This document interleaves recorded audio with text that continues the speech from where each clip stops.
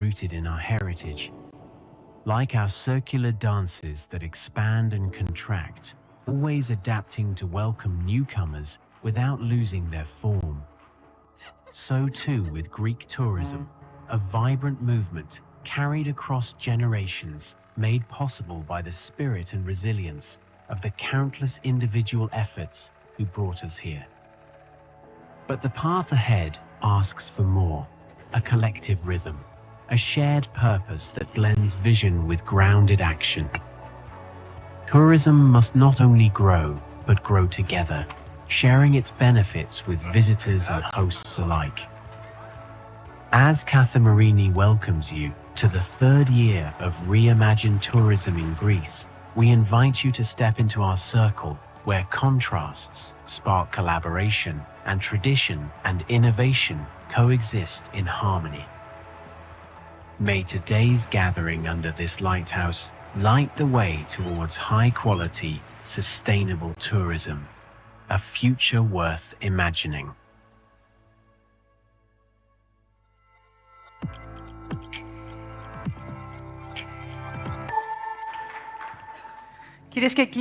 Ladies and gentlemen, good morning.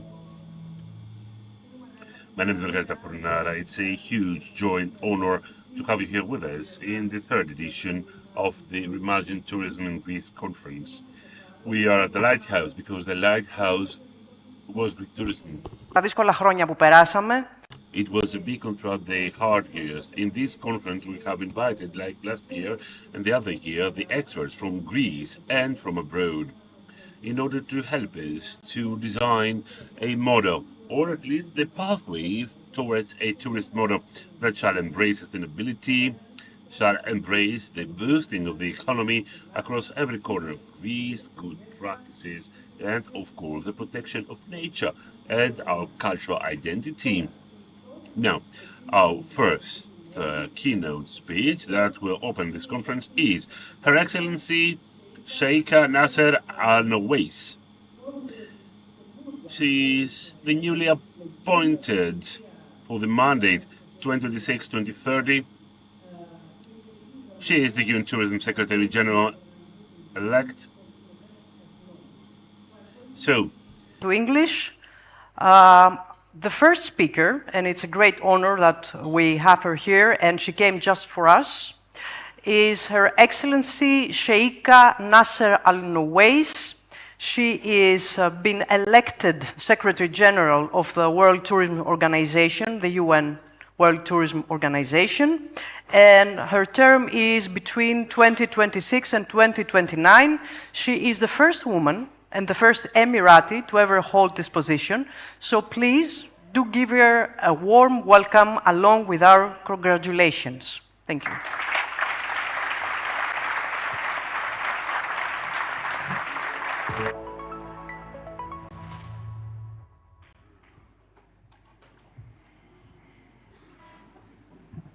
Kalimera. Good morning, everyone.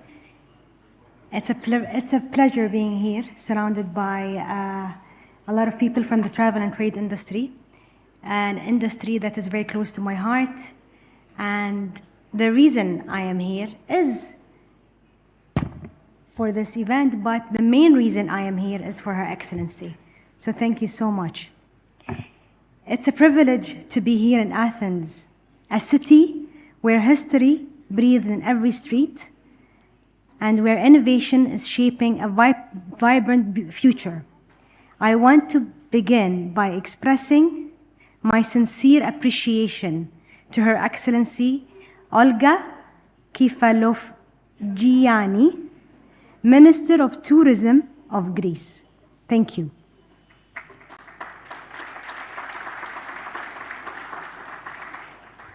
And if I may add something personal, I deeply admire Her Excellency. I have watched her work, her leadership, and her commitment to Greece with great respect. She is one of the figures in global tourism who I genuinely look up to. Her clarity of vision, her strength, and her ability to bring the best out of Greece's tourism sector are truly inspiring. Much of Greece's success is reimagining its tourism story is a credit to her leadership. And I'm honored to join her here today. My gratitude also goes to our hosts and the organizers of Reimagine Tourism for creating a space where ideas, experiences, and ambitions come together with purpose. Coming to Greece has always felt personal for me. I have a soft spot for this country. It is in the warmth of its people, the generosity of its hospitality, and yes, in the simple joy of its zaki and Greek honey. Two flavors I always look forward to. They reflect something essential about Greece: authenticity, simplicity, and heart. Today, as we gather to talk about the future of tourism, I want to pause and reflect on the remarkable transformation Greece has achieved. This country did not simply extend its tourism season.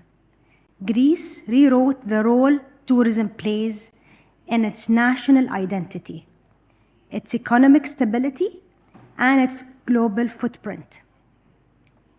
A little more than a decade ago, Greece was emerging from one of the most severe economic crises in its modern history.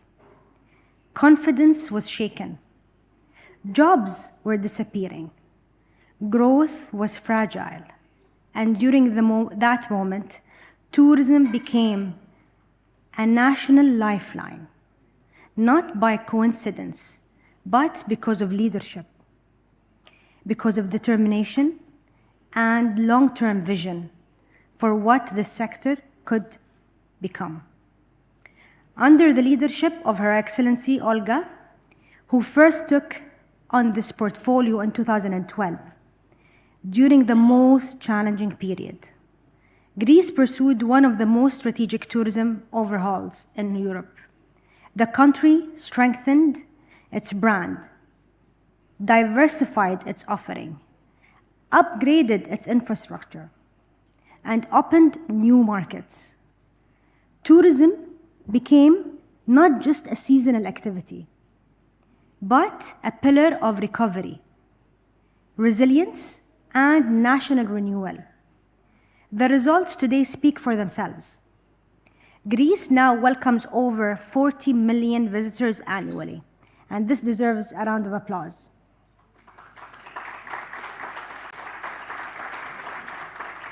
Making it one of the world's top tourism destinations. Tourism revenues have not only recovered from the economic crisis and the pandemic, they have surpassed pre-crisis benchmarks and continues to grow. The tourism portfolio has expanded far beyond sun and sea into culture, gastronomy, nature-based tourism, wellness, cruising, yachting, sports tourism, and year-round city experiences. New air links, upgraded ports, and modernized airports have strengthened connectivity and opened the door to new source markets. And most importantly, tourism has become a steady engine of jobs, entrepreneurship, and community development across regions, not just a handful of islands. What Greece has achieved is far bigger than the shift to year-round tourism.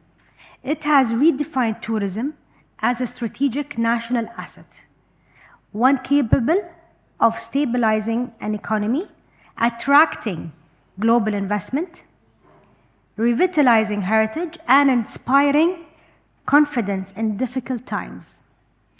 This is why Greece is no longer viewed only as a destination.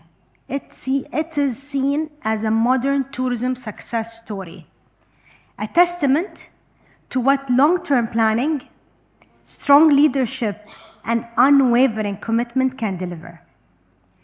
This progress did not happen by accident. It happened because Greece invested in people, planned for the long term, strengthened infrastructure, and protected its natural and cultural assets. It embraced sustainability and extended the tourism season with intention and discipline. For many countries around the world, Greece has become a benchmark, proof that strategic planning can turn a vulnerability into a strength, and that a seasonal destination can become a resilient, dynamic, year-round economy. As I prepare to assume my mandate at UN Tourism, Greece's journey reinforces a belief I carry with me everywhere I go. Tourism is more than a movement, more than numbers, more than moments captured on a traveler's camera. Tourism is one of our strongest pathways to opportunity. It builds bridges between cultures. It creates jobs. It inspires entrepreneurship. It empowers youth and women and strengthens communities. But to realize its full potential, we must evolve. Our collective future depends on 5 priorities. First, sustainable and climate resilience, and must guide every decision. Tourism must protect the destinations that sustain it. Second, digital transformation is no longer an option. AI, data, and smart infrastructure can help us manage flows, preserve heritage, and improve the visitor experience. Third, local communities must be a center for tourism. And tourism should enhance their quality of life, strengthen local businesses, and uplift the people who call these places home. Fourth, we must empower women and youth. They are creative force of economic engine of our sector. And finally, we must build deeper global collaboration. Tourism is one of the world's most powerful connectors, culturally, economically, and diplomatically. When we work together, everyone benefits. Greece embodies these principles. It has shown that a country can protect its identity, honor its heritage, and still innovate boldly. It has shown that resilience is built through planning, not chance. And it has shown that tourism, when shaped with intention, can be a source of national strength and pride. To everyone here today, thank you for your leadership, for your commitment, and your example. Greece continues to inspire the world, and I'm honored to be here as a partner and a friend. I look forward to working closely with many of you as we shape future for global tourism that is more sustainable, more inclusive, and more human. I'm not finished yet. We have a session, Olga and I, later on today, and I would love to see you all there. Thank you so much.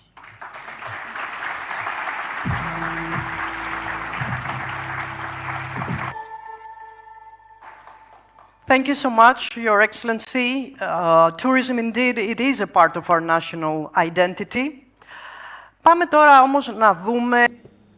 And let us now see at what the leaders in this industry are saying when it comes to risks and opportunities linked to Greek tourism. It is the people who will be called upon to make policy and to take decisions, and it is a great pleasure and honor for us indeed to have them here. So I would like to call Eftichis Vasilakis, Chairman and CEO of Aegean Airlines and Auto Hellas Herds, Mr. Kyriakos Magiras, Executive Chairman of the Board of Directors at Attica Group, Mr. Theodoros Douros, Executive General Manager and Chief Corporate and Investment Banking from Piraeus Bank, Mr. Alexander Zinel, CEO from Fraport, Greece, and Mr. Yannis Hadjis, the President of the Board of Directors of the Hellenic Hotel Federation, and First Vice President of SETA, the Greek Tourism Confederation. The panel will be moderated by Athanasios Ellis, Editor-in-Chief from the eKathimerini English edition.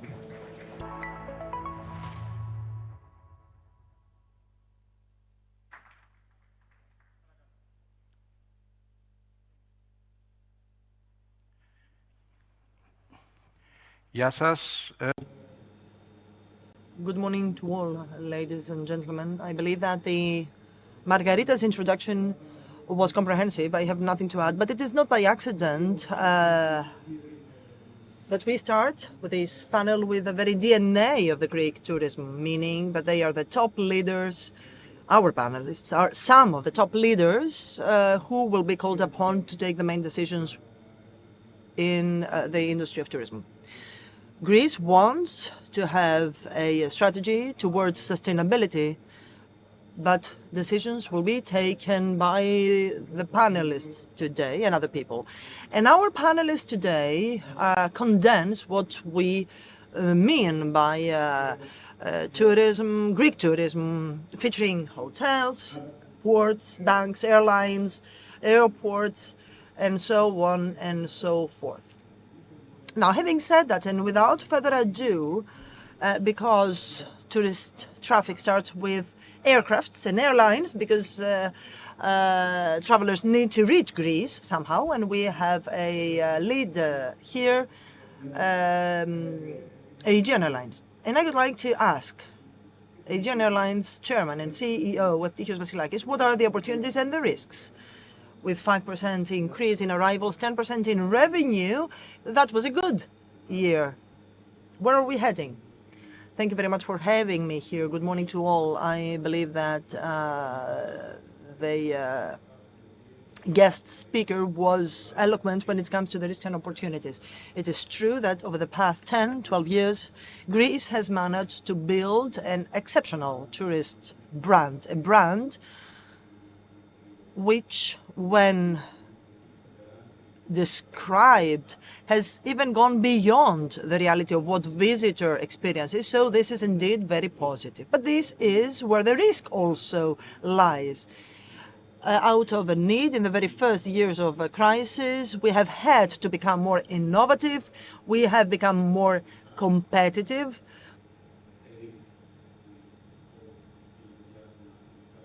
Back then, especially, I remember that the reduction of VAT and other task incentives were very helpful. After the pandemic, a strategic decision was taken to support tourism, and this has given more impetus.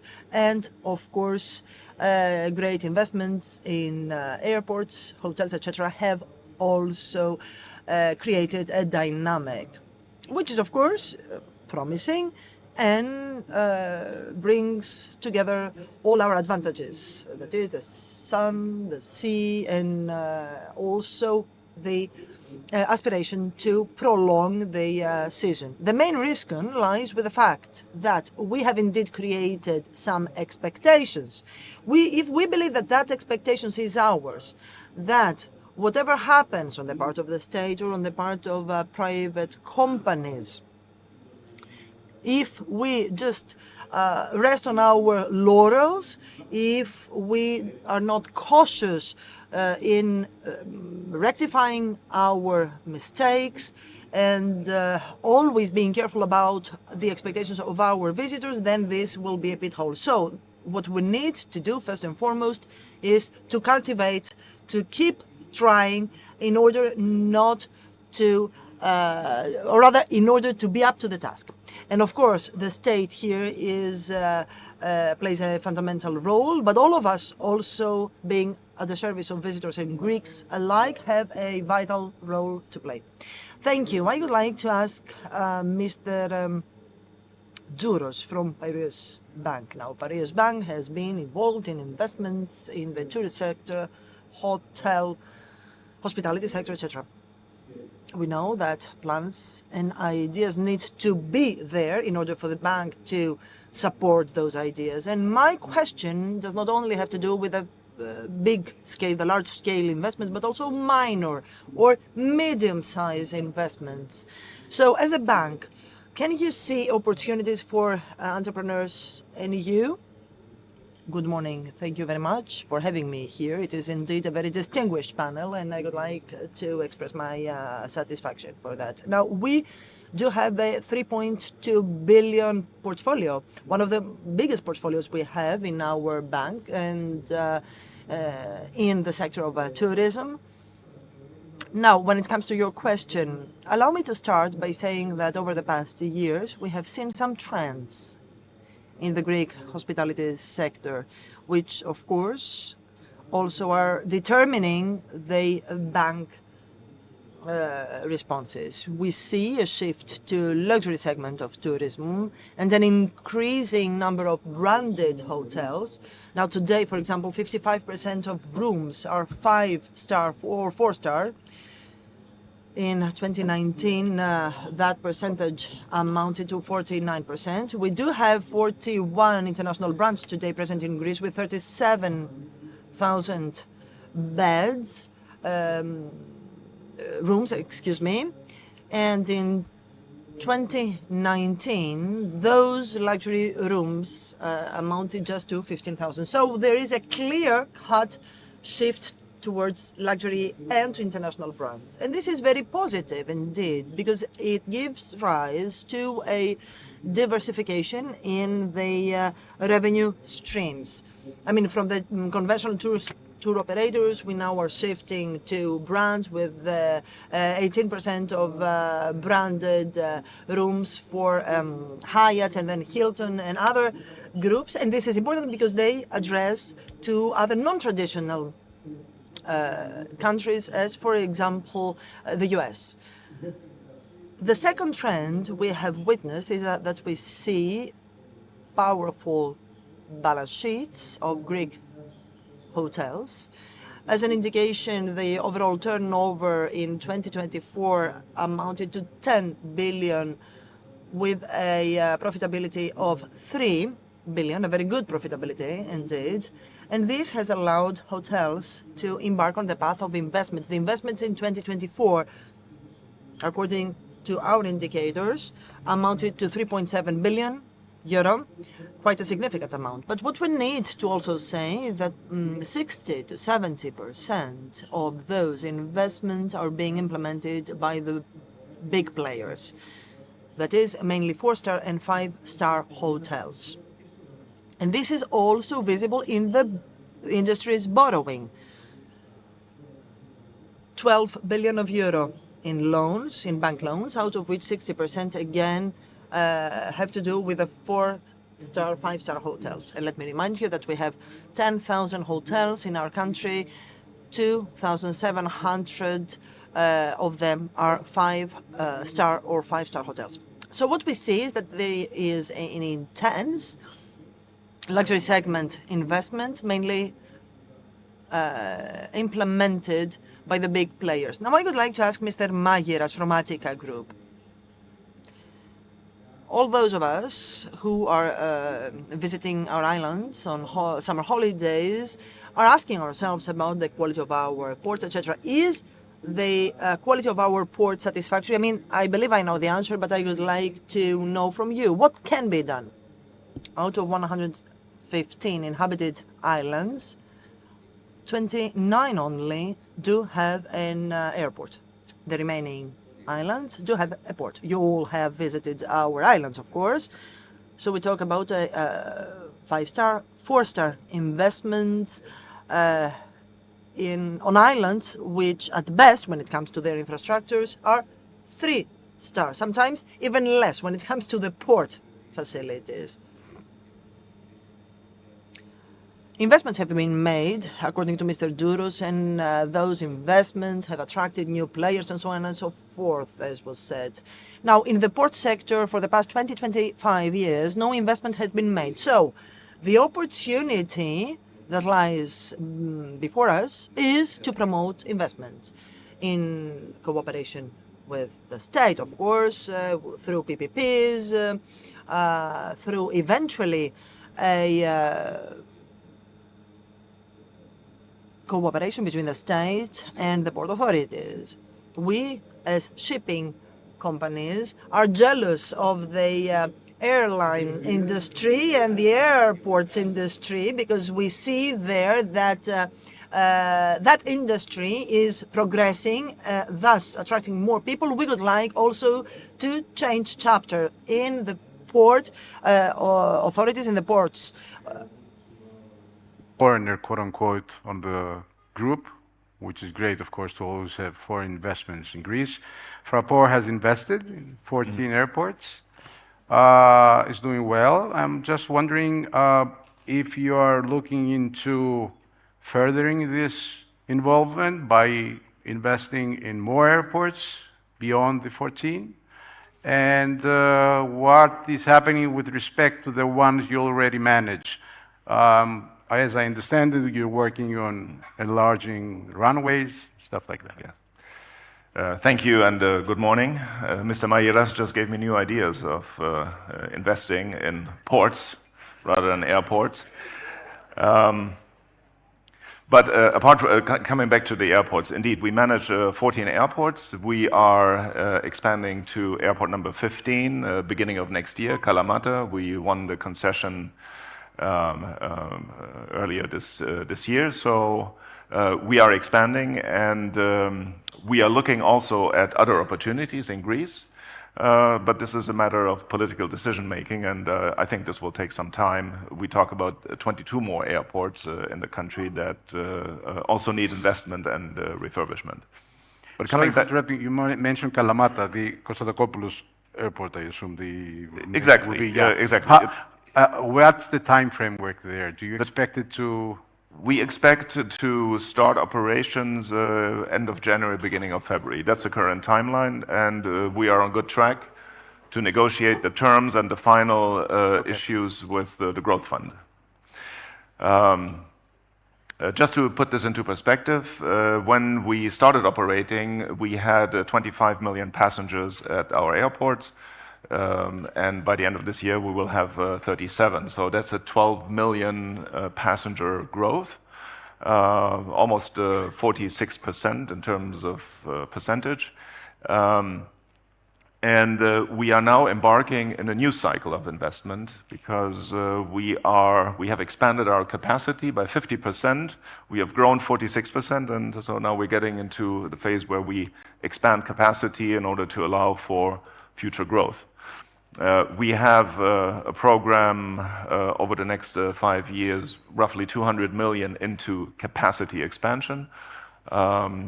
On top of that, we invest around 50 million euros every year in the upkeep and replacement of equipment, facilities, and so forth. So this is about the airport and terminal infrastructure mostly, and we have a separate program which is around 150 million euros, which is going into the safety of our runway systems.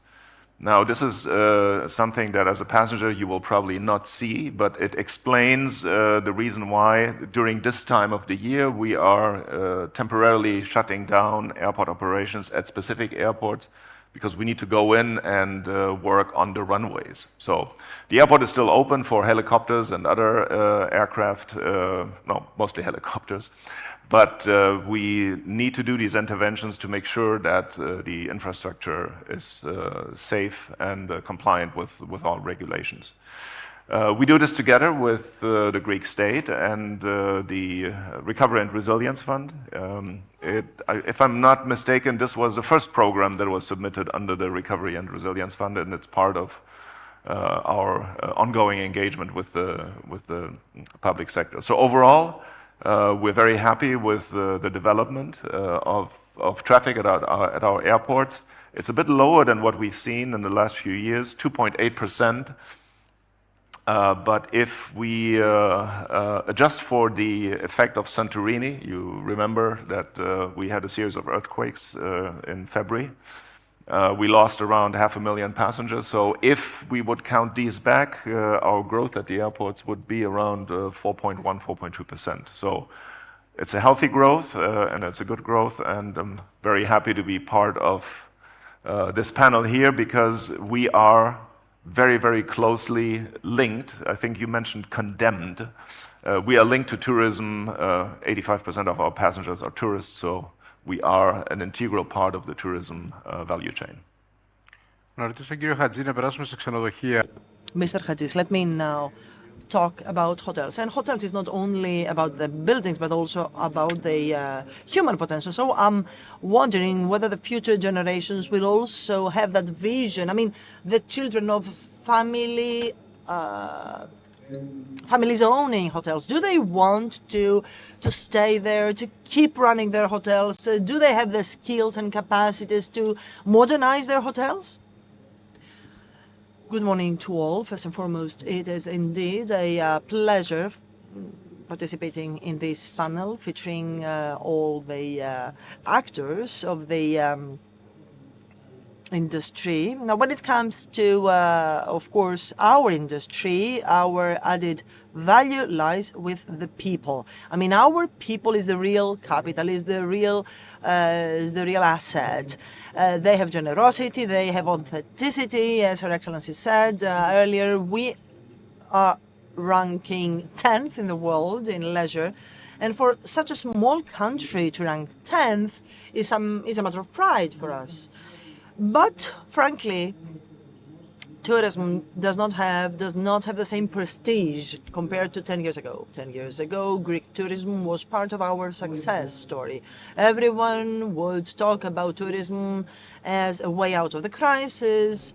But today there are many concerns. The staff works mainly out of need, not out of choice. And of course, tourism is some kind of an art. So we need to cultivate that. We don't want people just to limit themselves to working for a couple of months in summer. The Greek hospitality sector, as Mr. Zouros anticipated, sees 2,500 hotels in Greece with people who are involved in reception, housekeeping, all the chores, all the tasks of the hotel, especially those family-run hotels, have enhanced the authenticity of the Greek hospitality sector. Many of those small entrepreneurs did not have the time to invest in governance, in correct reporting. As a result,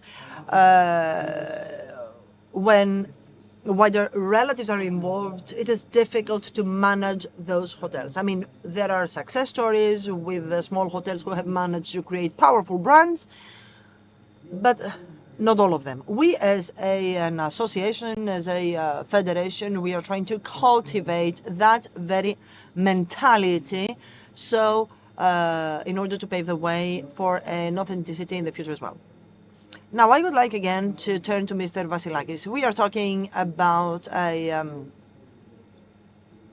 the human potential. When it comes to the airlines sector, does it suffice? Now, let me sum up what we said during the first round of questions. Okay, we need to acknowledge that Greek tourism is still progressing, is still blooming, and it is not the only sector of Greek economy which is thriving, which is not bad, of course. It is positive, meaning that, again, we can have Greek people as our main customers, and this is very important, and this goes for ports, hotels, and airports, of course, and airlines as well. The infrastructure we invested in, including the Fraport investments, even in the relatively new Athens airport, needs to be further refurbished because in some cases there start being some limitations about the current capacity. So they duties imposed by the state or by private companies are an important means for us to be competitive, because we need to ensure quality in tourism, but also to create a positive experience for Greek users and in order also to avoid inequalities. And of course, we then have to talk about people as well.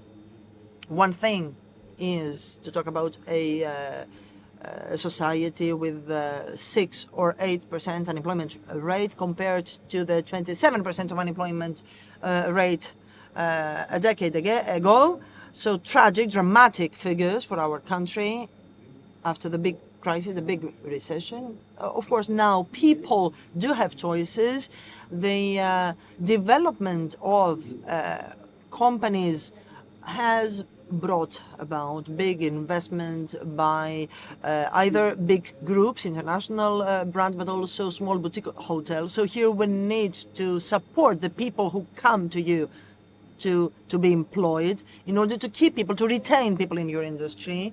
I mean, we have been giving grants to pilots in order to retain people. This does not change, of course. We do need also the support of the state in order to have people seconded from other countries. Either we talk about tourism or the primary sector or construction. This does not change. And let's hope that the Greek citizens will progressively thrive in our companies and in other industries in order to have a better quality personnel here. So, you know, in a country that suffers from demographic trends as other member states of the European Union, it is up to us to promote policies which will underpin local enterprises and will reward the dividend of growth, not only to the shareholders, but also to the people, come up with the necessary growth. And of course, training and education is also key. It is key, either we talk about the digital skills or any other skill, in order to pave the way, to lay foundations in order to build on your people. Now, you have talked about education, training, and grants and scholarships. Now, I suppose that the aspiration is to give them scholarships to go abroad. Now, our scholarships are to retain them here. Yes, but, well, I was meaning for them to study abroad. If I'm not wrong, there is a gap there. Well, look, in all the spectrum of education, what the government alike is trying to do is to create, apart from the public universities, private universities, which will enhance the skills that are needed in the local labor market. Now, whether this undertaking will succeed or not, we will see. Some new initiatives we have heard about, but it is not up to me to judge. Mr. Juros, the LRF that will end in 2026, if I'm not mistaken, will this have an impact on the whole investment activity in the field of tourism or not for the next time period? What do you believe? Well, look, the LRF, that is the loan part that benefited businesses and the hotel sector, was almost 15 billion euros. Until now, we have absorbed almost 7 to 7.5 billion euros. My assessment is that we will not go more than 9 to 10 billion euros. And this is a fact. This is a reality of the Greek economy. This is the capacity to invest. Now, out of these 7 billion euros, what lies for the hotel industry was 1.5 to 2 billion euros. It was loans with low interest rate given by the RF to the hotel industry, which means investment of 3 billion euros. My view is that even if it is still unclear what will happen with RF, this might go to the development bank and give loans over that.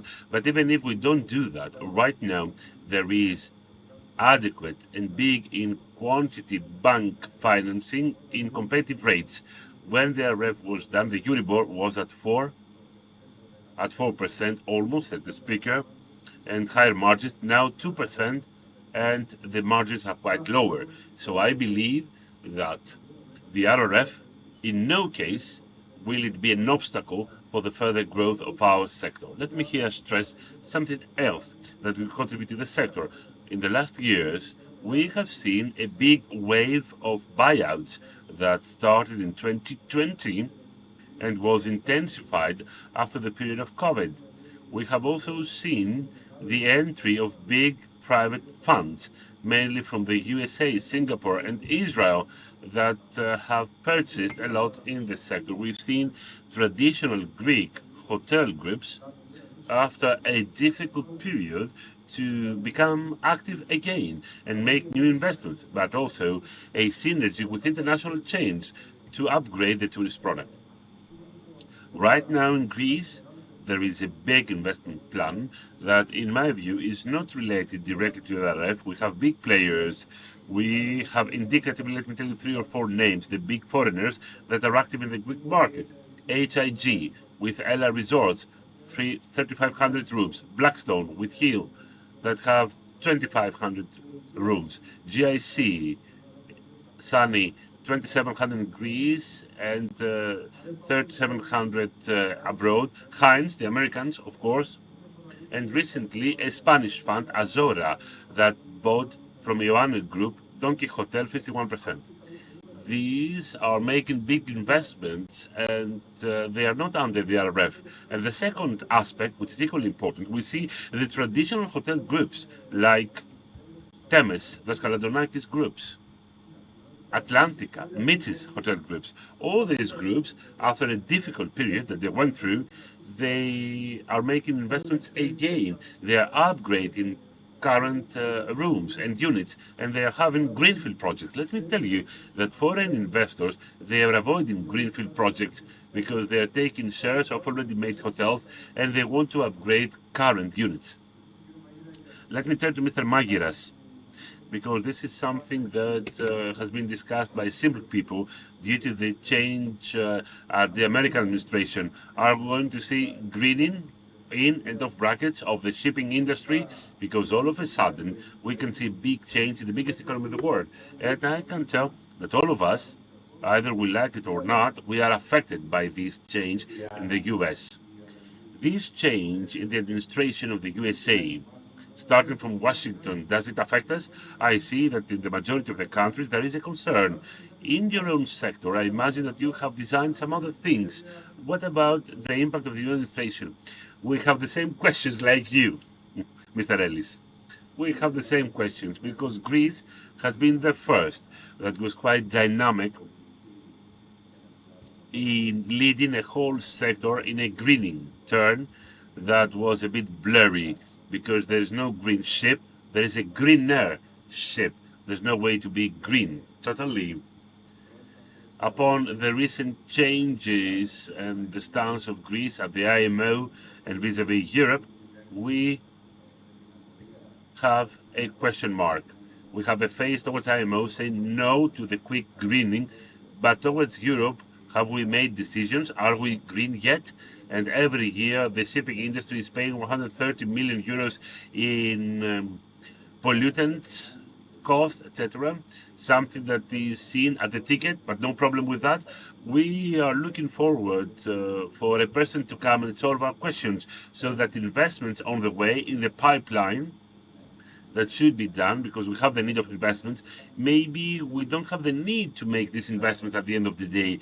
The sector, perhaps, is a sector that doesn't have the ability, the possibility to make a decision now. If this is not made now, with the time lag that all investments have in the shipping industry, that is 2 or 3 years, we will be 2 or 3 years down the road saying that eventually we had a good decision. Now we must clarify the scenery.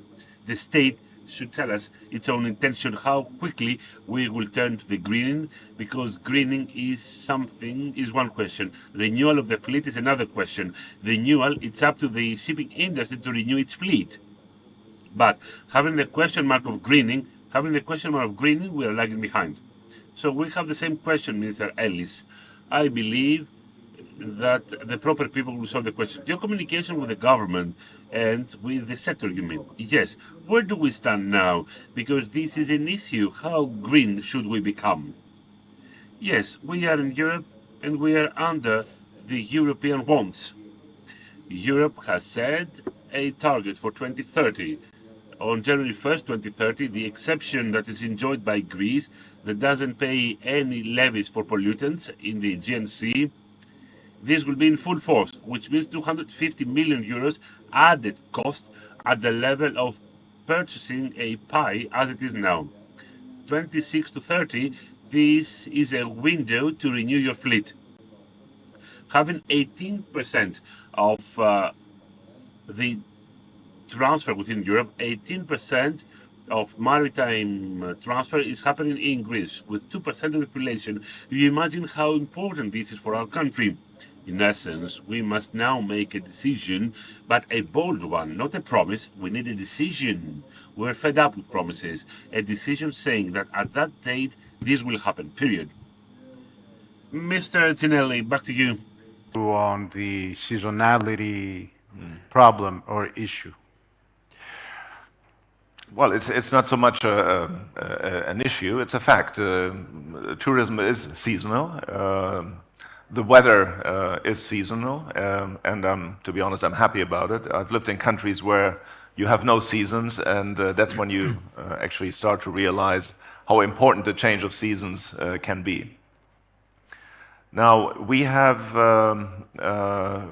obviously, we have a problem or an issue in the sense of capacity. We are building our airports for the summer, for the peak days and for the peak season, and we are fairly empty during the winter. So we are working very closely with the communities and with our destinations in order to come up with ideas of making our destinations more attractive in the shoulder season to start with, and then also in the winter season. This would have a number of benefits. First of all, hotels could use their capacity in a more efficient way. Airlines also would like to fly more into the shoulder season. I think it's no secret that the airline industry, especially in Europe, loses money in Q4 and Q1 and makes the money in the summer season. Whenever we pay you, we lose money. So yes, you always have to pay us, that's true, yes. But in any case, so we have, I think, an industry-wide desire to utilize the existing capacity better. And that's why we sit together with the communities, with the airlines, with the state, with the governments, with the municipalities, and the main tourism players in order to find ideas of how to extend the season and make it more attractive to fly to Greece or to make holidays in Greece, not only in July and August, but also in October, November, and March, April. We have done our share. We have a shoulder season program where we give discounts to airlines flying new destinations, international destinations during the shoulder season. And so far, we have seen that we have added 350,000, compared to 2022, we have added 350,000 passengers in March and April, and 650,000 passengers per year in November and October. So we're working, it's not only the financial incentive, this is part of what we do, but it's more important to align our efforts with the community on the ground. Hotels need to be open, restaurants need to be open, entertainment facilities must be open. Otherwise, tourists would come to an empty city or to a very boring place, and they would favor other destinations over that. So this is an ongoing effort that we're doing, and we see it's bearing fruit. If you add these two numbers together, it's about 1 million passengers more based on 37. So it's a slow and difficult effort, but it is going there. And I believe that Greece has great potential to explore more winter tourism. You may know that Fraport Group, as a global group, operates also Antalya Airport.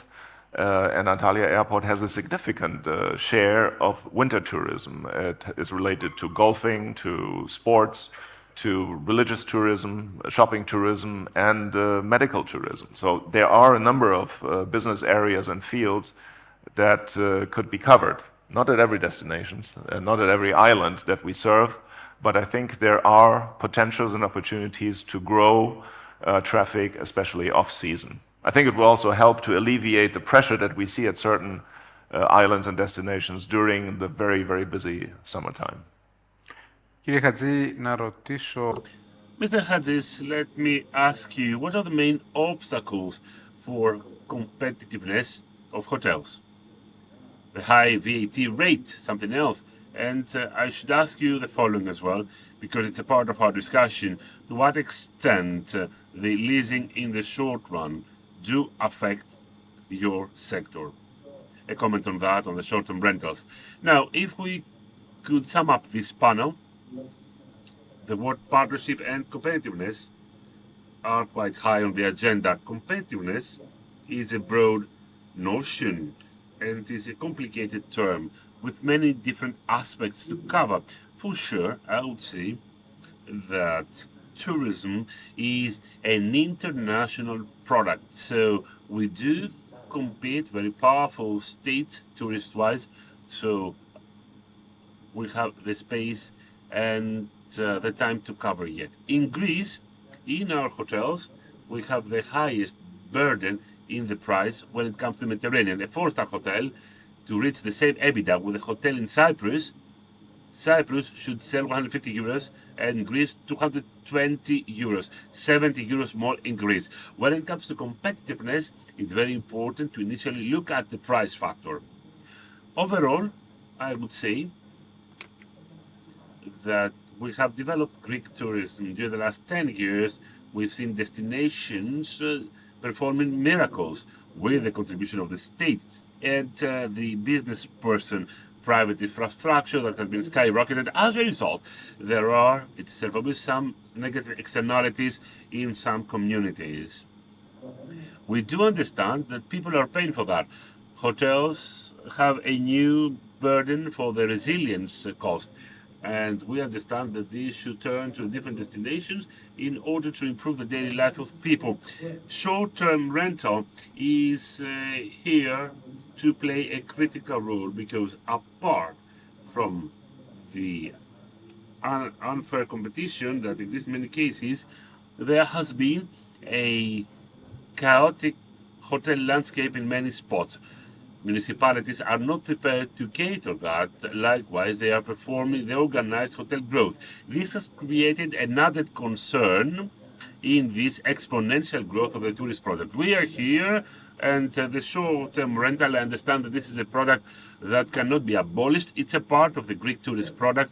We are here to cooperate with the state and find the optimal solution so that the Greek tourism can be able to grow and the daily life of citizens not to become problematic. We are reaching the end. Quite briefly, I believe that I have the reply, but Mr. Vasilakis and Mr. Magiras, a short comment on the new regulatory framework coming from the EU. An impact? Well, we are well trained. This has started in 2012. Aegean, already, we are 120 million annually, which means approximately 5%, 6% in our turnover. And if we evaluate that a company like ours and our passengers, we do pay another 150, 700 million euros to the airports, internationally, not just in Greece, overall, the cost of infrastructure and regulatory is huge. But let me repeat once again, this is of low significance under two prerequisites. First, what you are paying for levies should be invested, and you must have as payback regulatory operation, airports, infrastructure of quality. And second, the rules that are valid in the EU and Greece to be similar with the ones that are in force in neighboring competitive countries, so that the game should be balanced and avoid significant turbulence within or without the EU. Mr. Magiras, a short reply by you as well. Well, to us, it will be approximately this year, in 2026, I should say, 120 million euros, the cost of that. which is a high percentage, 15% to our turnover, which is gotten through tickets from consumption, and it goes somewhere that we have not seen any return yet. We hope that they're going to see the return in the future in a way that will be helpful to decrease the cost of operation of ships so that we can decrease the ticket fare. Having said that, I would like to thank you all. Let me stress that the objective of Kathimerini with these conferences is to forge a tourist product, contribute from our side. I think that we did that today for a sustainable tourism, truly sustainable tourism that will echo a true progress for our country, a substantial growth, and not for it to be an ephemeral richness with an uncertain future. Thank you so much. Let's turn to the next panel.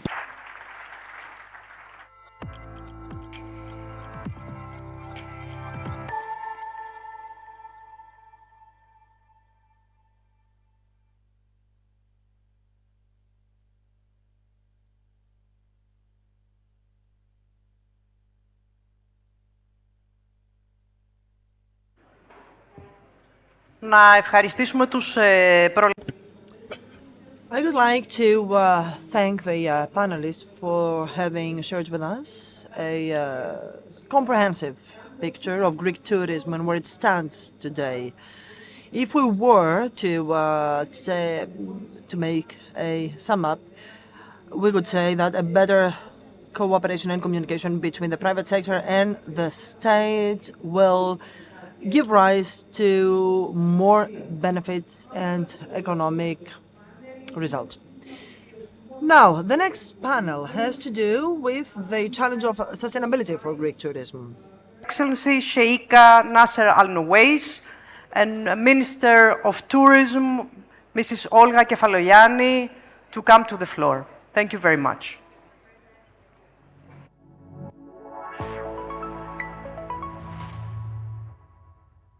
The moderator of the discussion is our good colleague, Lefteris Bidelas. Thank you very much. Καθίστε μια χαρά έτσι.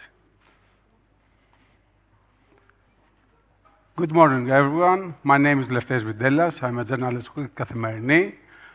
It is a pleasure to welcome you here to this discussion on sustainability and tourism. I have to admit that when I first read the title of the panel, it felt a bit broad, but quickly I realized that it's one of the most urgent and important discussions we need to have.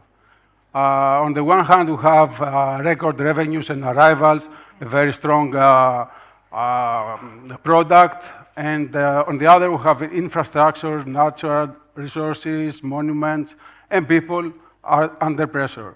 So the question arises is what we do to keep all the things that make Greece and other popular destinations unique, and how do we safeguard?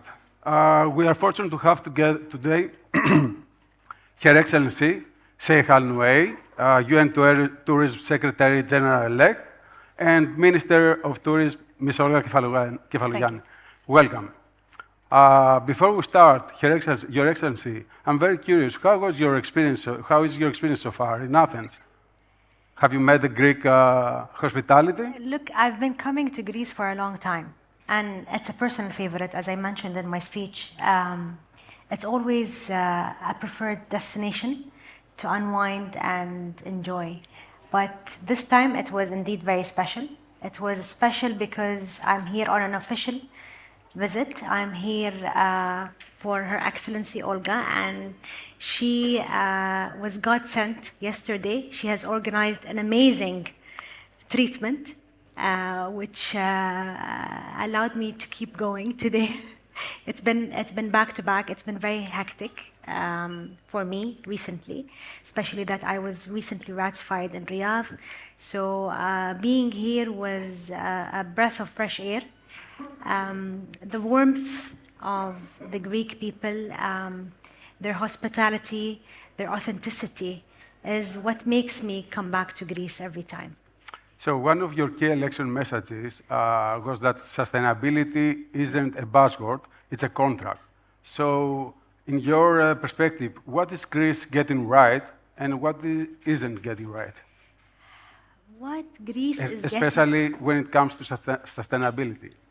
When it comes to there's a lot. Look, sustainability will be the core of my mandate when I take office, hopefully in January. And as you rightly mentioned, it shouldn't be an option anymore. It's a necessity. What Greece managed to prove over the years and recently with Her Excellency's leadership is turning it from seasonal destination to an all-year-round destination. This itself can tick a lot of boxes when it comes to sustainability from every aspect, from the economy, from the environment, and from the communities. This allows the community to grow. It flourishes and upskills the community in so many ways and so many shapes and forms, because tourism creates an impact not only on hotels, but it creates an impact on so many other factors in the economy, from small businesses to restaurants to retail. Another thing that this also touches upon is creating the right regulations with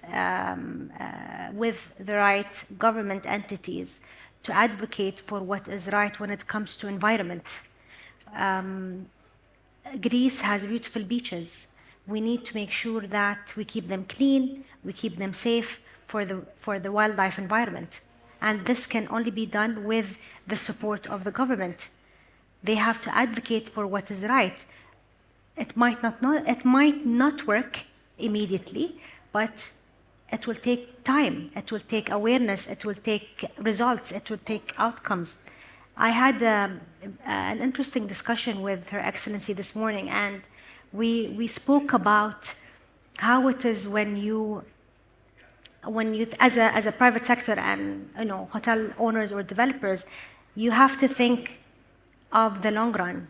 Sometimes because you want to see immediate results, you think of the short-term gains. But when you think of implementing things related to electricity, water, it is an investment. Monuments. It is an investment, but on the long run, the impact it can create on the planet and the impact it can create on people is huge. So, Minister, after the pandemic, when the tourism grew faster than ever before, a new term came into our lives. Some doesn't agree with the term overtourism, managing flows, let's say, large flows. So that raises the question, does Greece have that problem, or is it on the brink to get that problem? Well, that's a very interesting question, but please let me first say that I would like to thank the organizers, Kathimerini and Ilias Bellos, personally for inviting me and giving me the opportunity to have this discussion with Her Excellency Shaikha. And I have to say that I'm really honored to sit at the same panel with her. We had a discussion. Public appearance. The first public appearance after her appointment by acclamation in Riyadh, because that's equally important.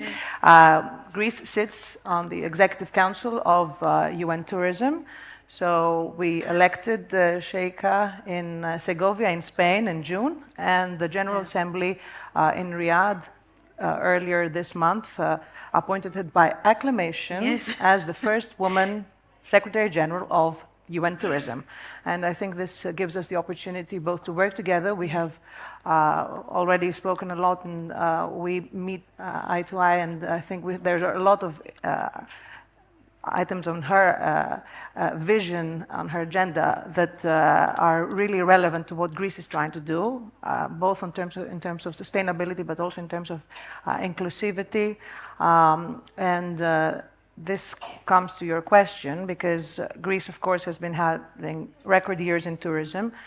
We had a very big recovery from the pandemic, and I think that this should be attributed to the Prime Minister himself, because this was definitely a very unscripted period for everyone. Nobody ever expected a health crisis to actually halt any activity in terms of tourism. So it was really important for our country that the Prime Minister took it on himself to open up Greece, following all the right health protocols of the time. So we really were able to open up in a very safe way and provide our visitors with this feeling of being very safe and very received in a very warm way in our country. This allowed us in 2022 to recover, and then for 2023 to have a record year, so best results in 2019, and then a new record year in 2024, and this year, 2025, we expect will be the new record year. What is important for 2025 is that we have an increase in the number of visitors, but we have a very big increase in the revenues. We see a very big increase in the first 5 months of the year, and we see that probably we'll have a record October, November, and even we'll expect to see what is going to happen in December, but the data up to now looks really, really good, which shows you that we have started to go past this seasonal activity. So Greece is little by little starting to become a year-round destination. Athens is a year-round destination. Thessaloniki is a year-round destination. Some of our very famous destinations are open earlier in the year and stay longer within the what we used to call season. So this is, first of all, one of the ways to tackle what you just expressed as over-tourism. This is not something that we consider as something that we have in Greece.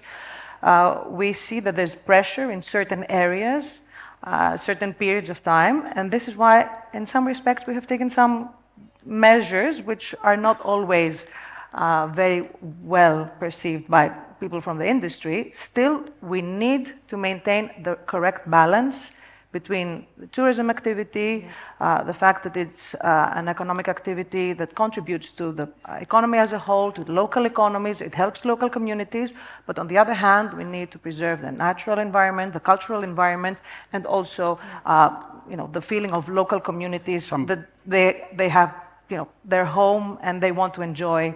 At the same time, we have many Greeks that can afford to the top high-end destinations or other popular destinations, feel that getting away those destinations. We need to make sure that it's approachable to everyone in Greece, the beloved destination. So what's the right policy? Let me just very briefly remind you of some of the measures that we took. First of all, when it comes to short-term rentals, because we see, I think this is not just a problem that we have here in Greece, it's a problem everywhere. Short-term rentals, at the same time, are a pressure for the locals. So we have now set some very specific standards. As Ministry of Tourism, we just introduced operational regulations and safety regulations for short-term rentals. We have, as a government, have different taxation for those who use short-term rentals as part of sharing economy and those who do it as a business activity. We have set some prohibitions when it comes to the center of Athens, and we are considering doing this for some other destinations as well. So controlling short-term rentals is one thing. Then an important activity, which at the same time puts a lot of pressure on some destinations, is the cruise industry. So this year we introduced some quotas. Santorini had very specific quotas. So there was a limited number of people who could disembark from the cruise ships, and we introduced for the first time a special tax which goes back to the local communities and also to the Ministry of Shipping to upgrade infrastructure and the Ministry of Tourism to upgrade infrastructure. There are some limitations that they are benefiting the local communities, and the tourism as well is the brand is remaining competitive. I think that for a country that receives almost 4 times its population as visitors, it's important to have some rules, and it's important to maintain this right balance. Then at the same time, as a policymaker, we have to also have the correct data in order for our policy making.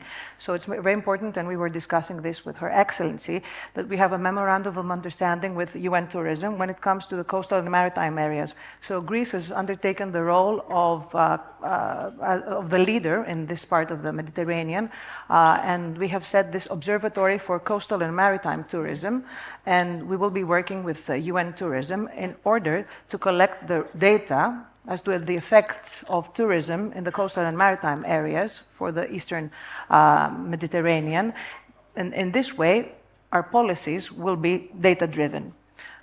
This is also another aspect of our strategy, the fact that we also have set now the Observatory for Sustainable Tourism in Greece, because one can have an idea and a proposal, but it's very good, it's even better when our policies are formed based on the correct data.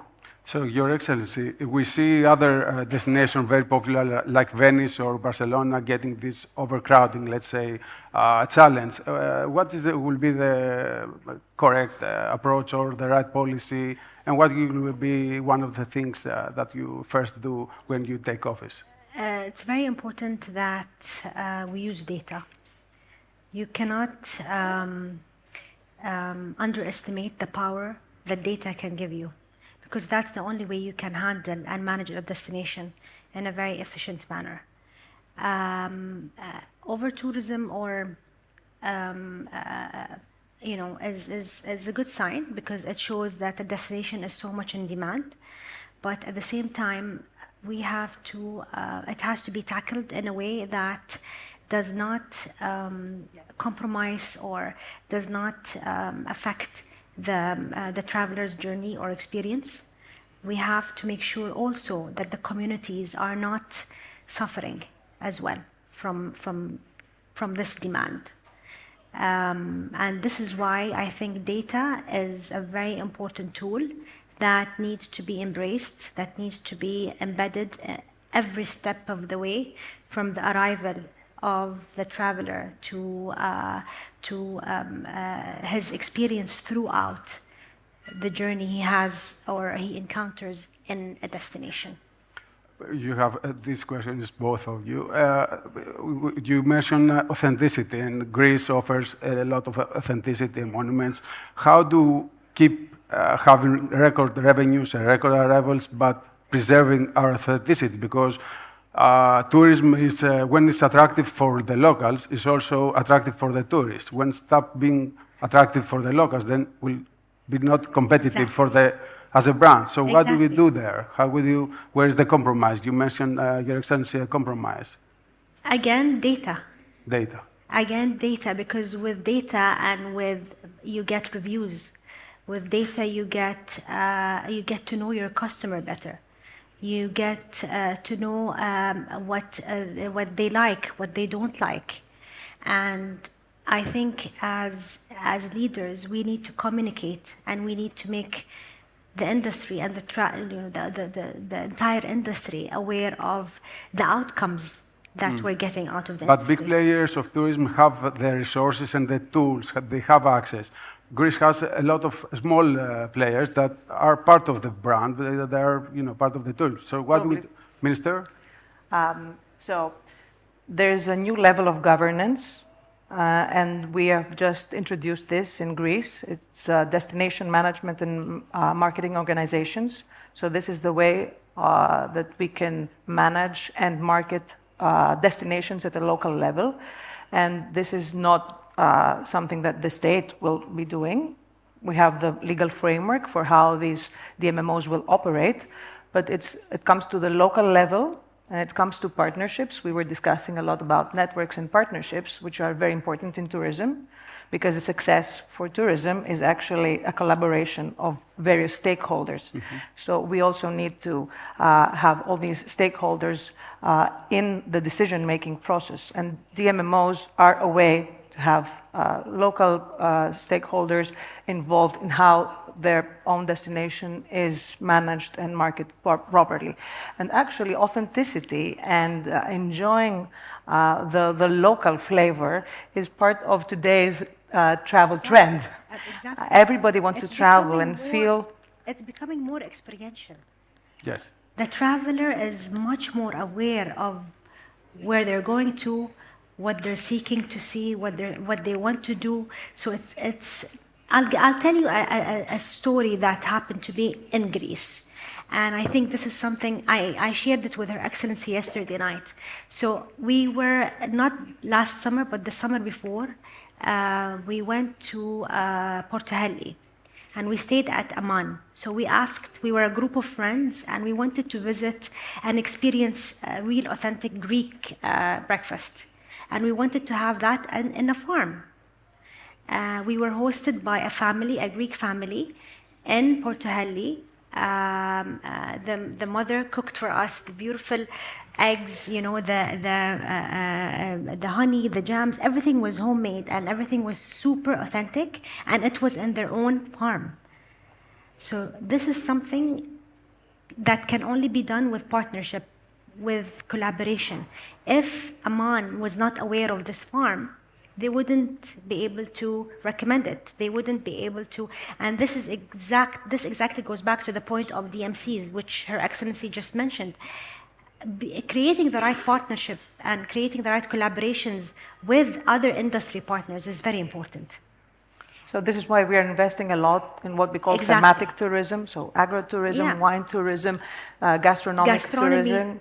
And of course, for Greece, Her Excellency mentioned this in her opening remarks, yachting, diving, and also, for the first time, mountain tourism, experiences in nature.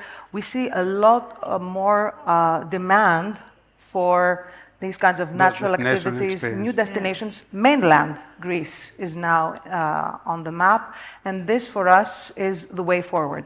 So before, we don't have much time, but I have to ask about the special planning. What if we have any news there, Minister? Because, if I may slip back to my journalist as a role, Can I ask about the special planning? Well, of course, you know that tourism has been one of the most attractive sectors for investment in Greece. And we're happy to see that these past 10 years we have had a lot of investment in what has been a new, the introduction of new tourism products, such as the integrated resorts, condo hotels, etc. We have had double the number of five-star hotels in these past 10 years. So we see a lot of investment in tourism. Still, it's important to have the spatial planning law, which in a way will also guide investors as to which areas in Greece are more attractive for new investments. And we are now in the process of finalizing this joint ministerial decree. The only thing pending is the public consultation for what we call the study for the effect of Natura 2000 areas. So this is the only... is it a month, a 2-month process? Well, this is actually the responsibility of the Ministry of Energy and Environment. So we expect this to, really to be given for public consultation by the end of the year, and then we will be ready to sign the joint ministerial decree. Okay. We are out of time. Thank you very much. Thank you very much. I think it was a very fruitful discussion, and thank you very much for being here. I appreciate it. Thank you.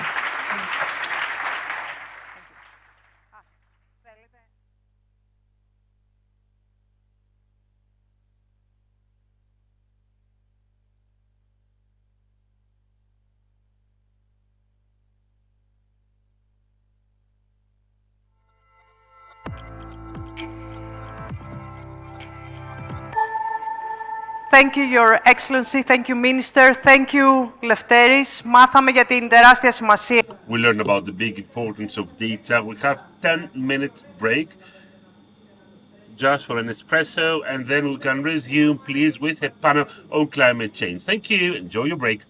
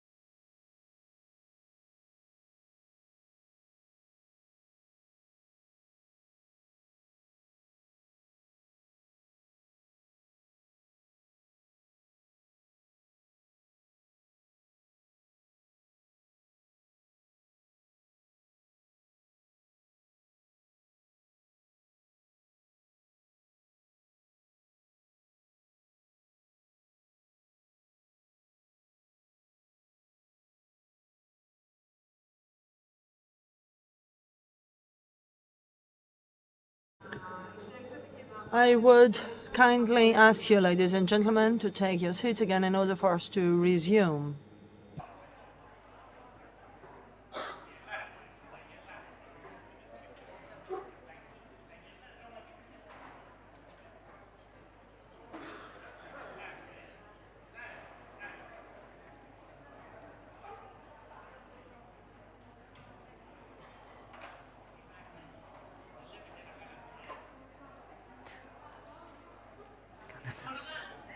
Έχετε μεν την καλοσύνη να το πείτε, αλλά οι απ' έξω δεν σας ακούνε. Ναι, έχετε δίκιο. Πρέπει να έχετε.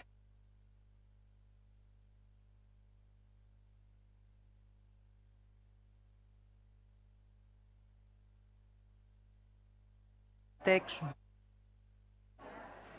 Εγώ είμαι ο Χρήστος Πετρέας από το Τάμι.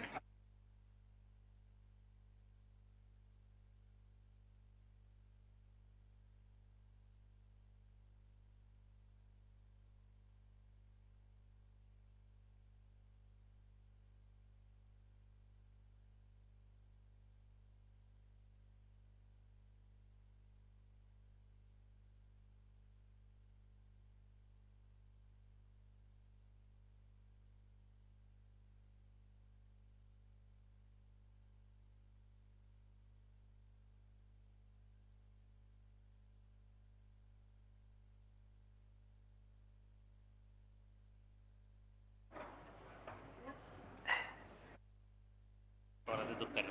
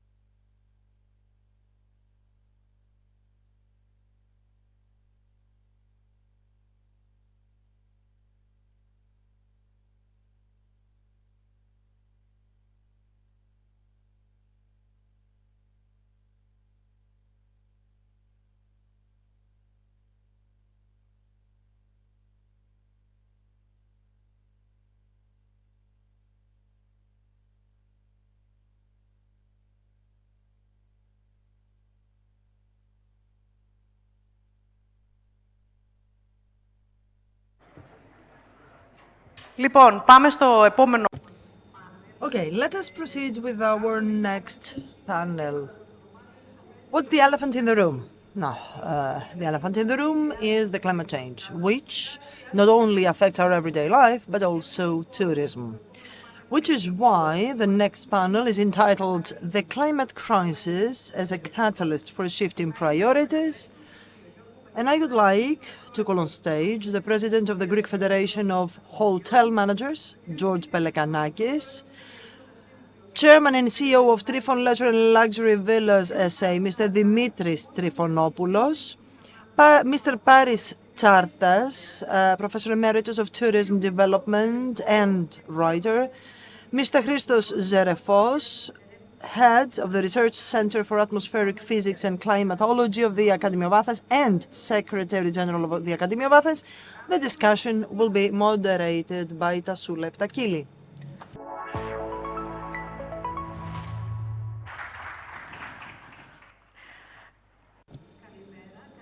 Good morning to all. Welcome. I would like to set the framework of our panel discussion today. The climate conditions in tourist destinations, especially in the Mediterranean, have been changing with repercussions on natural habitats, natural landscape and biodiversity, with the risk for extreme climate phenomena on the rise. At the same time, the tourists trends also change. Next, future generations will certainly opt for specific destinations based on what the destination is doing for their sustainability and climate adaptation.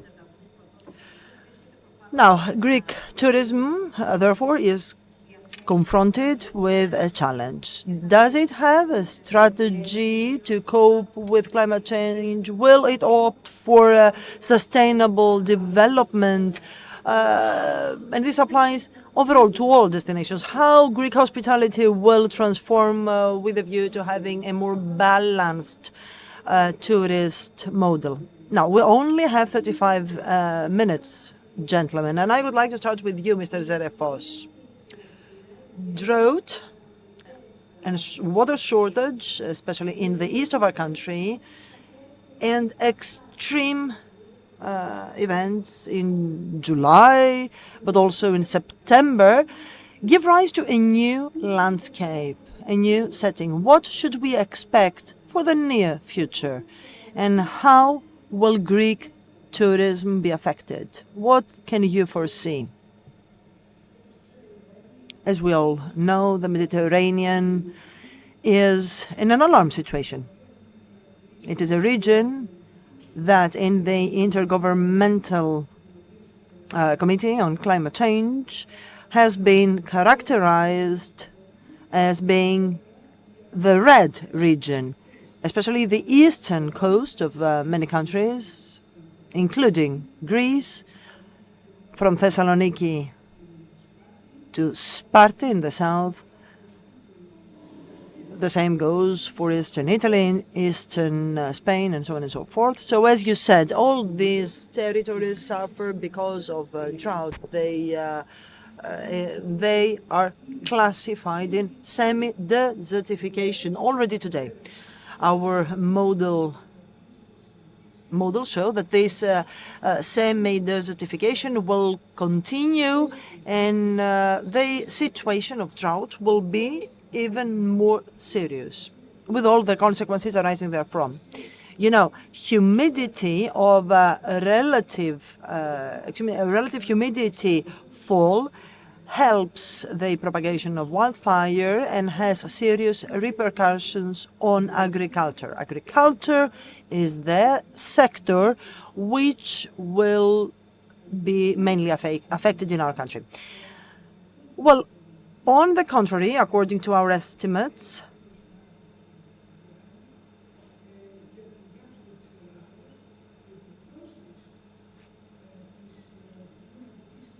will suffer, of course, from repercussions, and there are consequences on our economy as well. Daniel, for example, cost, according to the most recent estimate, 3 billion euro. If we had better models in order to be able to foresee the volume of rainfall, we could have reduced that 3 million to 2. So adaptation and knowledge are a conditio sine qua non for us to face those new challenges. Having said that, apart from drought, there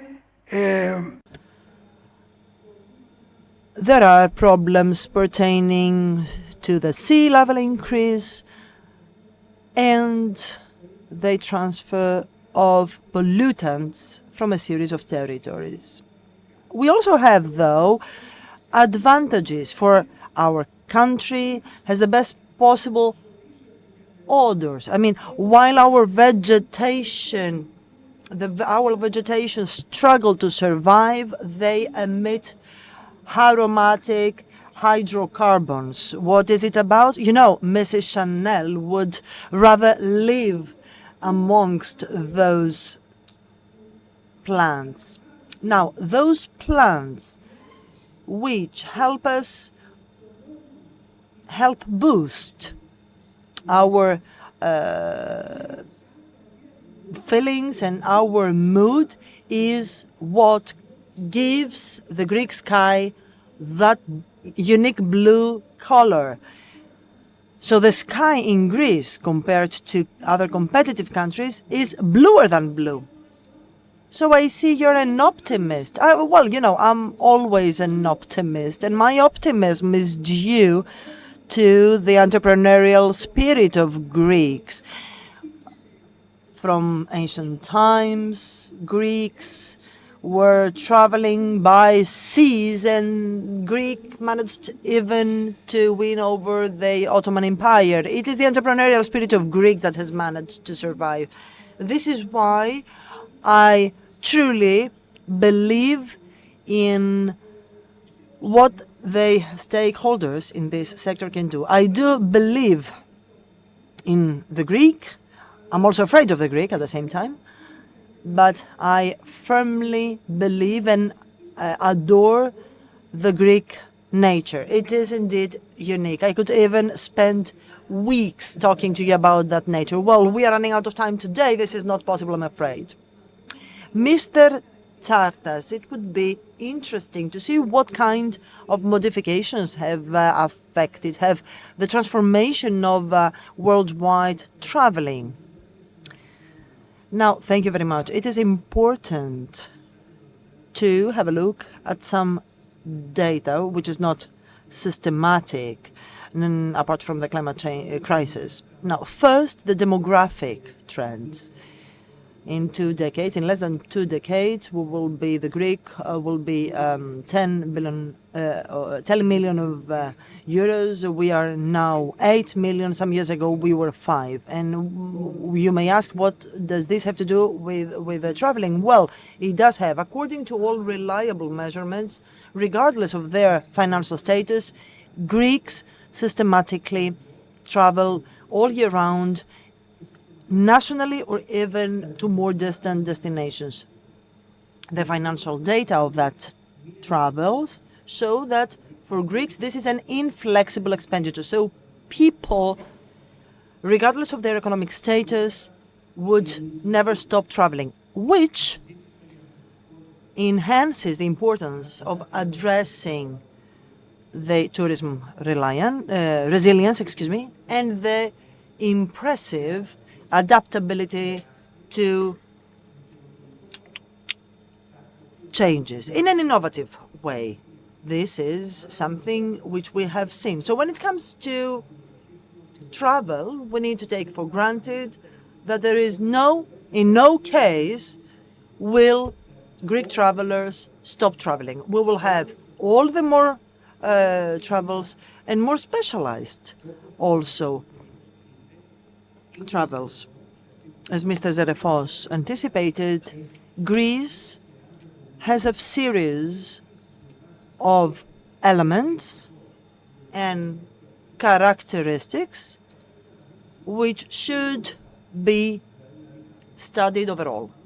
So we need to investigate on the advantages, but also the disadvantages. The advantages include, for example, the fact that Greece is no longer an exotic destination. We are the crème de la crème, and this is taken for granted. And it is structural to the demand. Second advantage, there are some dynamic efforts to promote sustainable policies, and they are substantial. The extension of the tourist season will be very beneficial, and this is already happening, You will find out that people do not only come to Greece during summer, this is already happening. And so there are many visits that pertain to 40 resources of this country.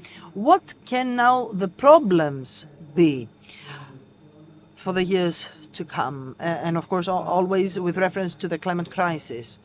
I said that as a paradox, we can have access to many benefits, as for example the fact that the multifaceted mixed destinations will be those which will attract more visitors. So apart from the stereotypical image of islands, the countries like ours that have destinations close to many resources, both the sea and mountains, will not be affected by the climate crisis. But there are two problems, as I anticipated. One has to do with investment. No one can cope with these issues without serious investment or without changing the investment mixture. Current investments focus on the hotel industry. So this needs to change. We need to have investments, to receive investments, which should be equally attractive as an investment in a hotel on Crete. An investor should be able to have their investments depreciated and reap the benefits. The second problem is political legalization of tourism, which is not simple, meaning that tourist growth, because of the mistakes committed, of course, can be a recipient of criticism, but at the same time, we need also to understand that it is easier to politically manage and to have a concrete planning in the sector of tourism instead of just proposing to shift to an industrial growth of Greece. So there are people voicing that we should again shift to industry, whereas the tourism is shown to be the most promising sector. So here there are two important issues. First, investment, and second, the legitimation of this sector, which sometimes has even flirted with what we call as tourist phobia. Now, Mr. Pelekanakis, let me ask you, what are your experiences out of climate crisis, climate change? And I suppose, that you are representing a very extended target group. Good morning to all. Climate change and climate crisis are already here, and they are multifaceting challenges. When we have seen, for example, over the past years, that extreme events, be it heat waves or floodings, they are extreme phenomena that affect the operation of our hotels, but also, of course, visitors' experience. This is what hoteliers need to manage in the best possible way. When we have extended heat waves, which was the case this year in many tourist destinations with the temperature going beyond 45 degrees, we have observed a hyper-consumption of energy because, of course, air conditioning is working day and night. When the temperature is close to 45 degrees, no one would turn off their air conditioning even when they are not in the room. We also have seen an excessive use of water with showers, repeated showers, etc. We have seen those phenomena applying to islands specifically, and in the years to come it will be even more difficult. And considering the increase of arrivals, because, tourism stands very high for the past years. We started with 25 million and we now stand close to 38 million. In conjunction with short-term leasing, in 50 years, in the 50 past years, Greece has progressively reached 1 million beds. So just think that this has happened in 50 years. 1 million, more than 1 million beds are insured by short-term rental, short-term leasing. So this increase goes hand in hand with a series of problems. This is why we argue that there's no over-tourism, but there is a substandard management of tourism. So we do have an excessive use of water, excessive use of electric power, and so it is up to us now to see how we can manage appropriately natural resources. And of course, this is a priority in the big hotels. A hotel, at the same time, to be sustainable, needs to save energy in order to return to the environment what it is supposed to give back to the environment. I mean, even the food we consume in our hotels should come from the local market in order to reduce the carbon footprint, in order to avoid too much of a burden on the environment from the transport of food. And of course, sustainability also. I mean, we need to help the local community. The local economy in which we operate is very, very important, and we should try to benefit it. For the first time in 2025, we have seen high figures, high numbers, a significant increase, but July and August, occupancy rates in the hotels was not 100%. April and October was better. I mean, we had 100% of occupancy rate in October, unlike July and August months in which occupancy rates stood just at 80-90%. Mr. Trifonopoulos, much has been said about the need to extend tourism season in order to also be more sustainable and take care of the natural resources. Seasonality and geographical concentration of tourist activity need to change, because this is what the climate change dictates and imposes. What is your take? I believe that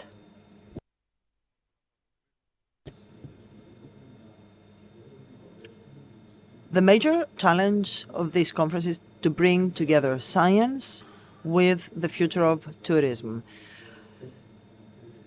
Professor Tsartas and Zerefos have talked about the science of tourism, and we need to take into due consideration that, because currently what we have witnessed is that knowledge is not part of the current investments. There's a solar potential on the Cyclades, for example, and despite that, there are no panels on our hotels which will be helpful in reducing consumption and also returning as a depreciation for the hotels, as a discount on operating expenses. The same goes for water resources. Either on the islands or in the capital, the average consumption of water per visitor amounts to 45 liters daily. And so, and on top to that, on some islands, we also have the problem of drinking water. So we need to bring together sustainability and the whole spectrum of activities of a hotel.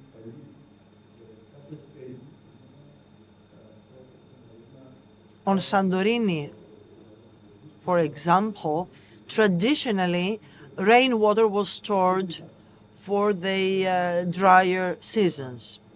This does not happen anymore. There are tenths of hotels on islands. So we need to start with the hotels which are small communities per se.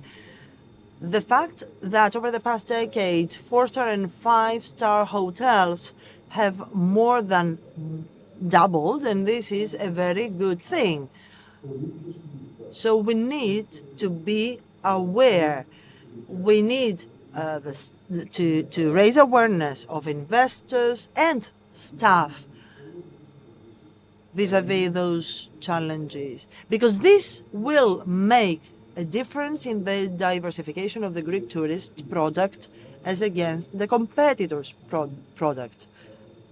Because this difference that we will make will attract an increasing number of visitors, and by far those visitors who are more aware of these problems. 1.5 billion of tourists have been welcomed to Greece this year. So it's important to grasp that opportunity to give more strength, to empower the Ministry of Tourism in order for it to have access to the necessary knowledge. And in turn, the Greek hoteliers also need to be trained and educated. The fact that someone was born on Crete or on Santorini does not make you an expert in tourism, okay? To become an expert in tourist industry, one needs to have the necessary knowledge and know-how. And to do so, to manage to do so, the young executives should not see their career in tourism as a provisional solution, but rather as a permanent, promising profession. I would dare to say that this is by far the most powerful, exportable product which is consumed inside the country, which also gives many possibilities of career to our youngsters who does not currently enjoy the status of other markets, which have less importance.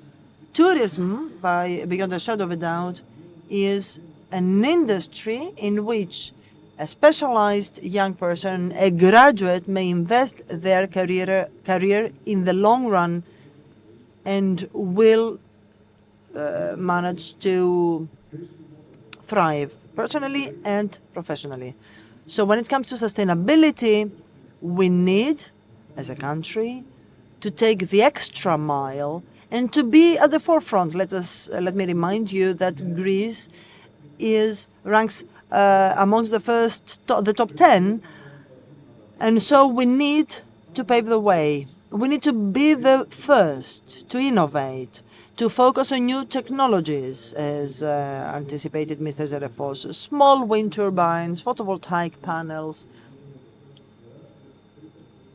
He was talking to me about the geothermal potential. So all that the investments in that sector are necessary in conjunction with the Ministry of Energy and the Ministry of Tourism in order to accelerate investments in this unique potential, untapped potential. 300 days with the sun shining is unprecedented. The CEO of Fraport said earlier that he enjoys the seasons of the year here. This is yet another message to convey. The fact that there is still resilience against climate change, and the fact that visitors can indeed enjoy the 12 months of the year is a unique competitive advantage. And at the same time, we need to entrust more tasks to our personnel. The hotels are like the motor of the engine of an aircraft. If we select the appropriate personnel, the appropriate executives, then our hotels should never close. We should be open all year round, but we should show confidence and trust to our people. I know that the year-long seasonal period has been wishful thinking, but needs to turn into deeds in the future. Well, let me thank you that this extension of the seasonal of the tourist season will be also very helpful to attract personnel. Mr. Terefos, it is obvious that every fraction of a degree of Celsius counts. The hotter climate becomes on our planet, more frequent the adverse weather conditions will be. Whatever you're highlighting for the last many months, the impact will not just be on human beings or ecosystems, but also on monuments of the global heritage that are menaced. We're not talking about deterioration for obvious reasons only, but even about the fact that they can be vanished. Is this a true danger for Greek monuments? How could we protect them? Because as you understand, these are linked to tourism in a very strict way. Well, look, out of the 240 UNESCO monuments in the Mediterranean, 10 that are of biggest vulnerability against climate crisis are in our neighborhood. 5 are in Greece. Delos is number 1. The Byzantine monuments, number 2. And so on and so forth. Monuments indeed are threatened from a series of synergetic phenomena. What do I mean by that? There is climate crisis, of course, but there are a series of other natural causes like earthquakes, like falling of rocks, or forest fires, or floods. All that are a threat to a monument if there is any in proximity. This is the part that Mr. Guterres included it, that is the protection of World Heritage monuments into the iconic activities of the UN. What I mean to tell you is that there is a solution to every matter. As stressed by our colleagues and Mr. Trifanopoulos, we need to be educated so that we can act. For instance, we have been listening about the implementation of AI.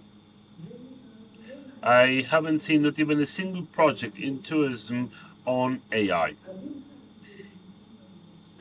If I had AI, if I could use AI, I could tell you, are you a tourist friendly? Do you like trips? Yes. There are some areas on our planet that include everything for all seasons. Do you like heat? You can go to North Africa, to Greece, to Cyprus, and so on and so forth.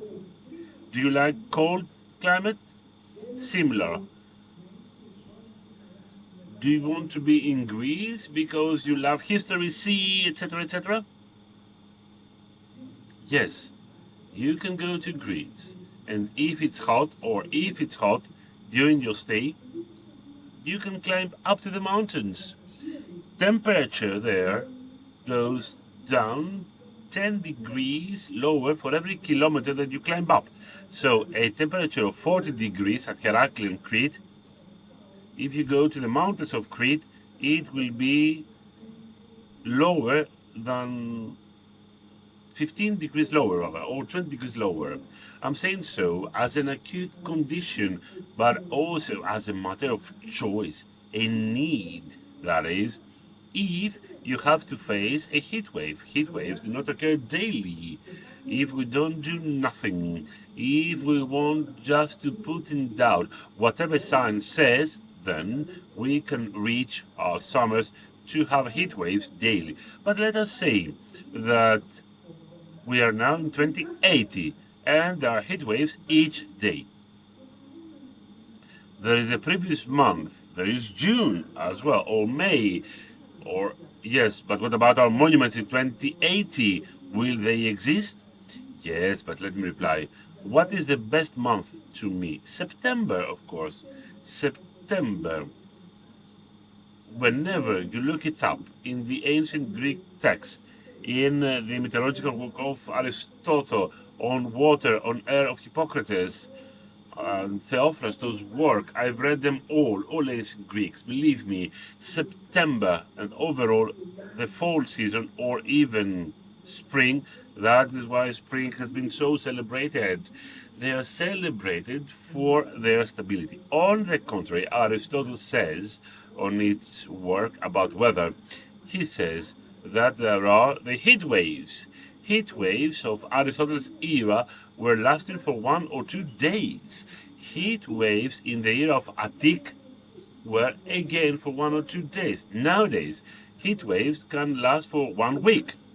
And heat waves, as we live them, the first heat wave that touched us was in 1989. Yes, many kilometers have been seen ever since. We have been concerned with heat waves. Yes, let me go to Mr. Tsartas. Yes, but as you said that quite rightly, then in 21, in 22, in 23, in 24, and in 25, there have been heat waves. Yes, they become more frequent. So, Mr. Tsartas, what are the biggest challenges in the planning and management of the tourist destinations within this new reality that is being shaped due to the climate change? Already, we've seen many out of these challenges to be met. Now, it is of paramount importance to set targets that will be quite strict. What do I mean by that? There must be a dissemination of the tourist product in time and space. What Mr. Derefo said in his own way before, this is a reality that is quite simple for the experienced tourists that we have coming from abroad, or for a Greek tourist as well. Nowadays, there's no logic saying that tourism is a case just for July and August. So the main logic as a state and mainly as a destination that wants to be very competitive should be to disseminate our product in many more destinations, taking into account, let me give you an acute example, that a person like Mr. Trifonopoulos will be able to invest and amortize the same in as easily as somebody else did it in a big destination with a big importance by investing in bird watching or ecotourism or another big investment. That is, we must have in mind complicated investments in resources that are quite attractive to people. They can attract tourists off the classical peak. This has already started. This is already here in a systematic way. We must pay more and more attention to it. 16, 17 wineries to be visited in Santorini. This is valid in wintertime. Gastronomy in Greece is delivering quite well. So this means that we have many different resources to give. There's no logic that for sure in August and July we must travel only for these 2 months. This has already changed. One question, quite briefly, please, a reply by both Mr. Pelekanakis and Mr. Trifonopoulos. We have been listening to what we should do, but let's see what is being done. Please tell me, judging from your own experience, to what extent the need for sustainability has overshadowed or has impacted the way through which we are building renovation in Greek hotels. You see our time, so please be laconic and very brief. For sure, the need for sustainability has been embodied in every stage of decision making, either it's about construction of a new hotel or about a renovation of older hotel units. So, in other words, it's not simply a trend, but it is a main criterion, not just related to aesthetics, but also related to sustainability, to how choices will be defined to make a building that will be operational and pretty helpful in saving energy. In other words, what am I doing? I'm building a building that will be performant and efficient energy-wise. It will abide by the water consumption rules, PV is installed, all the technology that is helpful today. There are systems, the BMS, the so-called BMS, building management systems. I can monitor in an electronic way the whole hotel through my office. I have a screen in front of me, and from there I can monitor all the different points, water resources of my hotel, and other technologies that exist to be pretty helpful in this condition. All these can be certified through a certification, and this is pretty helpful so that the visitor who is quite aware, environmentally wise, to be able to know what you are doing, and this can classify you another taxonomy, another privatization, because these people might prefer this type of hotels. The change in stars in hotels will be helpful, Mr. Stefanopoulos. What I wanted to tell you is that due to the high cost of the initial investment, a Greek hotelier is discouraged. Let us not forget that big investments of the 4-star, 5-star hotels are just 15 or 20% out of the total hotels and beds. What Mr. Pelekanakis said, I wish that we could multiply that to all hotels. It is important to demonstrate, even to a small hotelier, with less beds, the immediate impact on his pocket, because an initial high investment can be amortized. Incentives, yes, incentives. So another incentive to be given by the state tomorrow is like the Greek breakfast to appoint you with 5 stars. This should be the model to mimic for green technology used by a hotel, so that you can get more stars by using PVs or small wind turbines or geothermal resources, as mentioned before, because things evolve exponentially. The critical question, though, is that here we do have a unique crossroad to face. Let me come to the end with that. As a hotelier and as a former general secretary, I think that we must disseminate knowledge, bring knowledge down to Greek hoteliers, and with true incentives, direct ones, given to them when it comes to stars, even if we're talking about 6 stars Greek hotels of zero waste, in order to render the tourist product even more attractive worldwide. Mr. Tsartas, we are talking, and this is the farewell reply, we're talking about arrivals still. This has been listened many times, we're talking about revenues, but arrivals are still the holy goat here. Shouldn't we change this culture, because this will set at its heart the protection of the environment as well? Obviously, yes. What matters with arrivals is how complicated and how motivated is each passenger. What we have gained, but still lots has to be done, at the number 35 or 40 million guests, a very big percentage has many incentives. That is, it is an arrival, but this person in 8 days or in 10 days time, they will do 6 or 7 things. A part of that will be related to an alternative tourism destination and to differentiate sources. This is Nasser. Thank you so much. Thank you indeed. Thank you.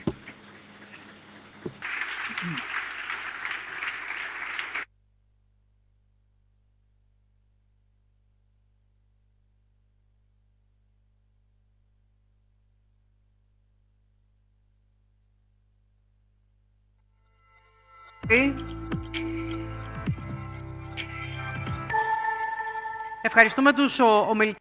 Thank you very much. I would like to thank the speaker. One of the things that we're trying to do in our daily life, but also in our conference, not to ignore reality, but have no trend towards threats or to negativism. We believe that speakers that we select, like the panel that you've just heard, can describe the problem, but on the other hand, they can provide us with solutions. Let me stick to what Mr. Telefos said. I believe in Greeks and in their adaptability. I believe that this alone can be quite eloquent. Now, just before the next panel, we shall listen to a video. We shall watch a video by the regional governor, Mr. Chardalias. Let us watch the video, please. The region of Attica supports conference Reimagine Tourism Greece, a very important initiative undertaken by eKathimerini that highlights the role of sustainable tourism in the future of our country. In a strategic role, extroversion, but also through a modern vision, we do promote metropolitan Attica as a popular destination for all year round, for any demanding visitor from any corner of this planet. An Attica that combines history, culture, gastronomy, an Attica with modern infrastructure that supports growth and innovation. An Attica that is a protagonist, inspires and evolves, shaping today a very aspirational future. Thank you.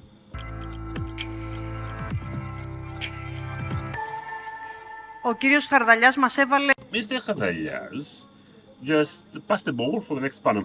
I believe that if we live in Athens, and I believe that the majority of us here in the audience, we are Athenians, We do understand how big differences are since we're talking about the arrival of tourists, not just in summer, but also during fall, even now. Να δούμε μία πολύ ενδιαφέρουσα. Let's see a very interesting study.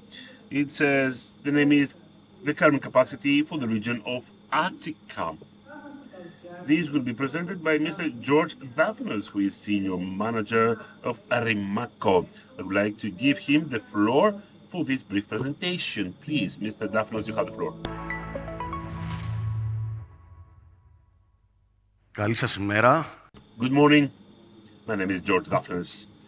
We were invited by the region of Attica, and specifically by the growth branch, the new metropolitan Attica, to perform a study in order to attract the bearing capacity of Attica when it comes to the infrastructure of hospitality and tourist flows. This study was developed jointly with our brilliant colleague, Mr. Stratos Tserkezos. The first result of it was produced in 2022, and this year we had an update trying to institutionalize this operation and trying to have a study that would be repeated frequently in order to give us some specific benchmarks related to the current capacity in the hospitality infrastructure of Attica. So this study focused on defining the current capacity of Attica. The objective was to define how can we cover demand in beds. Please go behind the panel, thank you. And how we can cover demand when it comes to the offer of beds that exists overall as observed in Attica, which means that we processed the data from the hotel beds, from the beds that are presented in short-term rentals, and the rooms to let. The objective was then to focus on different points where we can see some pressure or risks, and then after that to end up with suggested measures or groups of measures that essentially can lead us to an action plan so that all decision makers can be able to get informed decisions vis-a-vis the tackling of tourist flows in the region of Attica. What we should say here is that the carrying capacity is a multifaceted combination that includes different groups of social, financial impact from the change of tourist flows to a destination. What is the image that we have since 2019 and onwards? In 2019 until 2023, this was the reference year for tourism in Attica. These levels were surpassed in 2023 through a very important dynamic growth from the crisis of the pandemic years. We hosted 7.1 million tourists in different accommodation, and the capacity of beds in Attica were 132,000 in 2023. These figures were overcome. The reference year now is 2024. 7.5 arrivals in accommodation, 18.3 night stays, and 143,000 beds in 2024. And all shows that the actual year we will have a record year. So we are fully back, not just at the level before the pandemic, we are beyond that. And we are led to saturation in specific points of Attica. Now, when it comes to beds, 48% out of the 143,000 beds is about hotels, 43% is about short rentals, and 9% is about rooms to let. So when we're talking about current capacity of Attica overall for the hospitality infrastructure, in essence, if we truly want to see that this size is adapted one or another, this is very important, and we have to pay attention to short-term rentals. Vis-a-vis hotels, it is a sector that the offer of beds is easily adapted, as the real estate, the short-term rental, can get on and off the market quite easily. A point to pay attention to and define is that talking about carrying capacity of the region of Attica, we can understand we're talking about a big size. So such a thing obviously cannot be presented, that it can be exhausted in a specific timeline. One of the things that we were invited to do was to specialize per sector, per region, where we were able to see that there are specific findings and that points of attention were created. Obviously, the central sector of Athens, where we can see 73,000 beds in 2024, that is 56%, more than half beds in Attica, and they are half and 50-50 between hotels and short-term rentals. Arrivals at hotels, 3.5 million. Passengers, that is 60% of overall arrivals in the region of Attica, and the full capacity went up to 60%. So being rather at the same level like in 2016 to 2019 period. On average, we're talking about 4.5 to 5 million arrivals and 11 overnight stays per annum in accommodation overall. The 2/3 out of those were about hotels, whereas 1/3 is about Airbnb type accommodation. How is this interpreted to current capacity?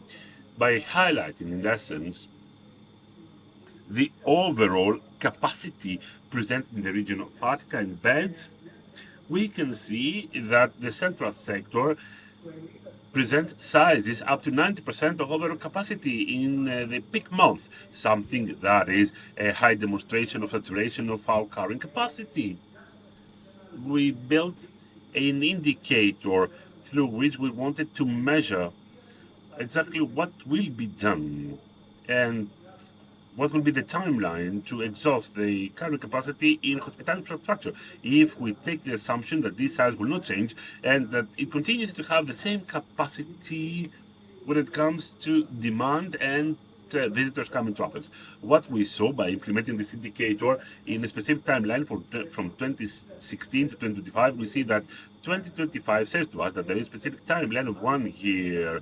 If we do not change, if the offer in beds doesn't change at all, in 1 year's time, the current capacity of Attica will be exhausted, will have come to an end. Then we had a comparative study when it comes to the bearing capacity of Attica vis-a-vis some European cities that present similar characteristics, and we were able to see that there are similar values like Paris and Barcelona when it comes to visitors incoming tourism. Barcelona and Lisbon are here, Venice and Prague when it comes to nights per square kilometer of tourist interest, and Lisbon, Vienna and Prague when it comes to the indicator of the study that I mentioned before. Examining specific points of tourist interest and visitability, what we were able to see was that in the archaeological site of the Acropolis, we can see a very high visitability that during the last 2 years has an exponential growth. Let us say that 2022, 1.4 million visitors, in 23, 1.9 million, and in 24, we climbed up to, 3 million, 4 million, 4.5 million visitors, says the speaker. In 2023-24, the peak of seasonality was presented in months May and June, vis-a-vis the old days that this was between June and September. So, the archaeological site of the Acropolis has serious issues when it comes to the bearing capacity, according to our study. We studied visitability in the Acropolis Museum. There, visits have increased since 2022 from 1.4 visitors. We've climbed up to 2 million tourists and visitors. 1 out of 6 visits are for the Acropolis Museum, but we did not observe some issues of bearing capacity given the surface and the surface to be exploited by the Acropolis Museum. And we also saw the number of beds in Attica and the central sector of Athens. In the peak month, we observed that in the region of Attica, this is up to 157,000. In the southern sector of Athens, this climbs up to 84,000 beds, approximately.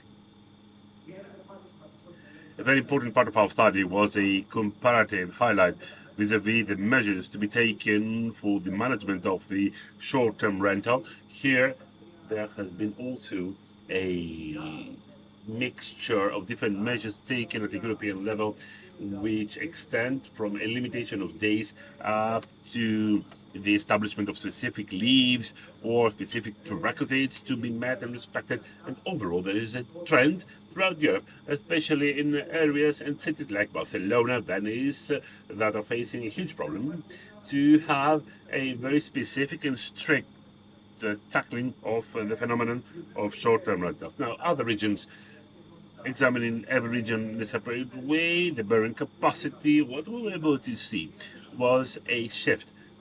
Because in 2022, we have seen that there were some signs for Eastern Attica. Nowadays, we see some signs that say that some measures should be taken at the southern sector. And then we ended up with an action plan that consists of a nexus of actions, two horizontal ones. The first one is about the growth of a coordination plan when it comes to management promotion of the destination. The new metropolitan Attica has taken significant steps. And then we have defined the competencies according to the Law 4875 of 2021, whereas the new Metropolitan Attica has moved on with a growth of strategic governance and to a highlight of all stakeholders.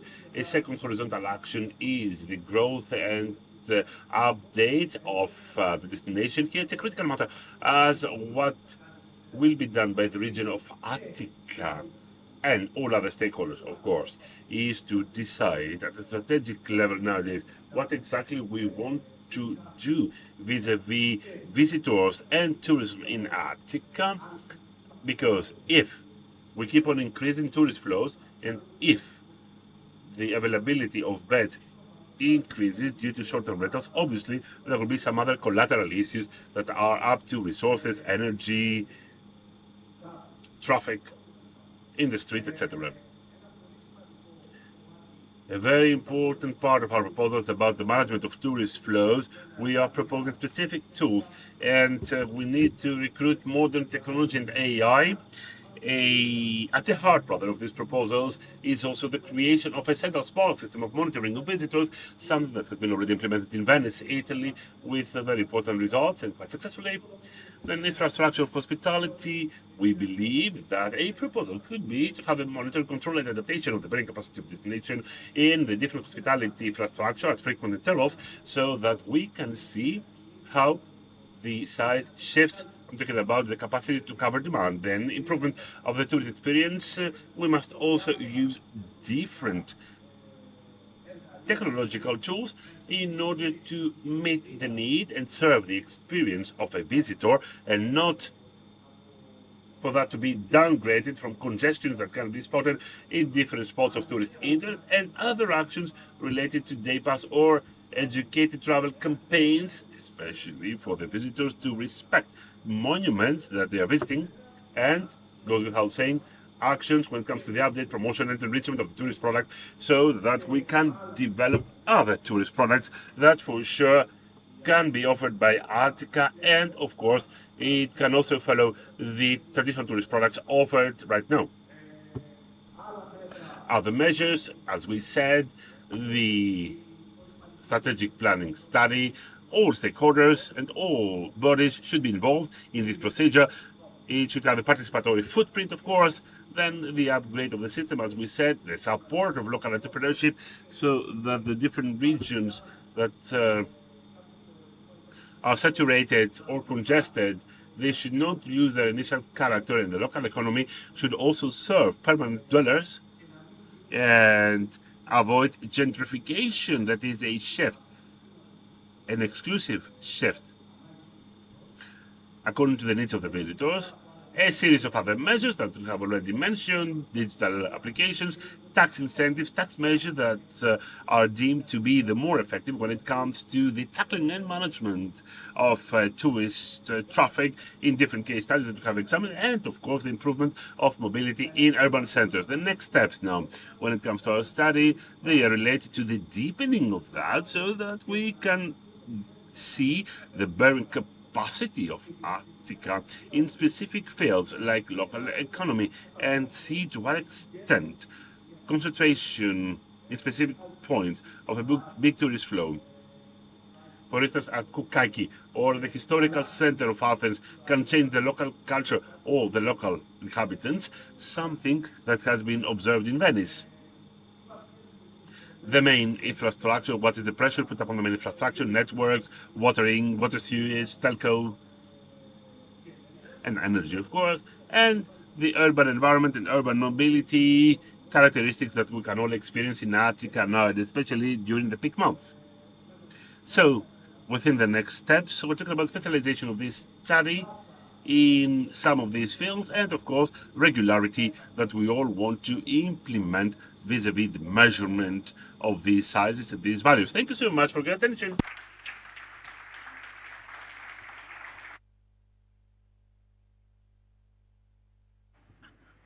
Να ευχαριστήσουμε τον κύριο. Thank you, Mr. Daphnos, so much. We would like to thank Mr. Daphnos for the comprehensive survey he has outlined. And I would kindly ask him to remain here close to me for the next panel entitled The Short-Term Rentals Dilemma, Balancing Tourism Growth and Urban Housing Stability. We'll feature him together with Nassos Gavalas, President of Stama Greece, Short-Term Accommodation Managers Association, Mr. Dimitris Melachrinos, founder and CEO of Spitogatos,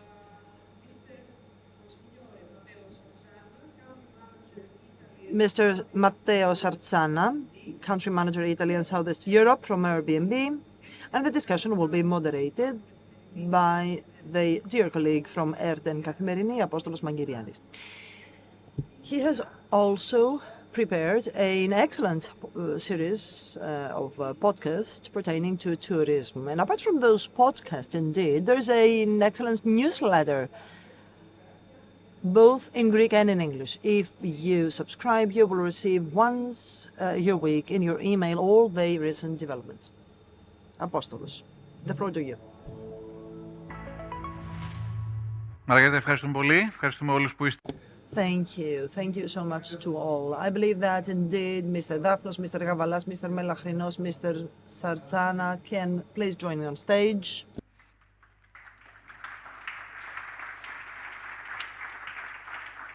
Please. Θα γυρίσουμε τη συζήτηση μας στα αγγλικά. And we will speak in English in order for Mr. Sarzana to be able to attend. So in case you need to listen the simultaneous interpreting into Greek, please take your devices. The discussion's title is Short-Term Rentals and Destination Resilience. I guess few issues today affect tourism and urban life the way that short-term rentals do. And they have grown from a market trend into a force with real social, economic, and spatial impact. So let me start by wondering and actually asking, do we have over-tourism in Athens, or is the core issue insufficient infrastructure? Mr. Gavalas. Yes. I think, contrary to the previous speaker said, personally I think it's not like Athens has over-tourism. It's silly to discuss about over-tourism in Athens. They usually compare with other cities like Barcelona or Rome, which have totally different numbers.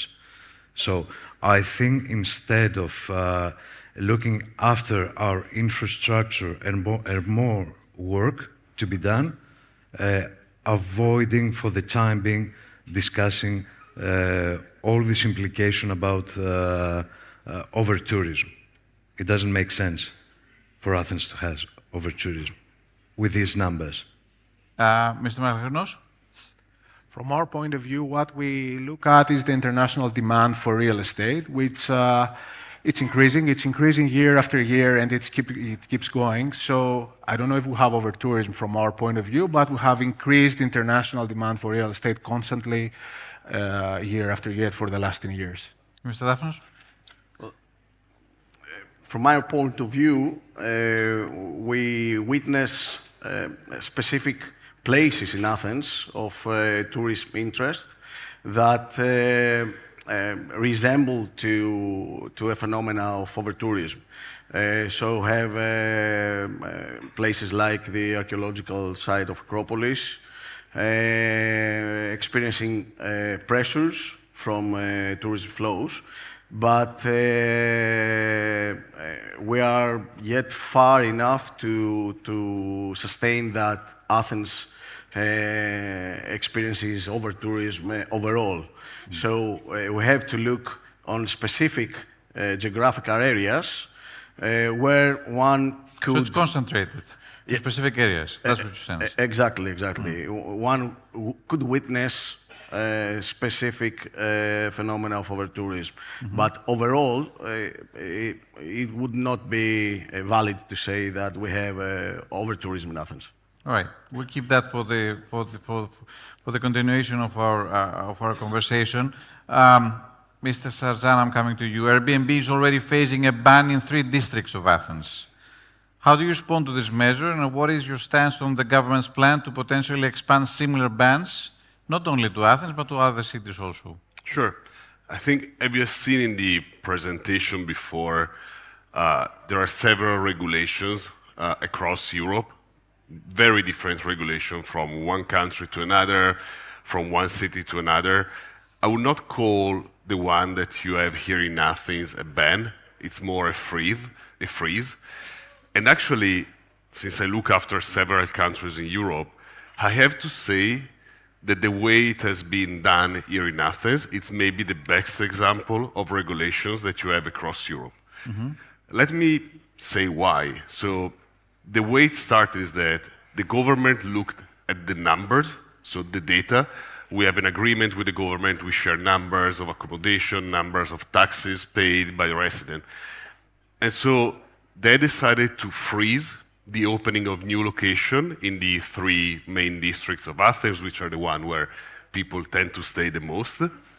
And that was based on factual data. And this gets revisited every single year. So every year, the government sits down, they look at the numbers, they look at the impact, and they decide whether they want to renew the freeze or not.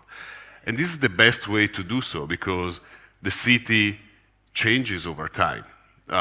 Tourist flux change over time, so it's not that you can start with something and keep it forever. So in our point of view, as much as there is a freeze, as much as it is based on factual data, that is good, because it manages to accomplish 2 things. The first one is that you disperse tourists in other areas, which are going to benefit from tourists coming in, because people are visiting different areas of Athens, they bring money to other districts, and it's something that can evolve and can be changed over time. All right. Mr. Gavalas, how much short-term rentals are the driving force behind the rise of price rentals and, of course, property prices here in Greece? Please elaborate on this. I mean, are they the driving force for the rise in prices that we've seen over the last 4 to 5 years? It depends which study you should read about this, because obviously they're the part of the Hotel Association, which considers this as the not the main villain or the usual but a dominant one, I guess. Darth Vader of all evils happened in Greece. On the other hand, the University of Athens, the Economic University of Athens, say that only 3% of, let's say, Airbnbs are only 3%, which is a lowest number. 3% cannot be a part of the housing problem. So it depends on which study, and of course, in my opinion, there is no lack of housing in Athens. Is the cheap housing is a huge problem. And obviously, someone who has already invested in renovating, refurnishing his apartment, it will not go out cheap. It doesn't make sense financially for the owner. So I think the real issue is the more economical apartments rather than the lack of housing out there. Let's listen to the view of Spitogatos, I guess. You monitor the prices on a daily basis. You have a clear, I think, picture of what's going on and what is the dominant role behind beneath the price change. Yeah, I don't believe that short-term rentals is the core of the, let's say, problem of the increasing rental prices and also sales prices, because all those are connected. I believe it is affecting it a bit, but it's the icing on the cake. It's not the cake, let's say. I believe it's the lack of supply overall that's driving prices up, because it's supply and demand. Also, some increased demand, from some subsidy programs that has increased the sales prices, and as a consequence, the rental prices, because owners are, always thinking, should I rent it? Should I sell it? Should I put it on the market? So if there's increased demand for properties, then the prices go up. And if there's a declined supply and lack of supply, then again, the prices go up. So I think that's the core of the problem. And also, maybe many people do not want to put their properties on the market because it costs a lot to renovate them. Maybe they're empty. So it costs a lot to renovate the properties, and maybe putting things in perspective, they are saying that, maybe for putting a house on the long-term rental market for 500-600 euros, maybe I'm not protected enough as well for damages or other things. So I think that's the core of the problem, and not the short-term rentals. Actually, the short-term rentals, if you look at real estate from a broader perspective, it's good because it's an investment. People tend to renovate the properties because they have to be in good condition, and also it's a good investment opportunity. So overall, it helps the real estate market. If it wasn't for the short-term rentals, do you sense that these house owners would have renovated their places or not? Not necessarily, because right now, let's say an average return, an average yield for a rental property is less than 5%. For a long-term rental. For a short-term rental, it's typically higher. So, if you put things in perspective, it makes more sense to put it in the short-term rental market. Right. Sifnos?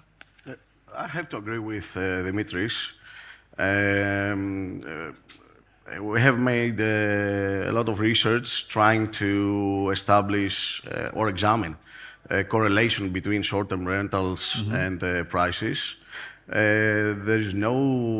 So far, there's no direct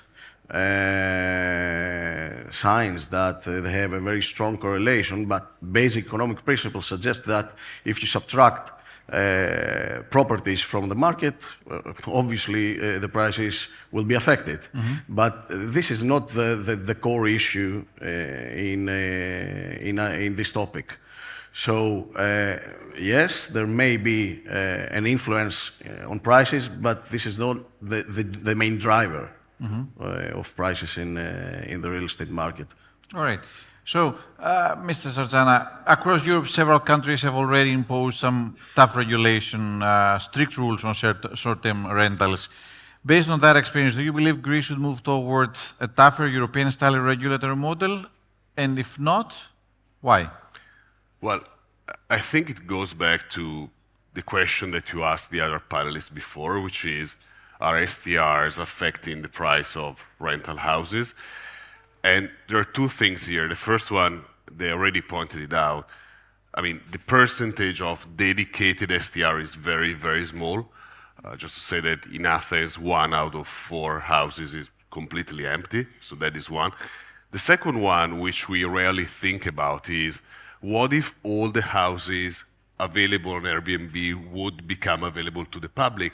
they may not necessarily be the houses that people are looking for. They're mainly 1 bedroom or 2 bedroom. They may be not fit for families who are looking for an accommodation. And the last one is, when we look at the effect of our share regulation, you see Amsterdam, for example, they've stopped the licenses, they have a night cap, so people can't rent above a certain threshold, or Barcelona, they're limiting even more. Actually, there has been a bad impact on rental prices. Prices have been going up as much as 30%. So this is not to say that because of the ban, rents have been going up, but for sure, it didn't have the impact desired, which was to bring rental prices down. I think, and I said at the very beginning, Greece, and in Athens specifically, you're following the right path, which is looking at data, reviewing that every year, and making sure we have the right coexistence of STR and accommodation for the general public. But it's only when you start looking at data that you really can find the right solution. And it's a mix of everything. You started the panel by discussing over-tourism, which may not be a problem today, may become a problem in the future for Athens, but that it's not because of STR, because everything starts by looking at how many people you're bringing into the country. And then you have the problem of where are these people going to spend their nights? Because actually, if I look at Greece, it's one of the markets where if there were no STRs, you would not be able to accommodate as many tourists as you're bringing in today. But that applies to all European cities, I guess, right?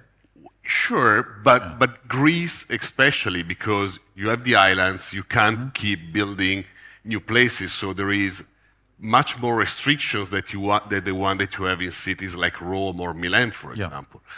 And if you were not able to accommodate tourists, you would lose a great piece of your income, which is coming from touristic accommodation. Then it's always about finding the right balance. As Airbnb, we're in favor of a regulation as long as it's something which is data-based. So we'll talk about regulation.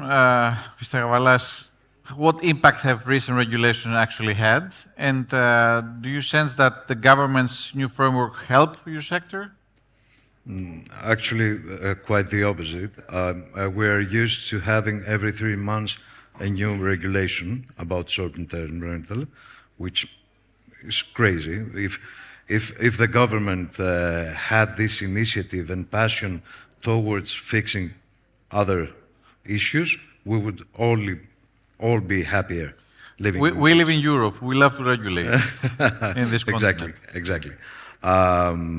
On the other hand, I would like to say that regulating something without, as we businessmen like to call KPIs, also doesn't make sense. For instance, they banned the previous year and now this and the following year from city center. What impact, what actual impact this measure will have? Do we know? Do we know if new properties come to the long-term market or not? So if you want to have something, you must measure it against a real impact. And they don't have. They don't have a clue about what's happening. I think it's rather political decision rather than finding a solution for the housing problem. So, Agnos?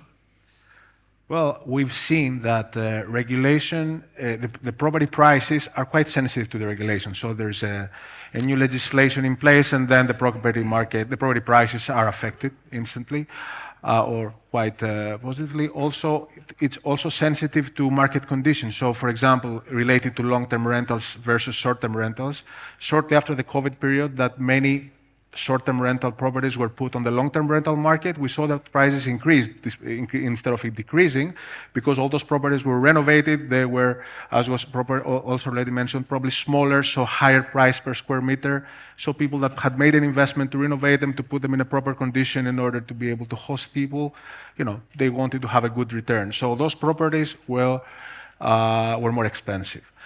But overall, I think it's mostly not so much the regulation, but the motivation that should be provided to the people, to the owners, to renovate, or to put their properties on the market so that we have smaller number of empty houses. I think that's more important. And also many properties that cannot be for bureaucratic reasons put on the market. I think there should be initiatives and bold decisions to make that happen.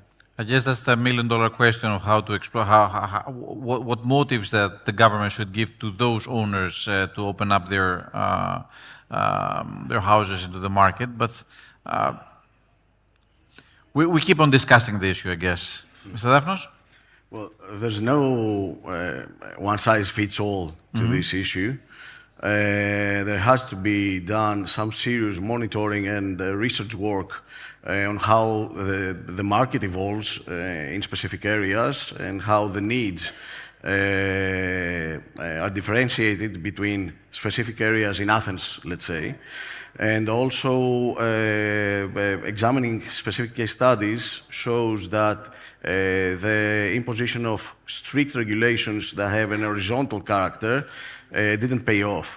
So what would be a prudent thing to do would be to have a deep dive on how specific areas change and are affected, let's say, by short-term rentals, and how other areas may need short-term rentals in order to revitalize their local economy. Okay. Finally, Mr. Sarzana, you referred to Barcelona a while ago. You said the mayor there has moved to completely eliminate Airbnb listings. According to your view, what went wrong there, and what message does this send to other cities considering similar steps? I think, look, Barcelona is going to be, if that comes into play, Barcelona will be the second example in the world of something which is going to be very bad for local residents and tourists. We already have the example of Manhattan, where STRs were completely banned. What happened was that hotel prices increased by 25%. That is one. So it became more expensive for tourists to stay in Manhattan, or if they still choose to go to Manhattan, they will have less money to spend for food, souvenirs, etc. So that is one. Two, rent prices didn't go down because what people did was that they kept listing their houses, but they did that through Facebook Marketplace or Craigslist, so other accommodation, so basically on the black market. So that had the impact of not only not releasing those houses to the general public, but also having people not paying taxes on properties. And the third one is that when you rent a house directly without any platform, you don't have any insurance, you don't have any obligation, you don't know exactly what you're getting into. So Barcelona can go that route, but we already know what the outcome is going to be. So the solution is not to completely ban or ignore a phenomenon, because demand is there. The question is more, how can you find the right balance? And the right balance is not for sure to completely ban, also because you are penalizing people who have invested money in renovating their properties, and you can't run a business if you don't have the certainty that a regulation will not change every 3 months, as you were saying. Last words. You just signed an agreement with the mayor of Athens on the renovation of Lycabettus Hill. Is that right? Yes. I just read it a couple of hours ago. Could you elaborate a little bit on that? Yeah, I mean, that is part of the commitment that we have as Airbnb. We want to partner with the cities not only to find the right regulation, but also to support tourists. And Lycabettus Hills, which is, if I'm not wrong, is right over there. It's one of the favorite spots. So we decided to invest money to renovate it and to make it available again to both the people living in Athens and tourists visiting the city, also because it's outside the city center, so it's good to disperse tourists and make them visit something new.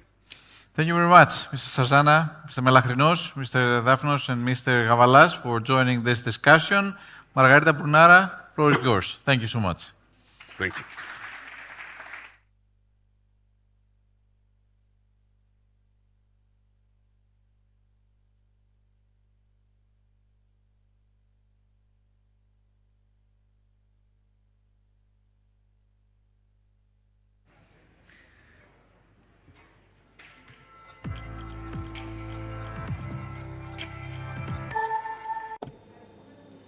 Thank you. I would like to thank our speakers for having contributed by disclosing all the aspects of this issue, which is so close to our hearts. Now, we will have a one-year lunch break, but I would kindly ask you to resume in an hour's time. Please have a look at this hall. As soon as you see people here, come and take your seats again in order not to be in delay. Thank you.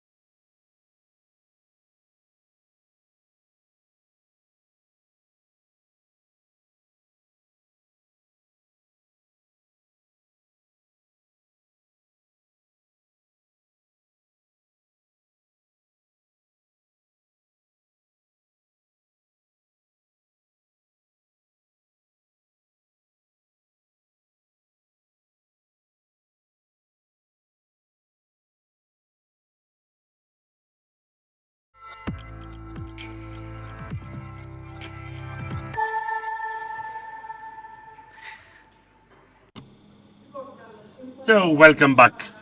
Please be seated because we shall have a very interesting research study. Until now, we've heard to hoteliers, reps of the short-term rentals.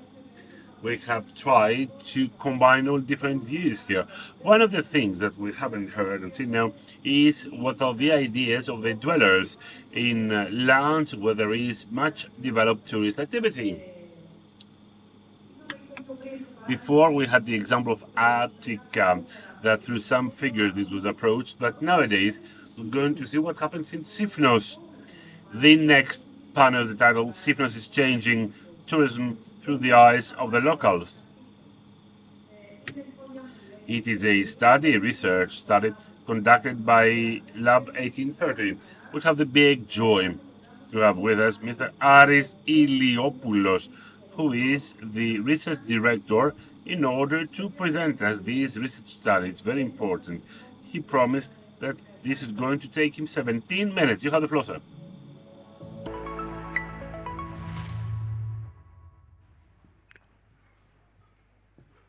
Καλησπέρα και ευχαριστούμε πολύ.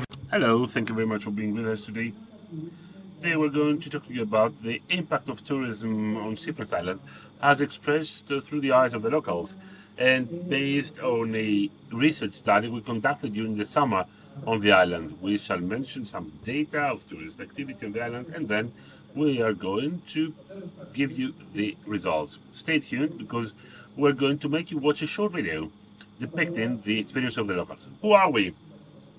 We are 1830 Lab, a new research company that is using the tools of social and humanities to offer strategy communication in innovative businesses and organizations. We started as a company in spring 2025 and we are Doritos Rakopoulos, Vasilikipula and myself, Aris Iliopoulos. What did we do? In collaboration with eKathimerini newspaper, we had a research study based on the eyes of the locals in Sifnos. We focused on local dwellers. Efrosini Charitopoulou, a sociologist, coordinated the research study. We traveled with her in Sifnos in July, and we had 24 interviews with different dwellers, professionals, business people of the island in order to see how they experience the impact of tourism on their island and in society. We focused on one island only so that we can highlight the special conditions and experience of a place. We feel that quite often the discussion about tourism homogenizes different realities, and even in the cyclades there are differentiations. We opted for Sifnos because it's less developed compared to other islands, and as a result there are bigger margins for different actions and policies. Sifnos is an island with 2,800 permanent dwellers. During the summertime, it hosts up to 6,300 people. These are the beds available at the peak of the season. And of course, they do increase. Arrivals have doubled since 2012, 2013. As you see, in 2025, it has been another record year. It's very interesting the fact that the season is being extended. The arrivals of July to June 25 are almost similar to August 2011. So these are the main elements. There is tourism is being increased, but how is this experienced by locals? We talked to people from many different backgrounds, and we were able to see that this change brings along challenges, but also some opportunities. Let's see the challenges first. The dwellers are selling their land more often. The family land changes, and the use also changes from the primary sector or the small industry. We go to more building blocks and tourist infrastructure. It radically changes the architectural landscape due to the exponential rate of building and the chaotic way through which the new structures are being built due to the lacks in the control mechanism. There are limits to resources such as water, and there are some problems to different services offered locally. All these changes shift how people live. There are many opportunities as well. Tourism might bring revenues that are disseminated to the society. The financial flourishing of the island has created a positive demographic dynamic. The island is quite added to a big range of tourists, is deepening the horizons of professionals but also of youth. Last but not least, the type of tourism gotten by Sifnos. This might be helpful in preserving the cultural identity of the island. All these came up through the different discussions we had with the people in Sifnos in a more detailed way. The locals told us that they believe rather that everything can be sold. This is something that is embodied in their own lives, that where they were born can be sold rather. Pressure is big. Even if somebody doesn't want to sell, it's very difficult to calculate this emotional cost between the loss of the family land and the financial guarantee for his own family that will come along with the sale. Some others resist. Lumidis' family, for instance, who was brought up as livestock breeders, give priority to this emotional bond. Their case is characteristic, and this is eloquent for another pressure. The use of land changes. Mr. Lumidis narrated to us the different frictions that came up between the different animals of his own farm and the out-of-plan real estate. Maybe a small goat will eat a small flower nearby, or the rooster might awake tourists in the morning. Now, the architectural landscape has changed equally on the island. Contrary to the first tourists in Sifnos, who loved the traditional rhythmic pace, the new generation brings a modern architecture along with some foreign elements to the tradition and the landscape of Sifnos. This has been stressed throughout the discussion, that is, there are specific rules for building in the plan, but there is no rules for the out-of-the-plan building. Some buildings are being built with big glasses, big openings, strange to the landscape of Sifnos, and in many cases they do have gardens. Sifnos, as the majority of the islands and Cyclades, are facing a water scarcity problem, especially throughout the summertime, because many visitors are using pools or laundry machines. The problem deteriorates. A facet and aspect of the phenomenon which is not being discussed, mentioned by the Vice Mayor of the Environment, is the watering of the garden. For instance, roses, because they are thirsty for water more than the indigenous plants of Sifnos. At the same time, there's too much pressure on all other infrastructure, the road network, for instance, and the parking slots do not suffice for the cars during summertime, nor for the ones to be rented on the island. There is no organic waste treatment, wastewater is transferred to other islands. The installation and the infrastructure is not sufficient throughout summertime, so equipment should be brought from Athens. This equals to fear vis-à-vis the big change. Many dwellers believe that this change is happening without their own approval. A pottery expert talked to us about the fear that he feels that mass tourism will make all islands of Western Cyclades to look alike. Overall, throughout the discussion that we had, these prevailed. They talked to us about difficulties, pressure, fatigue, but also about deeper concerns that Sifnos is changing rapidly. Tourism increases at a much speedier way than they can stand. Nevertheless, through our remark and throughout our study, we saw some positive aspects of that. First and most obvious, the increase of revenues. Tourists do consume local products, local goods and services, and they do channel liquidity, foreign capital, to a local economy that would be quite limited otherwise.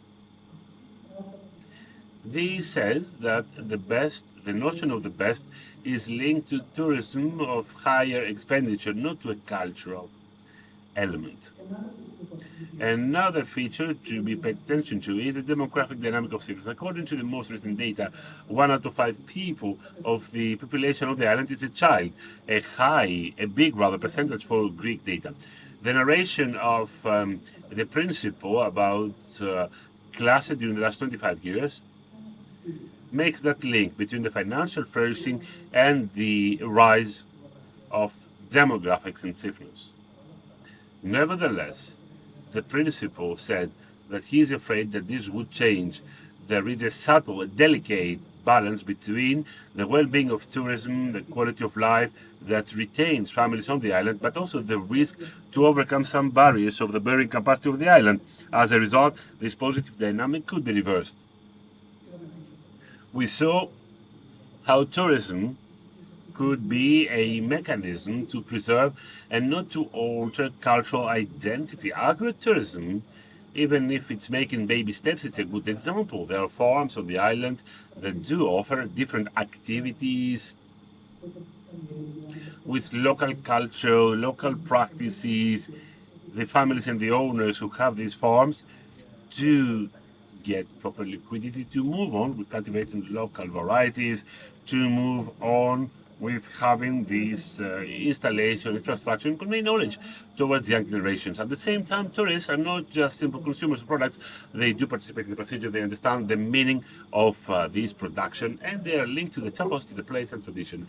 Something similar has happened in the different pathways from food desertification. They have been brought back to use. Extroversion, like many other Aegean islands, Sifnos had a very important relationship with the outer world. It was open due to the shipping affairs, but also a closed society because the daily routine was shaped through a sense of isolation and independence. Modern tourism has turned this balance, that is, decades of recurring tourists from Europe and France, have shaped a new form of extroversion. Many out of those live on the island for many months.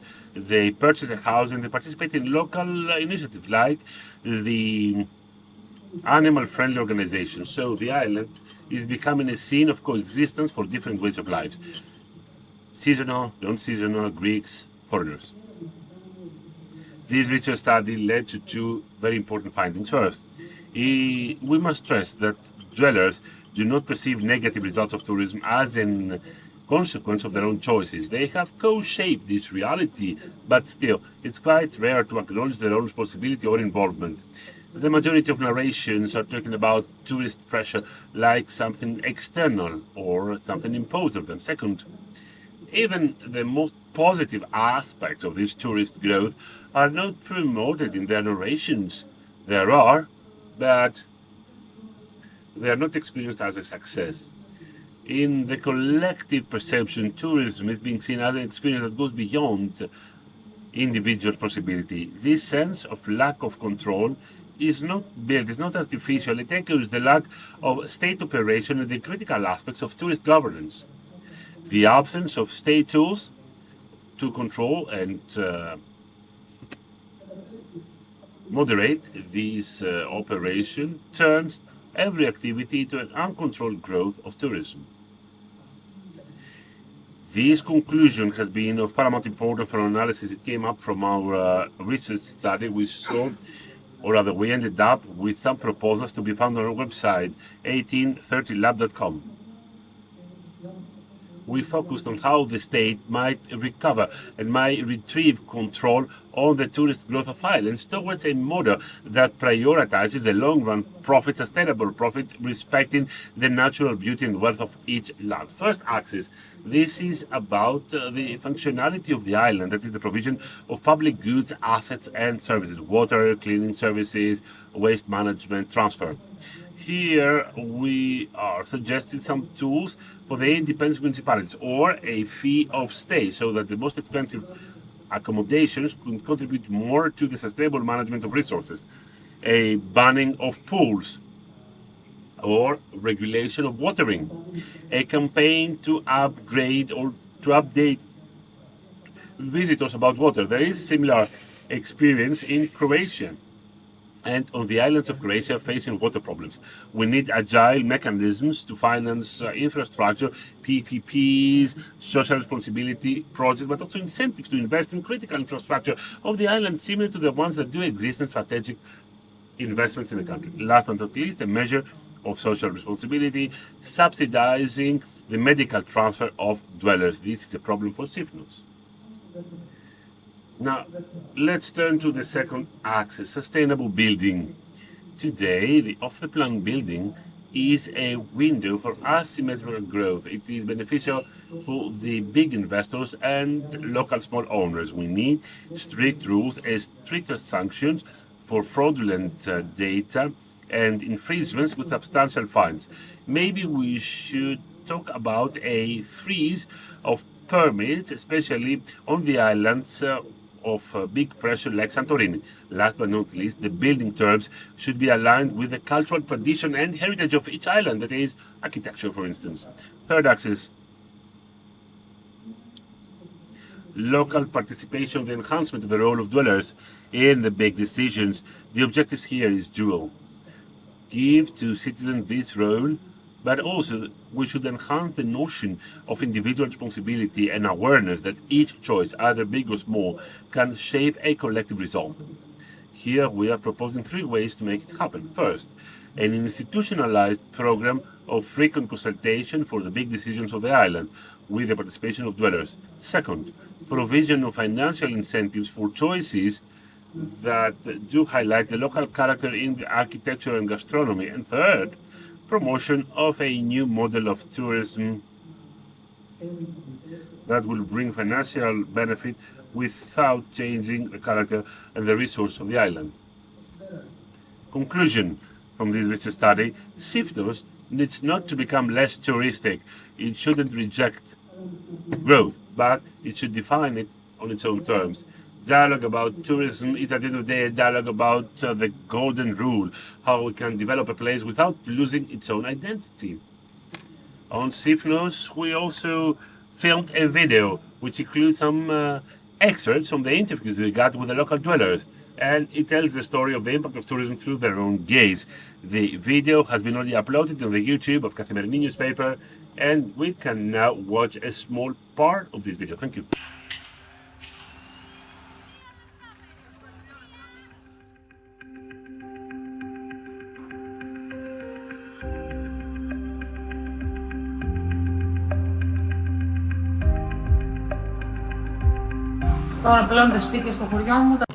Homes now, they have been sold. The majority of homes have been sold, both to Greeks and foreigners. Each day we're receiving phone calls from brokers. You can feel it. What are you doing with the goat? Sell your infrastructure, build a hotel to make money. But we have many cars, and this means traffic to us when it comes to the profession of a bus driver.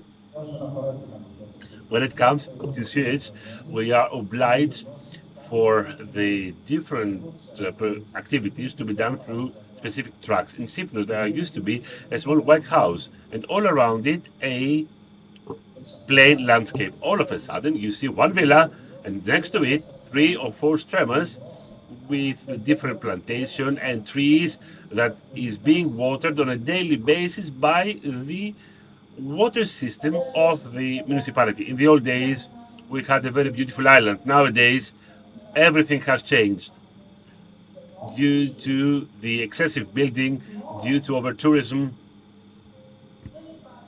There is no innocence nowadays. What we lived as children, no, this is not being experienced by our children.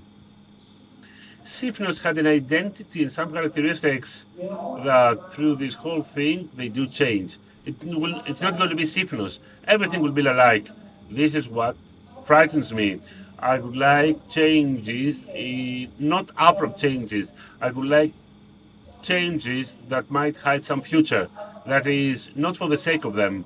We are doing something now to earn money. We don't mind. No, I mind it. I don't want these abrupt changes to happen. I remember the other day, somebody told me, the rooster makes me awake at 6 o'clock in the morning. Could you prepare the rooster for a soup? No way. Some other time the rooster might eat some flowers. The use of land changes. Everything changes. Sifnos is changing.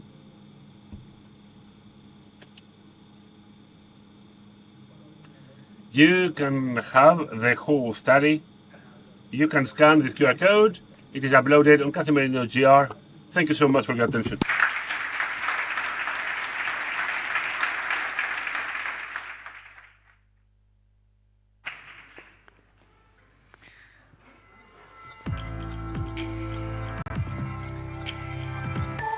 Να ευχαριστήσουμε τον κύριο Ηλιόπουλο για... Thank you, Mr. Iliopoulos, for a really enlightening presentation. The Cyclades Islanders are here through you, represented by you, and this is very important to bring together all stakeholders in order to find common ground. Now, the role of infrastructures was highlighted this morning. If I'm not wrong, Mr. Magira said that we cannot have 4-star or 5-star hotels and 2-star ports. So the next panel is entitled Sustainability and Public Infrastructure. And I would like to kindly ask Manolis Koutoulakis, Secretary General of the Aegean and Island Policy of the Ministry of Maritime Affairs and Insular Policy, and Panagiotis Stamboulidis, Deputy CEO and Executive Member of the Board of Growth Fund. They will have a discussion moderated by dear colleague Alexia Kalaidi.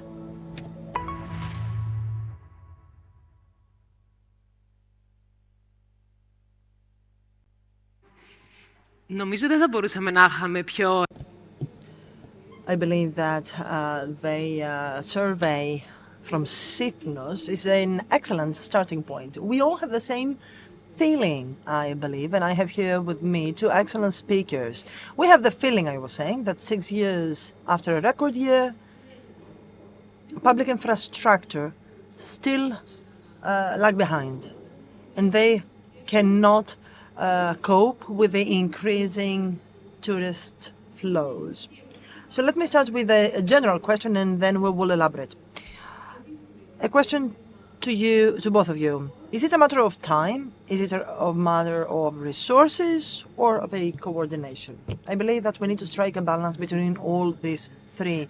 And well, I believe that the colleague made a correct introduction, and the example of Sifnos gives us an answer when it comes to moderation and balance. What was discussed this morning and what will continue to be discussed today and tomorrow morning when it comes to carrying capacity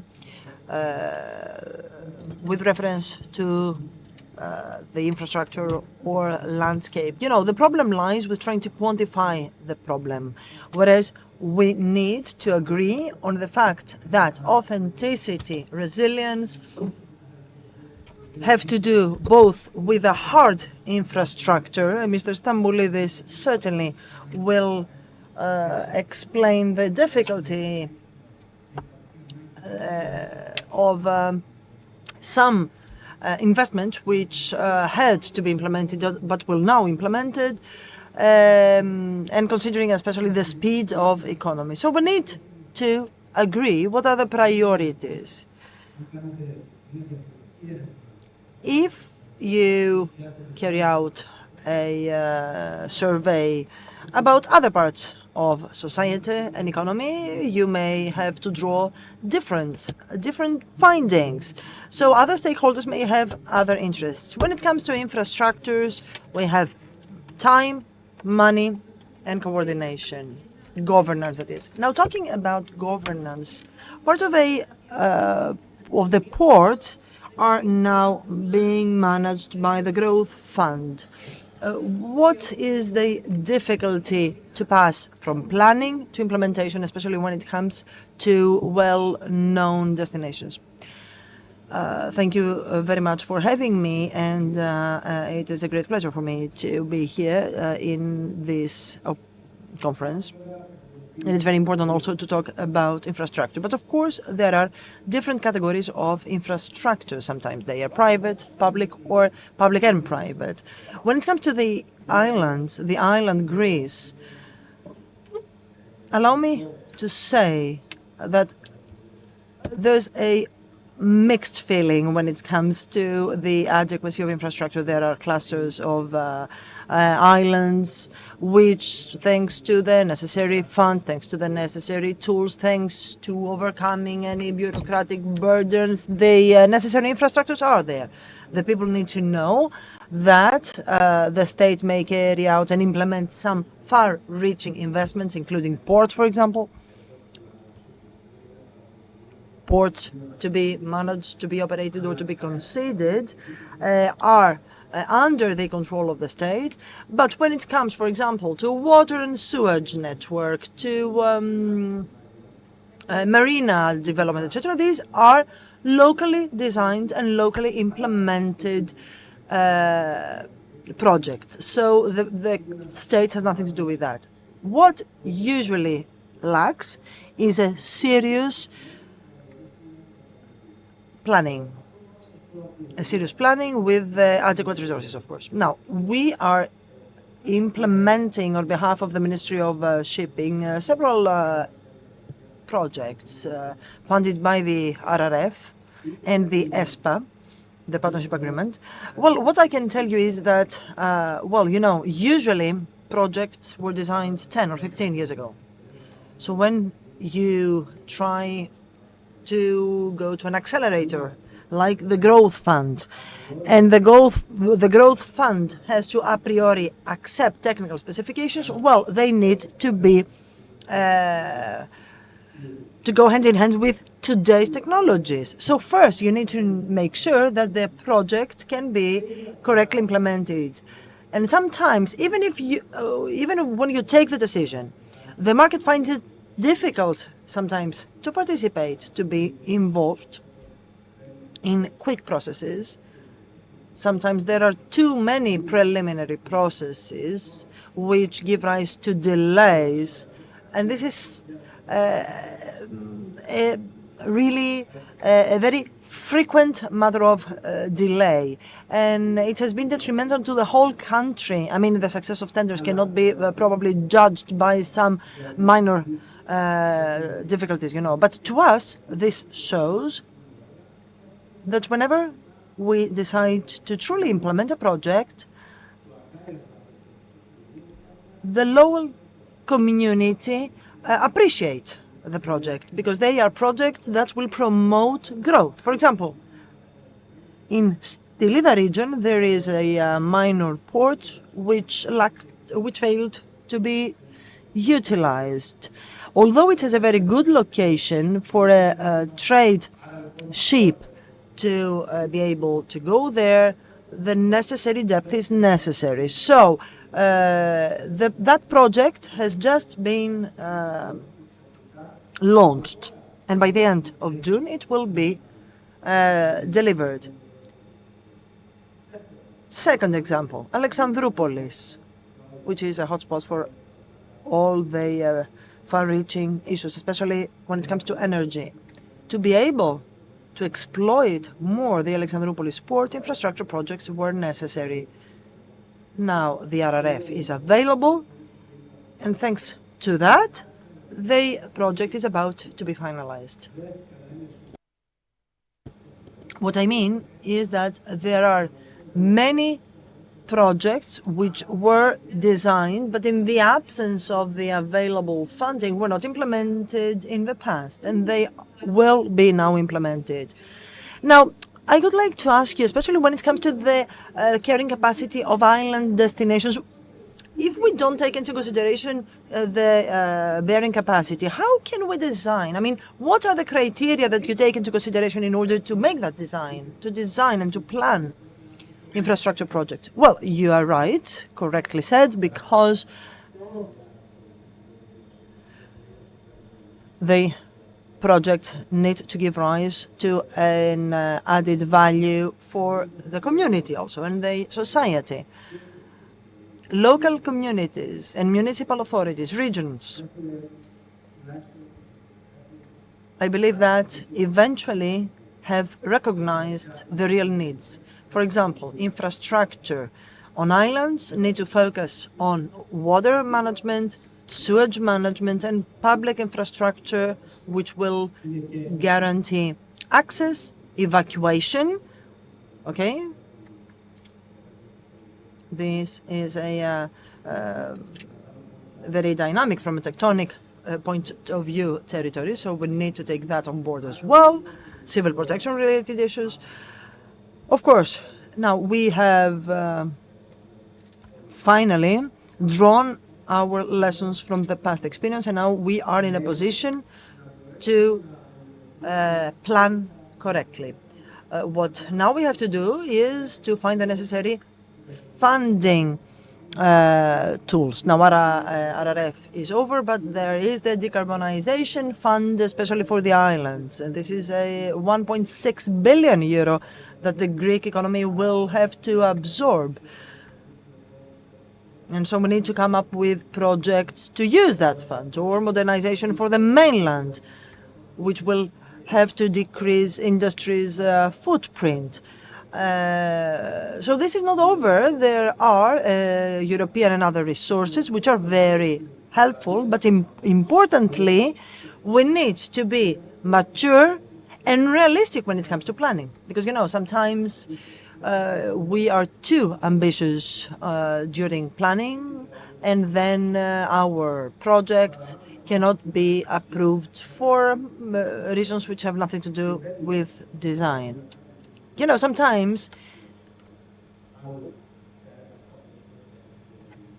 we are tempted to give our own opinion whether projects are eligible or not, which is not one of our competence, you know, but because we are operating on behalf of the Greek state, I believe that we need to think and rethink what are the infrastructure projects we need to implement, and for the benefit of whom.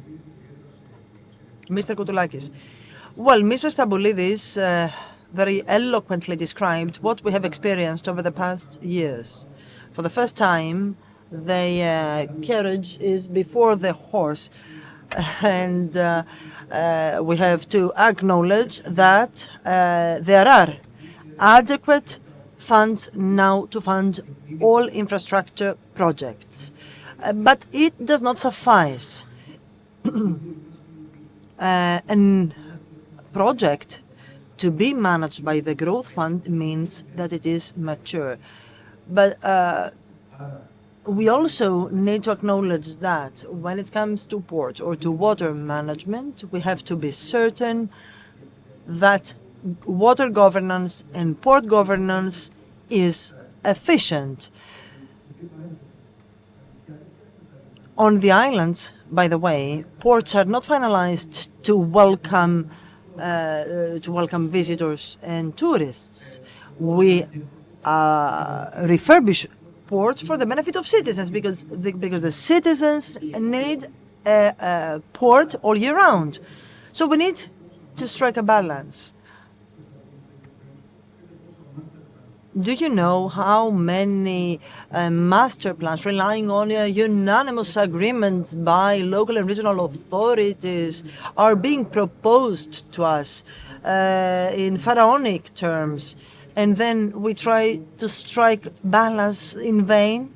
What I mean is that planning should take into consideration multiple parameters. I mean, you know, Sifnos, if all the projects are implemented appropriately, may be able to receive 3 times the visitors that it receives now. But is this something that Sifnos actually wants? So we need to be realistic. How many ports do you think, how many new ports do you think that are being built?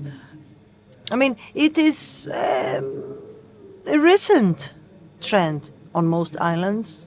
Infrastructures were designed many, many years ago. And this will happen once every 2 decades. We need to find a way to maintain them and to operate them better. I would like to tell you the story of Piraeus. Every time a new pier would be developed, a new neighborhood was also being developed. So we need to keep in mind what is the measure of all that. When it comes to shortage of water, you need to take into consideration also seasonality. I mean, there are funds, but what is at stake is to have a comprehensive planning. This is what we have tried to take on board. You have an ongoing town planning and space planning and a development planning, which is not public, it is private, which determines the resources and how. So we need to bring together all two. There's quite a clash when it comes to water scarcity. So what are the projects that have been designed so far? I will limit myself to the islands. You know, the island policy General Secretariat have embarked on the path of a planning which was partly presented by the Prime Minister and Minister Papastavro from the Ministry of Environment and Energy. Our small Secretariat General has implemented more than 400 spectacular but small-scale projects. And what we need, therefore, what I mean, is that we need a logic that will help us be at the service of seasonality and then find the necessary operators to operate the project.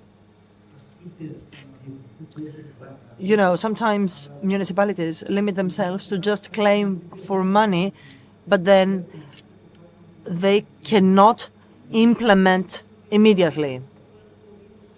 Well, is desalination the only... Well, let me be clear here. I would like to be very clear. Desalination is not a panacea. I mean, I wish we could not need desalination because we need balance. And balance can be reached only on condition that you have replaced the pipelines, for example. I mean, why should we bother installing a big-scale desalination infrastructure or facility when you have leakages from the pipelines? This year in Castellorizo, we have a desalinator which produces 600 cubic meters per month, but then the leakages account for quite a high extent of that. So what is at stake is not just to spend money on the islands, but to do that in due time and in a realistic way. Water shortage is not an extreme phenomenon, and it is not abrupt. Climate change is here. So water scarcity, water shortage is not an earthquake. If you have a correct planning and you are in a position to project correctly, then water scarcity will not be the case. Well, I remember yesterday I was talking with the mayor and I told him, you know, tomorrow I will have a panel featuring the growth funds. Have you ever contacted them? And the mayor said, well, I was not even aware. So I would like to ask you, do you have any direct cooperation or relationship with the municipalities? Well, let me say from the beginning that we are not a technical company. So the projects we are managing are either directly from the state. So actually we are in a ministry, a region, and a municipality are allowed to contact with us, and we then will be the contracting authority on behalf of the municipality.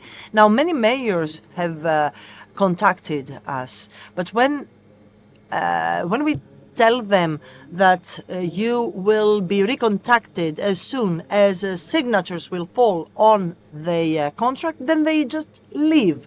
I mean, they cannot accept that they will not be involved in the implementation. But this is how it works. We have the full responsibility, and this is why we have implemented 2.8 billion euro on behalf for the RRF. We have taken care of the upgrade of health centers on the islands on behalf of the Ministry of Health. hospitals, port infrastructure, so a series of interventions.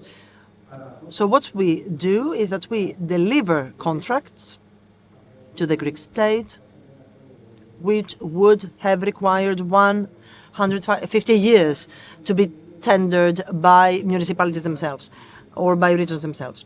Now, when it comes to the ports, there is a planning department which takes care of maturing the project on behalf of municipalities.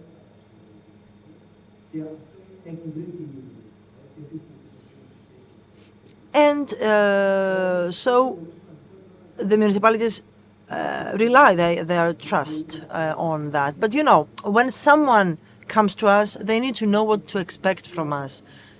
A master plan is very important and needs to meet the real needs of a region. Master plans to be implemented often are just a piece of paper. You know, you need to be pragmatic and to be realistic. You cannot possibly accommodate cruise and many other uses in a port. So, and you have to listen to the local community. Yes, of course, you know, all master plans are given to consultation by the local community. The port authority also needs to give their informed agreement. So there are a series of steps that ensures transparency. But our studies need to turn into real project. This is what I'm insisting on. And this is why two requirements need to be met and need to be satisfied for us to be involved. First, funding, to have a proof of funding of the project, and second, for the authority, the body, to know exactly what they want to do. Because, you know, it's not up to us to decide. We are mainly interested in providing our know-how so that all the designs may turn into deeds. Now, Mr. Koutoulakis, we talked about financial self-sufficiency. No. Now, we need to know what we are talking about. Self-sufficiency on the islands from a financial point of view, well, when you talk about the Port Authority of Mykonos, which is well off, well, is one thing. But in any other island, this is a different story.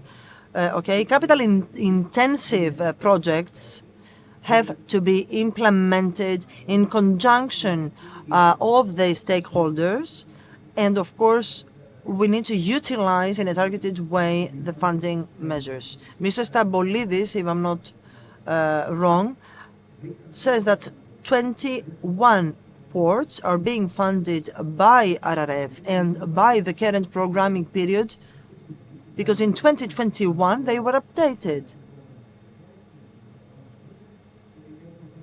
And now we know that there are 120 million for the small islands in the sectoral transport program.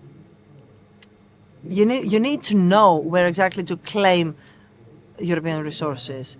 European resources are not for free.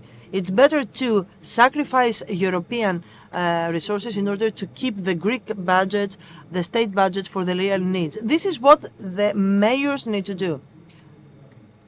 First, take care of what they can pay for themselves, and then turn to any other financial instruments. The modernization fund, the decarbonization fund, sometimes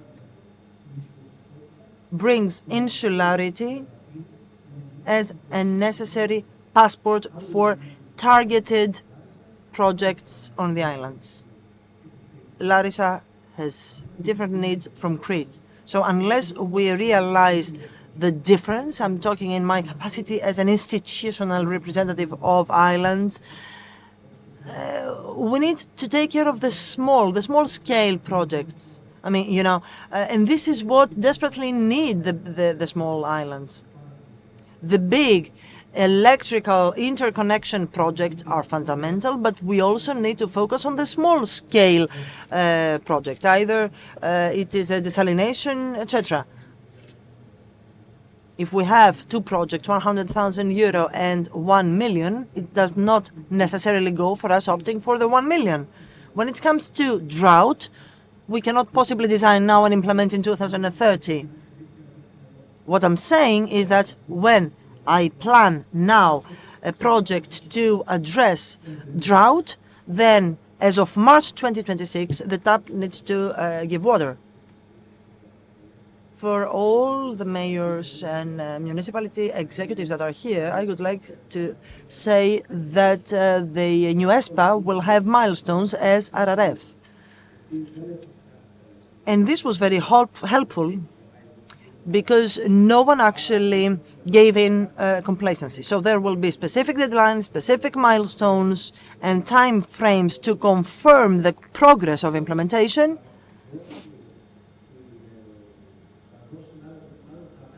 This will give the opportunity to all those seriously committed.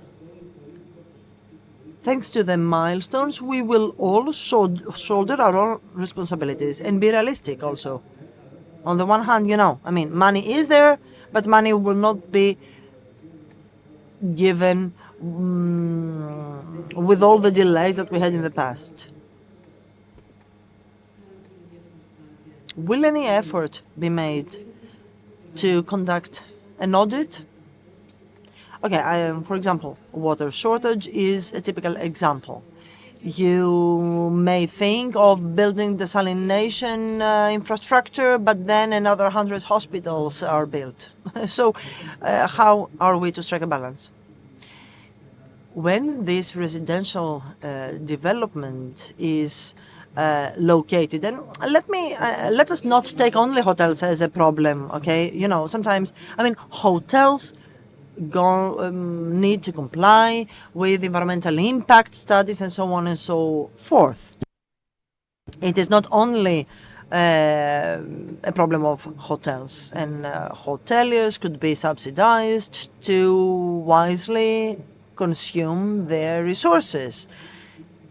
But let us take a step backwards. Planning. We saw a beautiful photo of a big pool on Sifnos. The problem is not the water that will be used. Why should we build a pool on Sifnos? Paros has already resolved that problem. Paros has many pools, but the water supply and sewage authority has never talked about that. You will find a way to resolve the problem.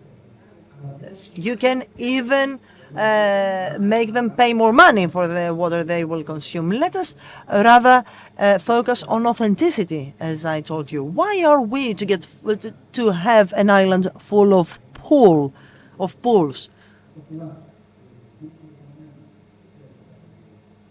It's not necessary for each and every villa to have a pool on an island.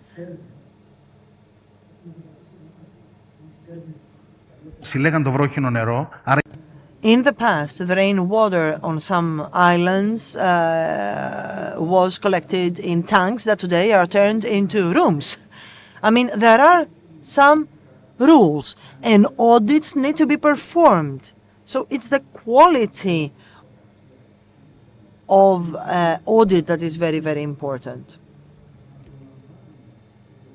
Sometimes we have been in a position to focus on quality rather than on quantity. This is the most important. Well, I would like you both, by way of conclusion, to provide us with an example of a project which is promising. You mean on the island? Well, tourist destinations at large. Well, let me start by saying the easy things. As soon as the big roads are finalized on the country, which will allow the more distant, remote Greek areas to have access and to reduce transport costs for the supply chain for the benefit of hotel units. And this is already important. Our country has now the most modern road network in Europe, and this is already a big achievement. When it comes to insular Greece, apart from infrastructure,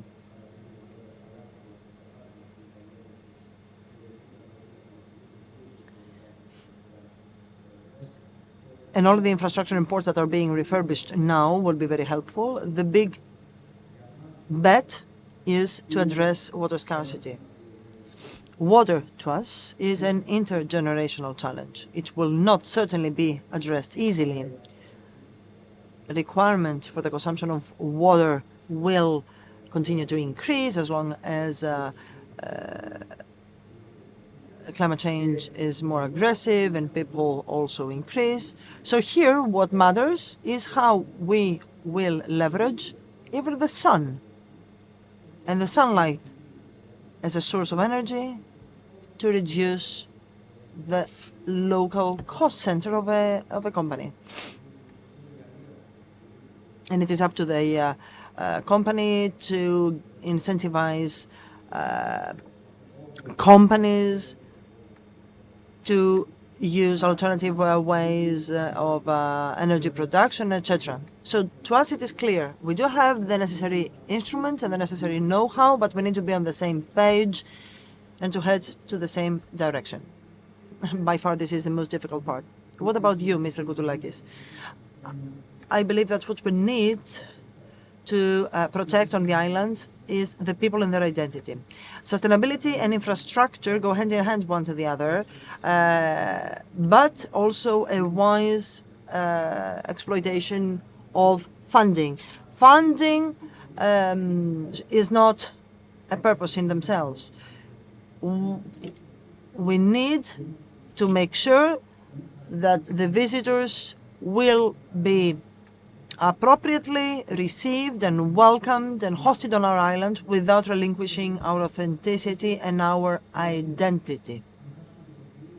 If we relinquish the landscape, maybe we lose the major reason why visitors would come to Aegean, for example. Let me add this. For the first time, after many, many years, how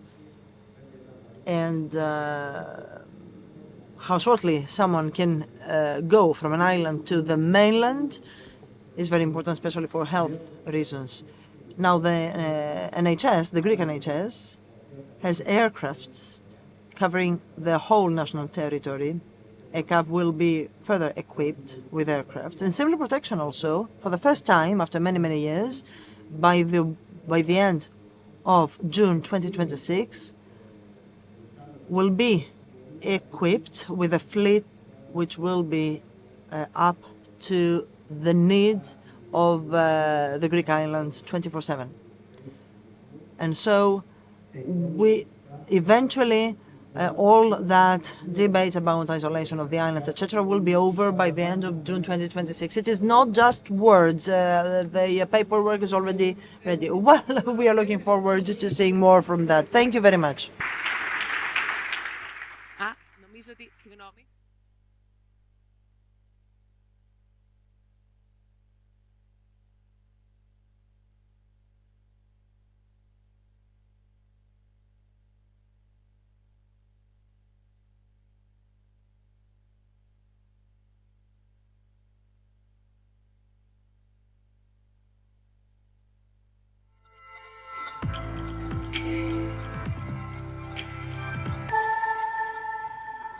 I would like to thank the previous speakers. I would like to thank the colleague for very nice questions that were quite to the point when it comes to institutions and the state. Now, let's turn to another topic that is of paramount importance. What happens with cruising? What is the future of cruising? And we are going to have with us Mr. Pier Francesco Vago, who is Executive Chairman of Cruise Division MSC Group. And, of course, the questions will be raised by Ilias Bellas, Senior Business Editor, journalist of eKathimerini. You have the floor. Thank you.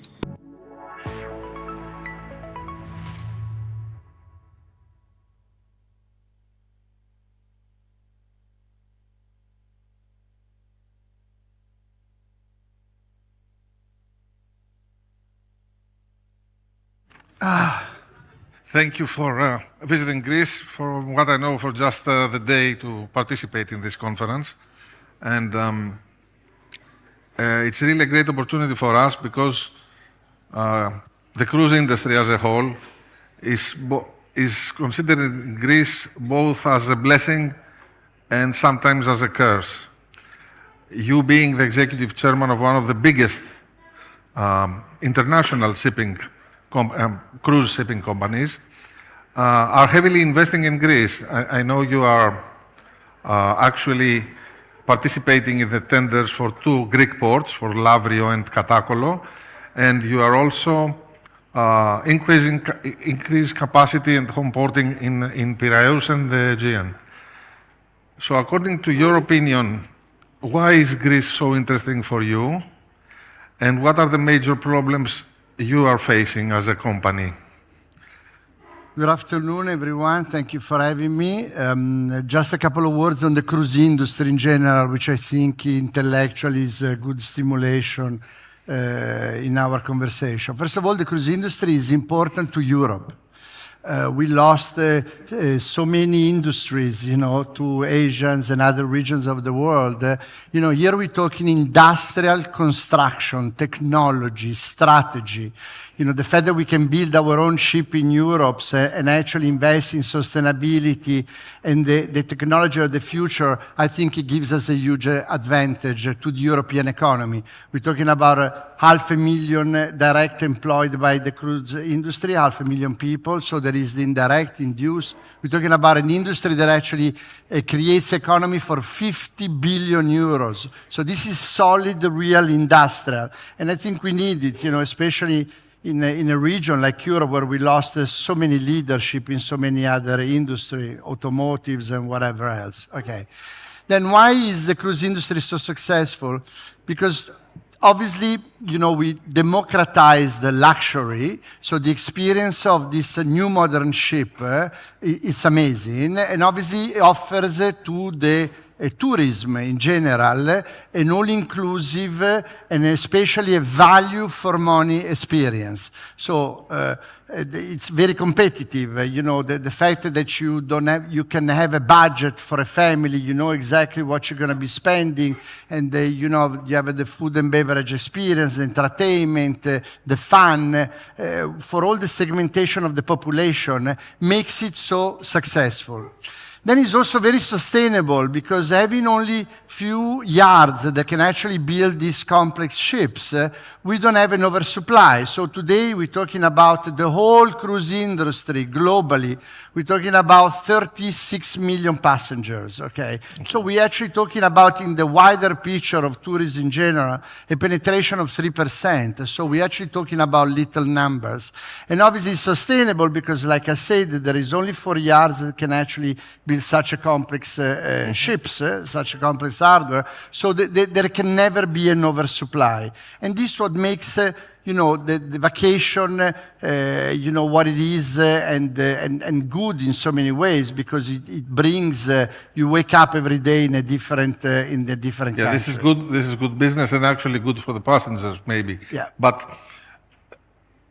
it's the cruise shipping as a function overall is usually blamed for overcrowding and lots of people in the same place at the same time in very small destinations, that their capacity to receive people is very limited. We had the European Parliament 2 years ago declaring Santorini as an SOS destination, and a lot of the blame was to the cruise industry. How do you think this can be handled? Because obviously you just described the opportunities for the cruise industry, and then the second thing is the value. How do local communities can benefit, take part of the value created by the industry? Because that's the second thing in Greece that it's usually criticized about. Yeah. Well, thank you very much for the question. It's very important. First of all, the cruise industry, a ship, can control the flow of the passengers. This is essential to understand. Unfortunately, I say, allow me the word, cruising, a ship, as you know very well, in Greece, we all understand what shipping is all about. Cruise ships are sexy. Okay, so they're visible. So every time it's easy to say, it must be that one, it must be that thing. While it's exactly the opposite. Cruise ships actually have the capacity to control the flow of the passenger like no other industry have. Because we actually disembark, our passenger according to the logistic, to the security, to the safety, to the destination, according to the capabilities of the pier, of the terminal that we operate. I give you an example, Dubrovnik. Medieval city with a small door, where there is the entrance of thousands of people every day. We sat down with the mayor of Dubrovnik and we control exactly our flow of how to go through the little door in Dubrovnik every day, and there is absolutely no issue. So we are the only touristic industry that can actually control the flow. So how is Greek handling that, according to your experience? Santorini. Yes. Okay. Santorini, there is an overcrowding from tourism in general. We have tour operating, planes, Airbnbs. We have the ferries. We have a huge flow of ferries, which is indiscriminated, coming to the islands. And obviously, the passenger ships coming from Crete, or the ferries industry. Actually, yeah. So from Crete, the passenger. Yeah, you're absolutely correct. So and that is not controlled. Then obviously Santorini is very atypical because there is only one berth to actually handle all this passenger. There is only one cable car, and obviously that creates a huge funnel, for the distribution of the passenger to actual experience of Santorini. But Santorini is very unique. For example, Mykonos. Mykonos is also a very important destination. We're talking about brands. Okay. Cruise industry is good because we can distribute and we can work with many islands. In the case of MSC, we work with the 20 different destinations. And we don't have a seasonality because we work throughout the year. So we actually deseasonalize, because we also operate in winter. So that's the capability of cruising. I was talking to the mayor of Mykonos, and he was telling me, Vago, I love the cruise passengers. You know why? Because when my clients for the residential of the islands go to the beach and the shops are empty, the cruises come and occupy and give an economy and give a business to the local community. Then the cruise leaves and my clients come from the beach and they have a 24 hours operation. So, you cannot generalize. That's my point. Santorini have certain peculiarities. Mykonos have others. And then you have the capability of ship moving and helping and supply different coastal communities.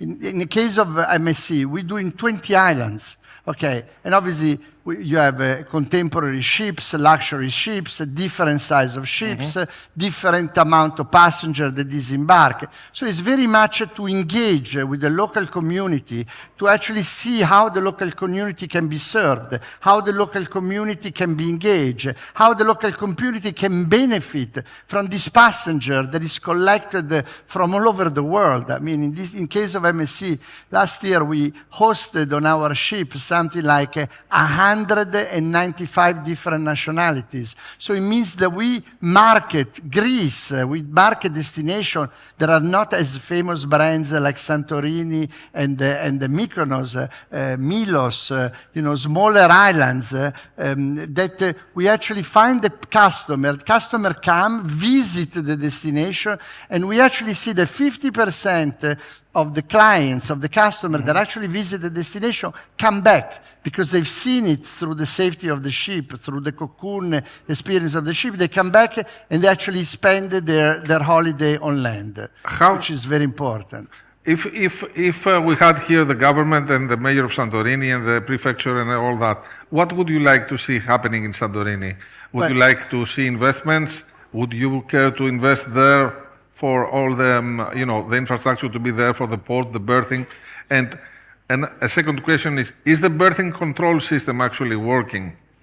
You think, the thing that have done in Santorini, the limit of 8,000 people per day?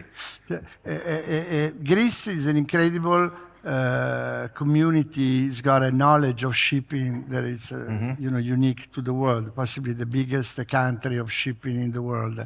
And one day I asked a very important ship owner, why don't you have a berthing reservation system? And I never thought of it. He looked at me and he said, you know, Vago, I don't have ships that actually call Greece, so we never felt the need to create a berthing and reservation system, which is the ABC of any country, so to actually control the flow of ships in general. I'm not talking about like cruise ships, but cargo ships, ferries, all type of ships. So you need a berthing reservation system. Greece does not have a berthing reservation system, which is very also dangerous in a way. You know, we had in the past captains that were racing the first that would arrive to the island to be served first. So we're actually talking about a problem of safety, security, and obviously that is not controllable. So we engage with the authorities, we engage with Santorini and Mykonos. Obviously, Santorini and Mykonos are two huge brands, you know, all over the world. I think you have Santorinis in China. I mean, you know, that's yes. You know, you're the enemy of your own success, almost. So 80% of the traffic, let's say, of this touristic traffic goes to this destination. So we spoke to the authorities, we spoke to the central government, to the local government, and we actually we actually started to create a berthing system, okay? And it's working very well. Finally, for the first year, we did not have any overcrowding. We actually controlled not only the safety and the security, like I was saying, but we actually saw that the flow of passengers was so much better. So we need to actually implement the same system across the whole of Greece. Do you feel, that the system is prejudiced against you? I mean, if there are another 8,000 passengers arriving from islands for a day cruise, which actually do not pay the passenger fee, to which we will come back later, that it was imposed this year, do you think that this kind of flow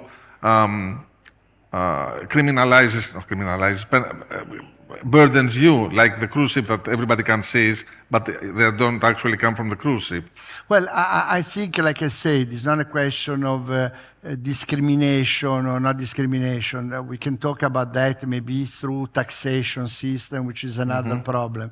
But I mean, is the sexy look, you know, the fact that the ship is there, is visible, everybody sees it, and many times it's so easy to point a finger. So it's very important. So thank you for having me here, because I'm really having the opportunity, and it's obviously time for the cruise industry, for my company, for MSC. I mean, we carry 1 million passengers, you know, to Greece. Okay, so we will have 8 ships operating into Greece, you know, in 2026.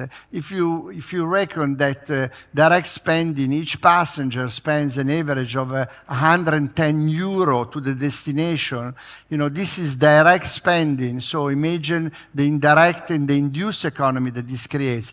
This is real economy. This is real tourists spending money and creating economy to all the coastal communities, which is so important. So you're right, yes. I mean, we're generalizing. Overcrowding is a completely different story. You know, we should look at low-cost flights, you know, cheap accommodation for a couple of days, ferry activities, you know, coming from Crete or whatever it is. So many times it's very difficult for a politician, also because if we're not engaging, you know, politicians say, it must be a cruise ship. But when they talk to us and when we actually can explain and when we actually show exactly the logic that I'm explaining here today, you know, a lot of politicians actually see the benefit and see exactly what the advantage of cruise ships can bring. What happened in Venice? We had a discussion a week ago, and you told me that Venice is trying to design the plan for the cruise industry.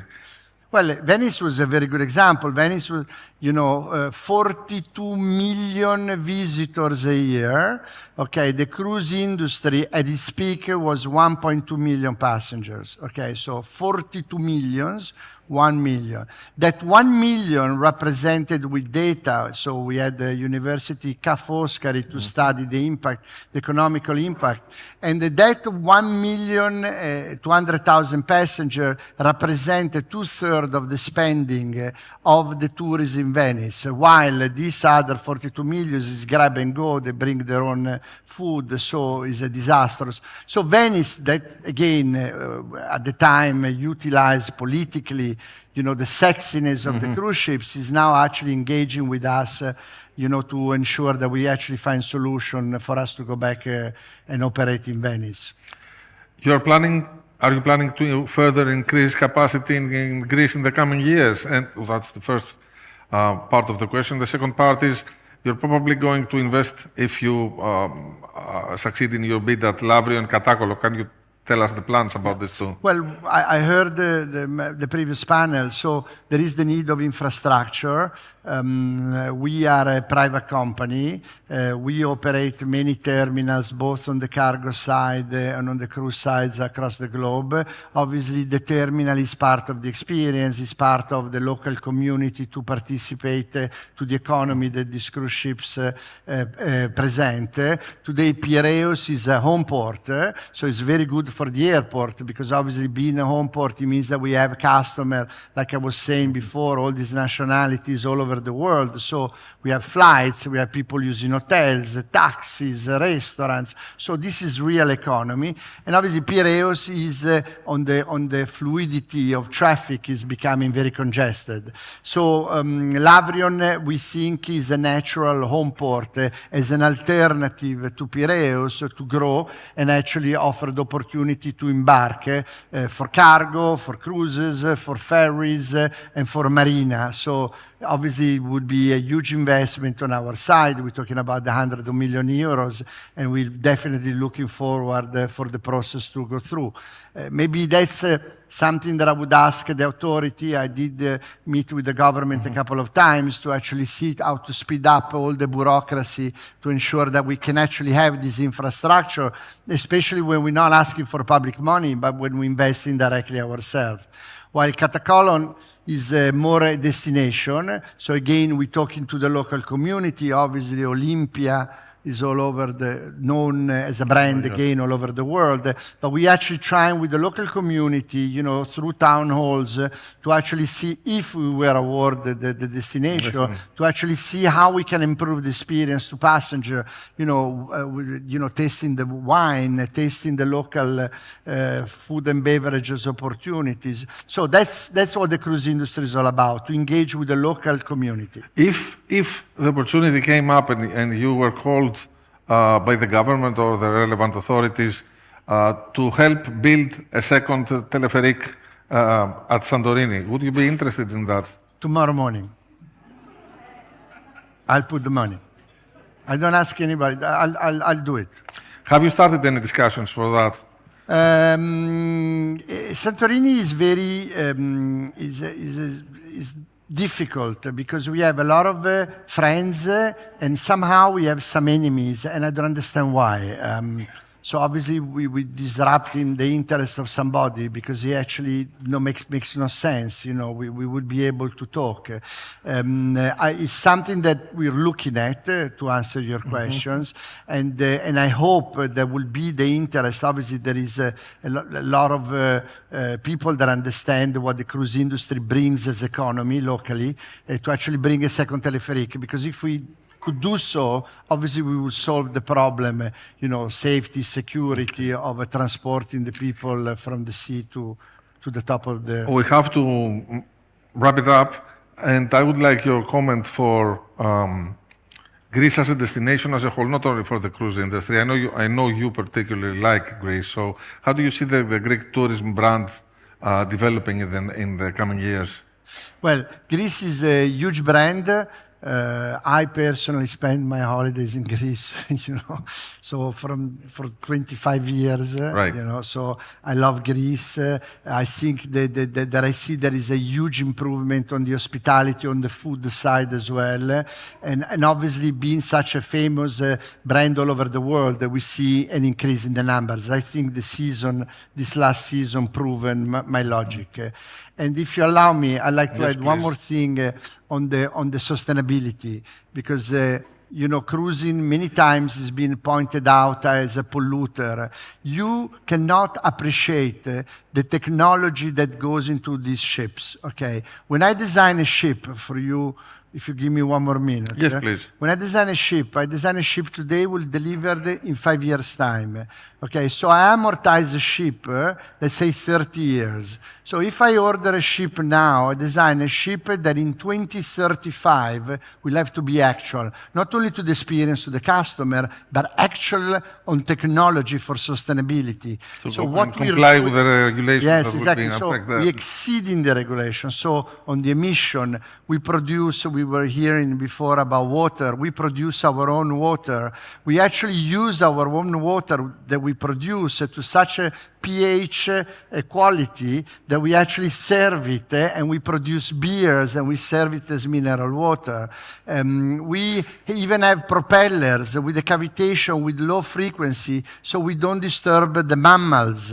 We actually have advanced waste treatment. So, and obviously the latest is LNG, bio-LNG. So sustainability, my commitment as MSC, my commitment as an industry of a net zero 2050. So not only we support the technology and the sustainability aspect, but we are right on course to carry a lot of passenger, a lot of tourism at zero impact to the environment. And this is not only my promise, but it's my commitment and my big belief that if we actually reach to that, you know, we will have an incredible, successful industry going forward.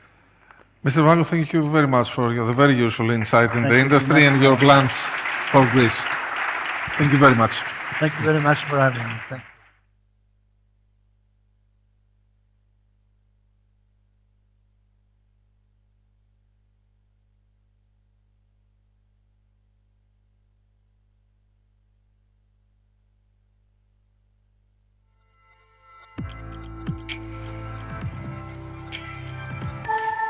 Έχουμε 10 λεπτό διάλειμμα για καφέ. 10 minutes coffee break.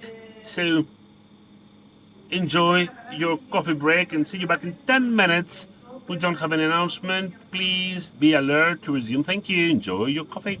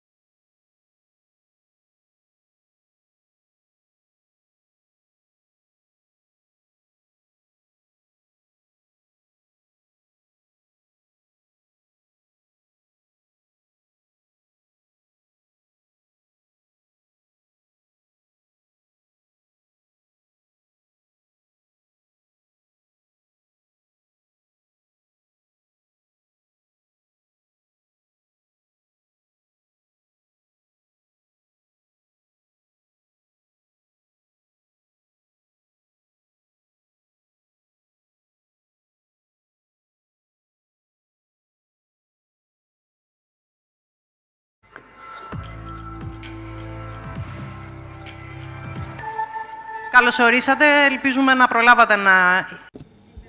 Welcome back, ladies and gentlemen.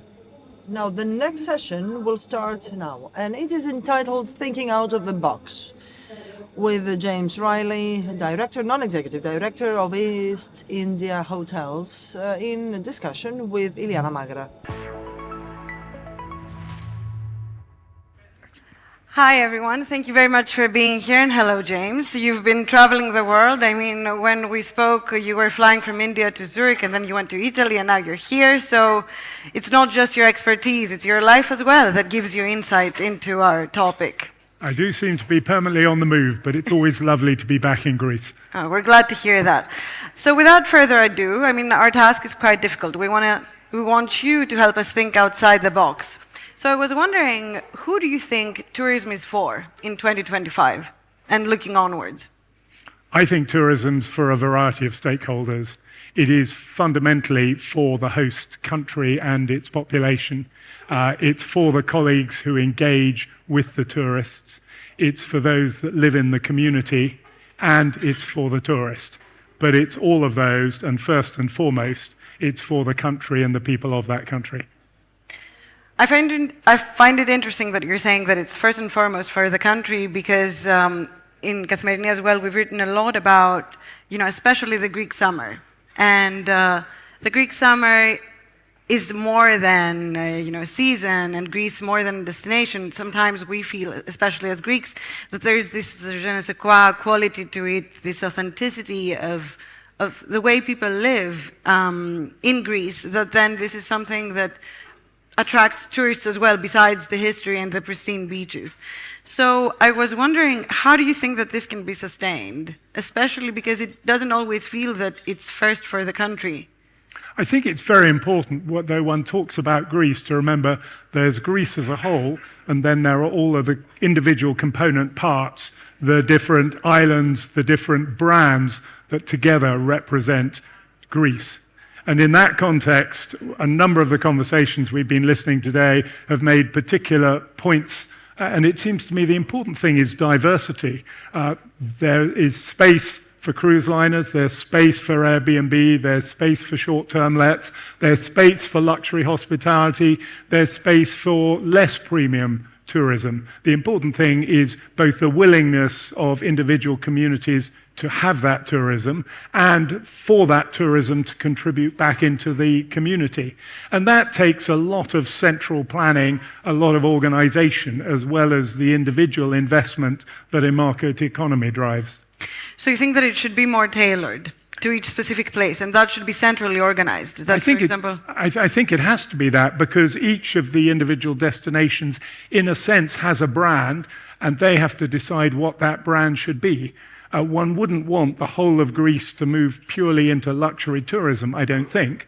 But at the same time, I think that the steps that Greece has made over the last 10, 15 years to move up the value chain from a tourist point of view has been to Greece's benefit, and it should do more to capitalize on that. I don't think that everyone in the country feels that way, though, No. Especially because Greeks are tourists too, and I think that they've been feeling increasingly every summer after summer that it's not very easy for them to be tourists in their own country as well, because it feels like tourism is a bit more tailored to high-end clients from abroad.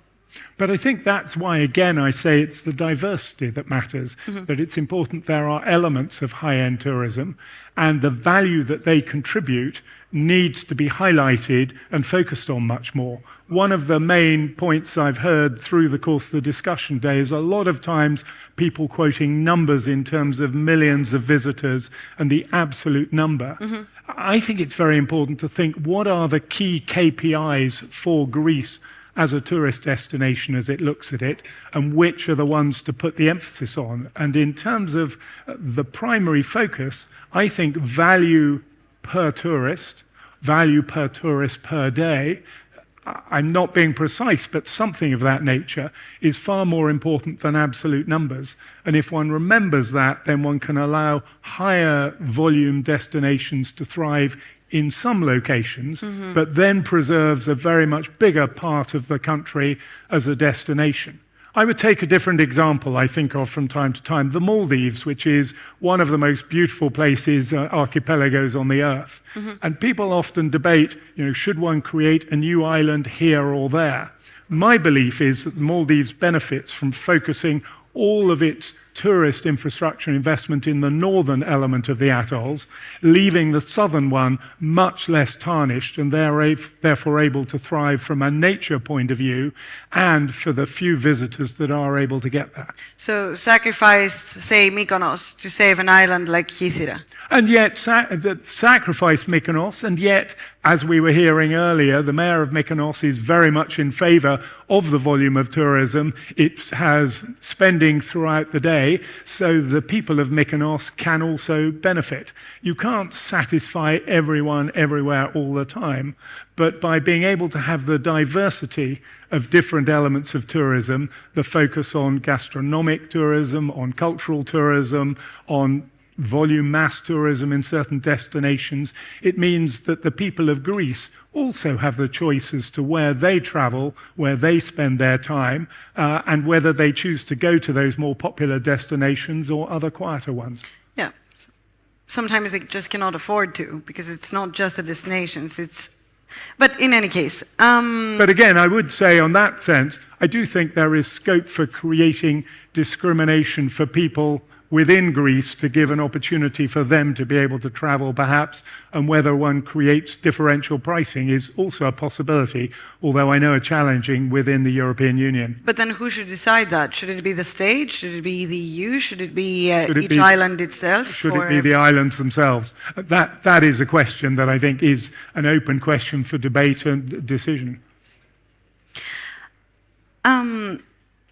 So you've told me before that you're not the biggest fan of cruises and of short-term rentals, and we agree on that as well. Do you think that they can be replaced, both of these things, or are they necessary for tourism? I'm not a big fan of them, but I have tried them a couple of times, and I thought actually the earlier speaker, obviously from a very eminent position in the industry, made some very convincing arguments as to why cruise industry should be permitted to exist. But again, it's niche. It's 1 or 2 or 3 or 4 destinations. It shouldn't be taking over the whole of the Aegean, and indeed, hopefully, it isn't. I think one of the biggest arguments made there was in terms of employment, and it clearly makes massive employment contribution, but is that of Greeks. And I think probably the biggest resource we haven't talked about that much today is about people and about the population, the resource of Greece, the degree to which tourism creates employment, and what we are doing within Greece to build up the skills of people within the hospitality industry and to utilize those effectively. An earlier speaker today mentioned that a lot of people obviously are employed in the tourism sector, but it's seasonal employment and it's a last resort. More often than not. It's not, building a career in tourism that has, that's not a popular choice for a career for one person. It's just, a way for them to find work for like 6 to 8 months. How do you make the sector attractive again? I think that goes to the heart of it, actually. It is the fact that when one looks at hospitality, shall I put it in what I would loosely describe as Central Europe, there is a pride in serving in the hospitality sector. It's a sector which is seen as an eminent profession along the lines of being an engineer or a doctor. It's well respected and people develop long-term careers in that sector and then go out into the world as experts in hospitality. They create that both from a depth of culture, from the training, from the hospitality schools. And I think it's an incredibly valuable skill as well, because although the skills you learn in hospitality are applicable to hospitality, they're also increasingly applicable to many other careers in life today, where AI and digital technology is taking away jobs. The one area of job that will remain is person-to-person interaction and contact, and that is best learnt in the hospitality industry. So building pride, investing in education and hospitality skills and getting people not only to be able to deliver with personality those skills, as Greeks do wonderfully, but building that up in terms of their own self-esteem so that they can then regard that as a well-paid job with a longer-term career. Because so many great Greek hospitality practitioners work a little bit in Greece and then move off to other locations and other destinations. But again, can this refer more to the luxury sector? Say again? Can this refer more to the luxury section Sure. of tourism? So again, it's not tourism for everyone. Even these people who might be educated, in order for them to be better paid, they're probably at the best hotels. But when we spoke on the phone, you said that you think luxury tourism can actually help a place. I mean, in Crete, for example, if there are luxury resorts or luxury hotels, just a few of them, instead of, many I think it more has, affordable options. it has a massive part to play because raising the prestige of the destination raises it for everyone. I think, again, an earlier gentleman referred to Santorini and the fact that there's a brand in China. Santorini in China isn't on the sea, it sits on a lake, but it's still Santorini. That means that Chinese tourism, Chinese visitors wish to come to Santorini. Creating premium destinations, and luxury plays a big part in doing that, then attracts visitors and actually makes the whole of Greece a more attractive proposition for visitors and one people are willing to pay a little bit more to visit. And ultimately, the benefit to Greece, to the extent one accepts it is a benefit, is generating revenue, generating contribution to the GDP that benefits everyone as a citizen of Greece. And then how do you retain the authenticity of the place without turning it into, a fun fair? Again, by differentiating between different destinations, it's so important that one doesn't turn every destination into a volume destination, so that it is possible, as the gentleman from Sifnos was describing, you can have local cultural experiences, and one can do that. It's the great strength of having such an archipelago, that each can develop differently, and they don't need to consume into a single amorphous mass. Each can be distinct and different. Some can focus on the volume tourism, some on gastronomic, some on sporting tourism. Yeah. There is the variety, and particularly as you now develop your road infrastructure, opening up parts of northern Greece, which conceptually, there aren't many people who are even conscious of the degree of the mountains in northern Greece, that you have snow in the winter, that it can be a great winter destination. When we have winter. It hasn't visited us yet. And I think that actually that element of the shoulder season is so important as well, because by diversifying away from simply thinking of Greece as beaches and sand and sunshine, but as places, I mean, as you know, I was here in Greece last month for a literary festival in the Peloponnese. Oh, you were in Kardamili? Yeah, exactly. Oh, wow. And there are these events, whether it's golf courses, well supplied by natural water, so water's another issue I know, whether it's culinary experiences, cultural ones, there's such a diversity that rather than pinpointing the problems on the whole of Greece, it's focusing on the degree which certain areas are willing to accept the challenges of particular industry, enabling others to evolve differently. Actually, that brings me to my next question. If you were to give a makeover to the Greek brand, how would you change it?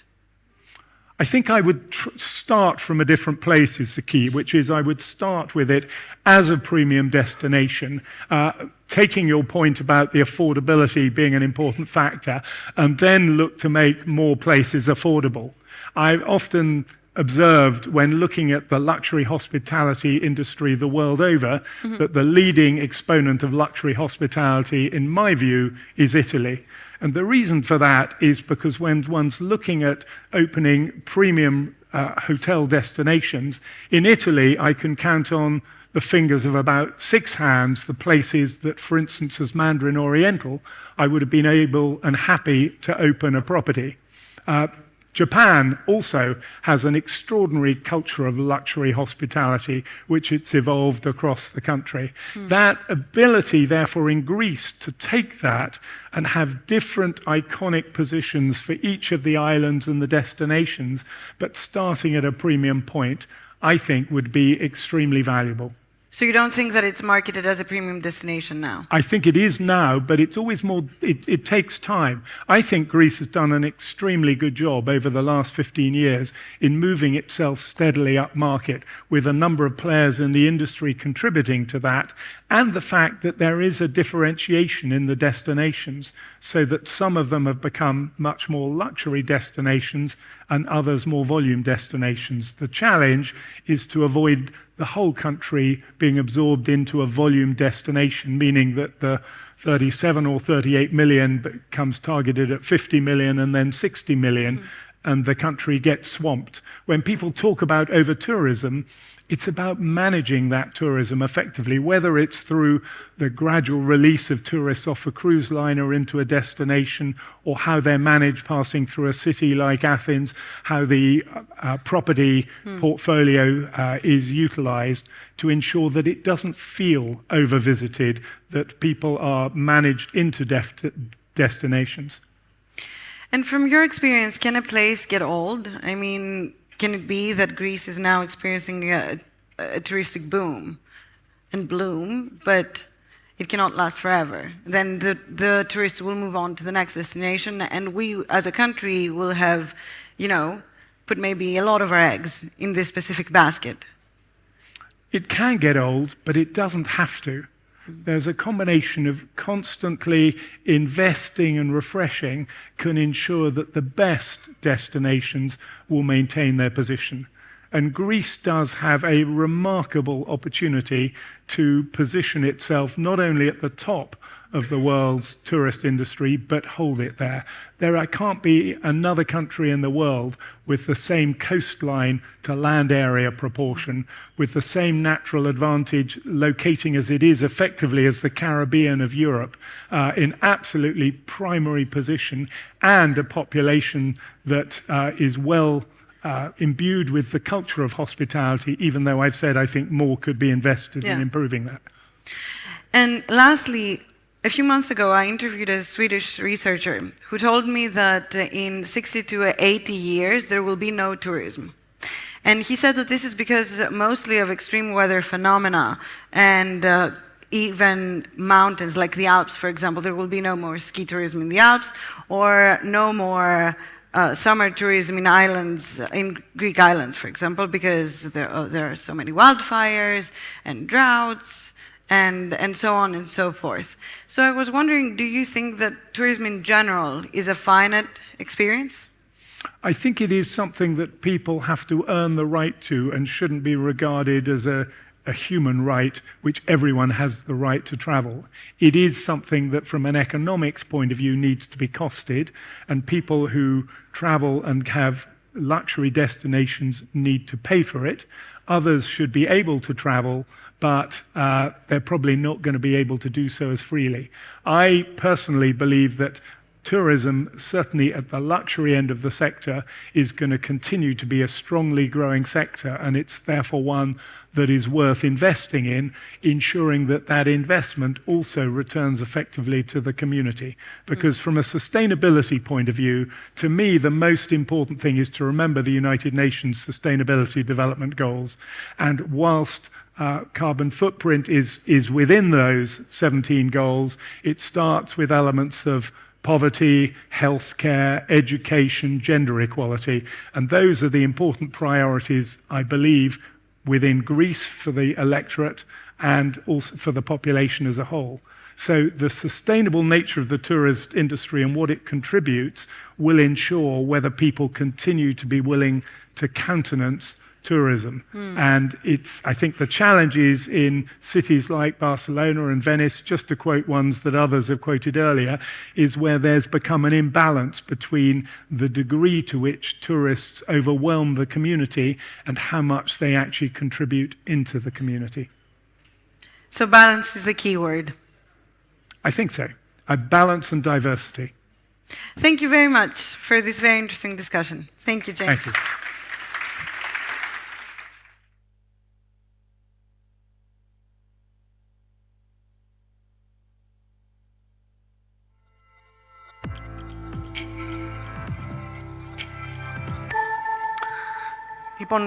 So, they say, a very nice quote from newspapers, that when you read a very good newspaper, it's as if you are listening to a whispering of a nation. Our own nation is not whispering, it's shouting. But I think that we can be very proud at Kathimerini that the summer of 2022 we've had a brilliant headline, a cover page with a huge impact, and of course it was dealing with Greek summer. If we are losing it, how we can experience this unique loss, and what can be done about it in terms of realism and not nostalgia. So now we come to our next panel, Greek summer, nostalgia and reality, and I would like to give the floor to Dimitris Karavelas, the CEO of WWF Greece, Mr. Strathis Kalivas, who is a professor of government, University of Oxford. Mr. Yannis Retsos, he is CEO, Electra Hotels and Resorts, President of Foundation of Economic and Industrial Research, and of course, Mr. Michalis Tsintsinis, who had this marvelous idea to moderate this panel. Thank you.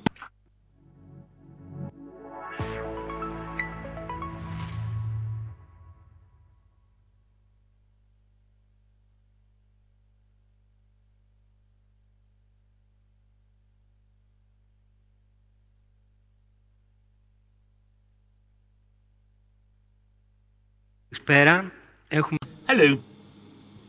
We have chosen a title which will be provocative, and it can preempt the position of each and everyone, because Greek summer is well marked by a question mark: nostalgia or reality? The title says nostalgia and reality because I believe that the Greek summer of our memory coexists with the Greek summer that we are living today, going to a destination that has changed a lot. And in this article, to which Margarita alluded, written by Strathis Kalivas for Kathimerini 3 years ago, the title said, "A Greece Without Any Summer." So starting from Mr. Kalivas, I would like to ask you, what was this summer about? The one that we remember? The one that is not threatened at all, but gets from one record to another, producing national wealth? Well, Greek summers are many. The reference to the Greek summer has many roots. For sure, it has been a tourist slogan of a previous era, but it has a deeper reality in it because it is related to the development of modern culture, the generation of the 30s, those people who tried back then to create a Greek identity to be based on the merge of modern and national mythology. Exactly, national mythology.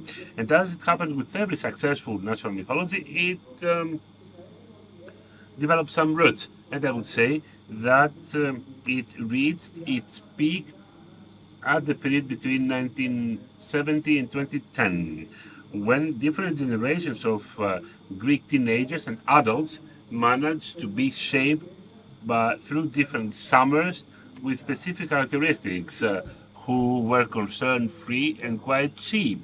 So these formed their own souls. Well, we would say that mythology cannot be consumed. Well, you're wrong. You're wrong. Let me tell you why. Because one of the most important conclusions in social sciences is the power of identity. Identity is a common narrative that allows some common collective actions. And identity is the one that drives countries to big fights. Without any identity, you can accept what is being imposed and you succumb and you are destroyed at the end. So I would say that identity is not something that cannot be eaten or consumed. It's a main constituent of futures growth. Mr. Retsos, are we interested about maintaining identity? What about the hotelier in Sifnos to maintain potters in Sifnos? Tourism works with identity, and the big proof is that before COVID, Simon Alkhund who is believed to be the guru of measuring global brands worldwide, the brand Greece ranked 5th in the world, a rank that it preserved throughout COVID. And this became more powerful through how we dealt with the pandemic in the tourist sector as well. Until this day, this is a record. So there is no question in today's reality, today's market, or in today's competitive world, to be able to be a powerful tourist force if you don't have a powerful brand. And the characteristics and the elements of this Greek brand are based, first of all, on these traditional contact, the contact with Greek people, the locals, sun, sea, the elements that is, that create in our minds the tourist industry. Doesn't it threaten this identity of the old days? Well, if we need to see objectively what's going on and how the tourist industry evolves, and then what the government is doing or the local administration is doing, the level of strategy to develop tourism, I will agree in many things with you and in many things with my friend Stathis. But the question, so it takes correction here, yes, and a strategic plan. It is legit, this one, in the private sector. We have keep on arguing even before COVID, that we need strategy in order to be able to create these prerequisites that will be a product that will have a powerful identity, that will make good use of competitive advantages of our country, and will be pretty helpful in tourism evolving in a sustainable way according to the needs of today. This might mean well-planned, top-bottom things. Yes, obviously, this is what sustainable means. It means to improve or to build some infrastructure that is needed, manage destinations, so that these destinations can be, first of all, good for the different dwellers and then for tourists in order to avoid any complaints. Again, my friend Stathis wrote about them. Are you satisfied with the plan until now? I recently wrote an article on eKathimerini 3 weeks ago under a study launched by the National Bank, which said that for the years to come we need 35 billion euros of investment in infrastructure on the islands. I will steal the argument from Mr. Kalivas, who wrote in eKathimerini about it. But isn't it a trap? The more we improve equipment and infrastructure, it is as if we are inviting more and more people entering a vicious circle from 36 to 46 million and 56, 66 million tourists per annum. If infrastructure can stand it, why not? We're talking about figures. It seems gigantic to us when Athens today, of 4 million inhabitants, has 6.5 million visitors and 6 million tourists in Florence, in Italy. Is this what we need? Is this what we need? Is this the future we want? Well, the issue of Florence, in my view, is remarkable. I think that it's a garbage bin. In my view, it's a garbage bin. There are no Italians living downtown Florence. They live at the outskirts. Florence is flooded with hundreds of tourists. They keep on collecting garbage, but you believe that you are not in a real world. Does the same apply for Barcelona or Amsterdam? Yes, yes, indeed. That is why there is a huge pushback. So let's take for granted that all cities in Europe right now are not inhabited, and to be inhabited, we need a different way. Mr. Caravelas, how can we stop that? If we confess we don't agree, but let's talk about overtourism. What should we do? Shouldn't there be any financial activity on the islands? Should there be some proud rocks at the Aegean that will be taken good care by the waves? There must be financial activity for sure. Nobody denies that. And obviously, tourism has greatly helped the economy of the country. But since many times today, many times we talked about sustainable tourism, it is wise to stick to that, term. I have taken good note of that, to think about it and then compare it to the current reality. Sustainable tourism, according to the World Tourist Organization, is the one that is taking into account current and future financial, social, and environmental impact, covering the needs of visitors, of the industry, the environment, and the host communities. So stick to that definition and bring to your mind the image of the cyclists during the last years. and tell me where can this approach, even to a minimum, the crowd that we see. It's not a uniform image. No, not at all. Why am I saying so?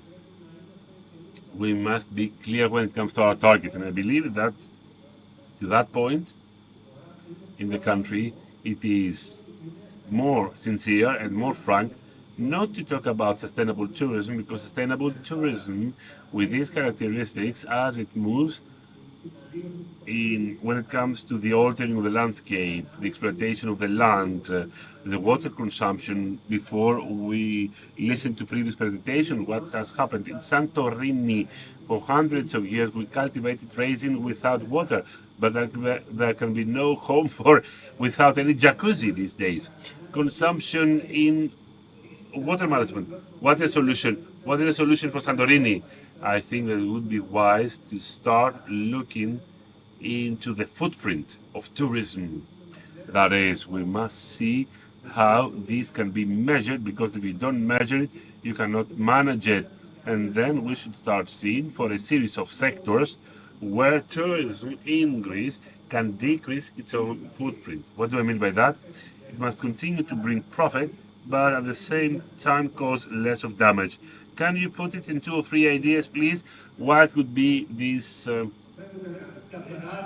break that we will need? For instance, what we're doing with the urban plan in our country, and where we put a break to that. What we're doing with the coastal zone, how we move with this unique Greek ingenuity of the off-plan building. This morning we listened to the minister. We are waiting for the urban planning consultation stopped 1 year ago. A city planning that will do what exactly? What will be the role of that? To seal or to guarantee what has already been done, investments that already have taken place. So urban planning is the bedrock of this strategic plan that was mentioned by the previous speaker. Now, the water issue.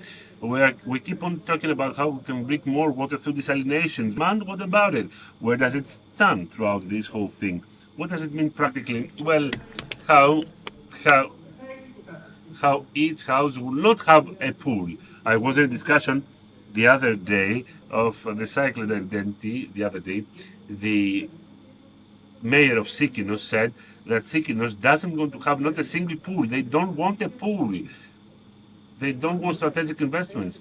They want tourism, but they want tourism at the scale that best matches the island. To go back to what we said before. Stathis, is there a model of growth that you have in mind? There is a big experimentation right now, because the model that is being evolved through our eyes has no future. And why am I saying so? Because tourism will become a victim of its own popularity. Right now, there are hundreds of millions of people that are in the middle class in the developing world. They will need in their turn to have access to the same areas where the Americans and the Europeans had equally access to. This shall create a big crisis combined to other phenomena like climate crisis, etc., and will lead to a dead end, to an impasse, and back then will be demanded more serious interventions. What we are saying right now about the reaction that exists in Barcelona or in Venice, or what is happening actually, these were things that many people couldn't imagine 10 years ago. Again, we're talking about the current examples. Is there any example to mimic? Yes, I have described it. We will go to a model. We will go from the idea of marketing, that is selling our product, to a model of choosing our customers, our clientele, with specific criteria where there will be an internal differentiation. So face control to tourists.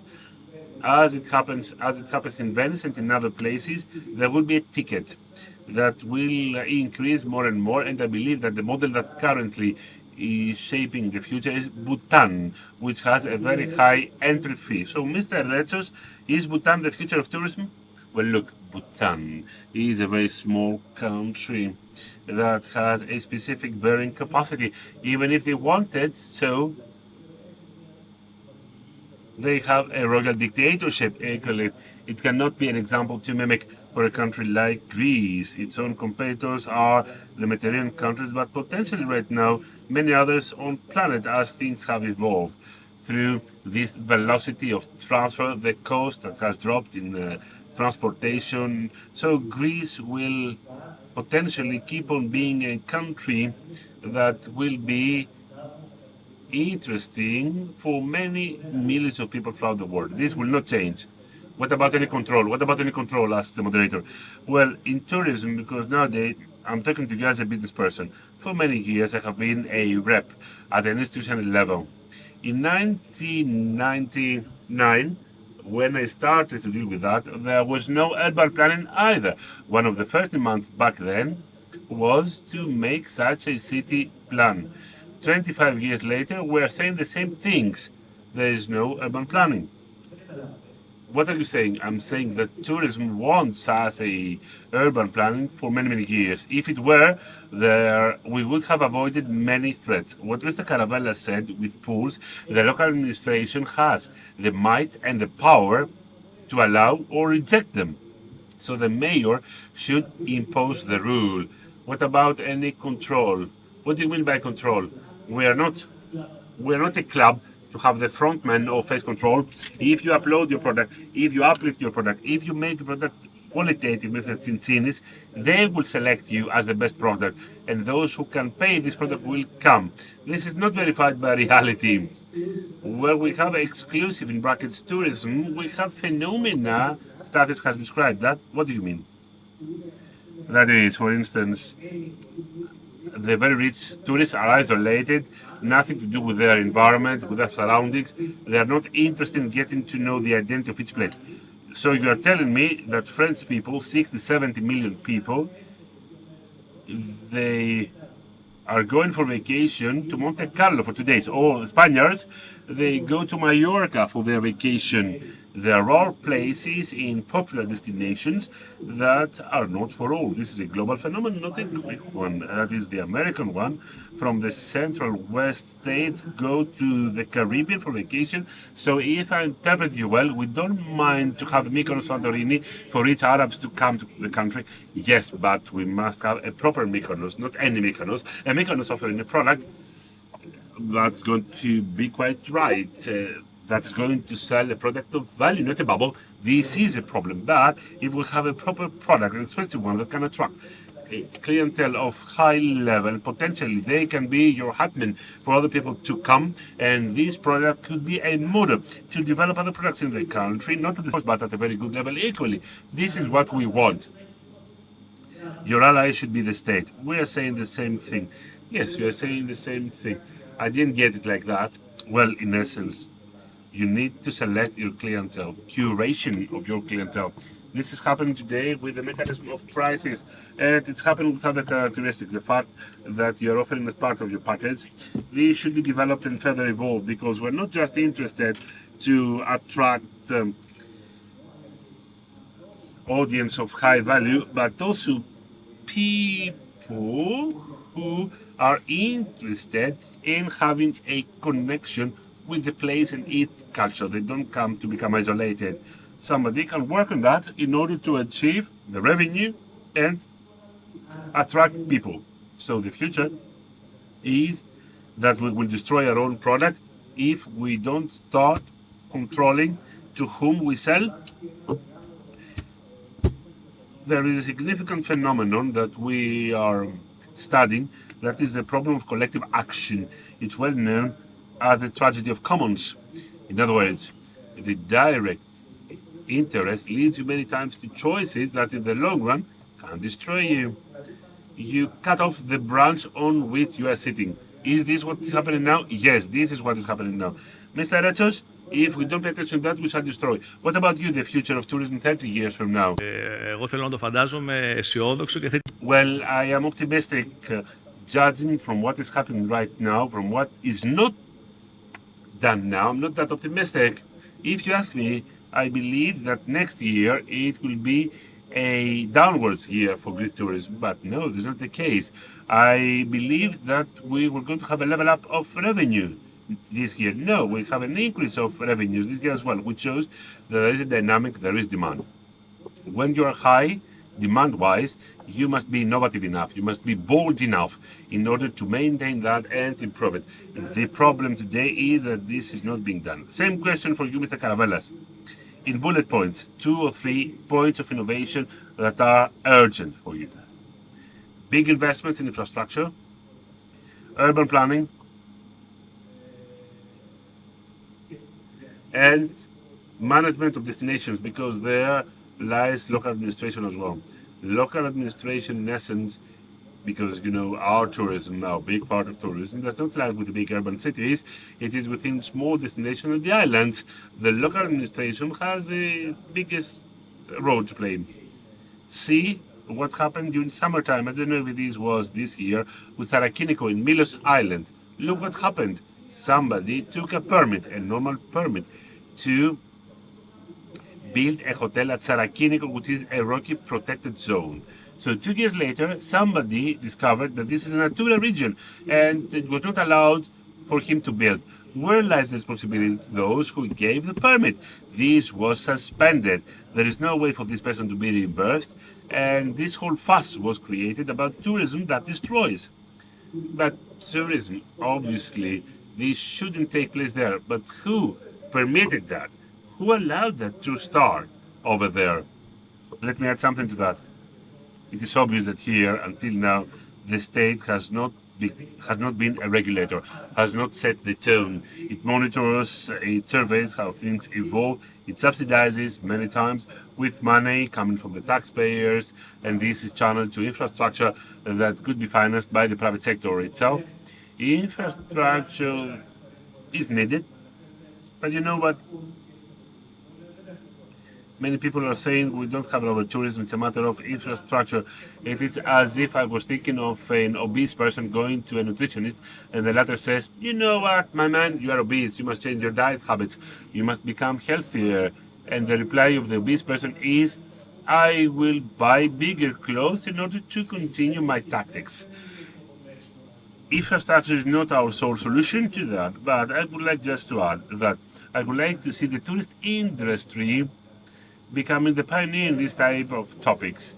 I think that you all agree that the city planning is a big problem. All industries should follow a logic of decarbonization as quick as possible, as soon as possible. I would like the tourist industry to be the pioneer in that effort, to shape its own strategy, its own plan about how decarbonization could take place. In 2021, SETE built a strategic plan of 4,000 pages. What happened with that? What happened with that? Let me tell you. Personally speaking, I walked around Greece.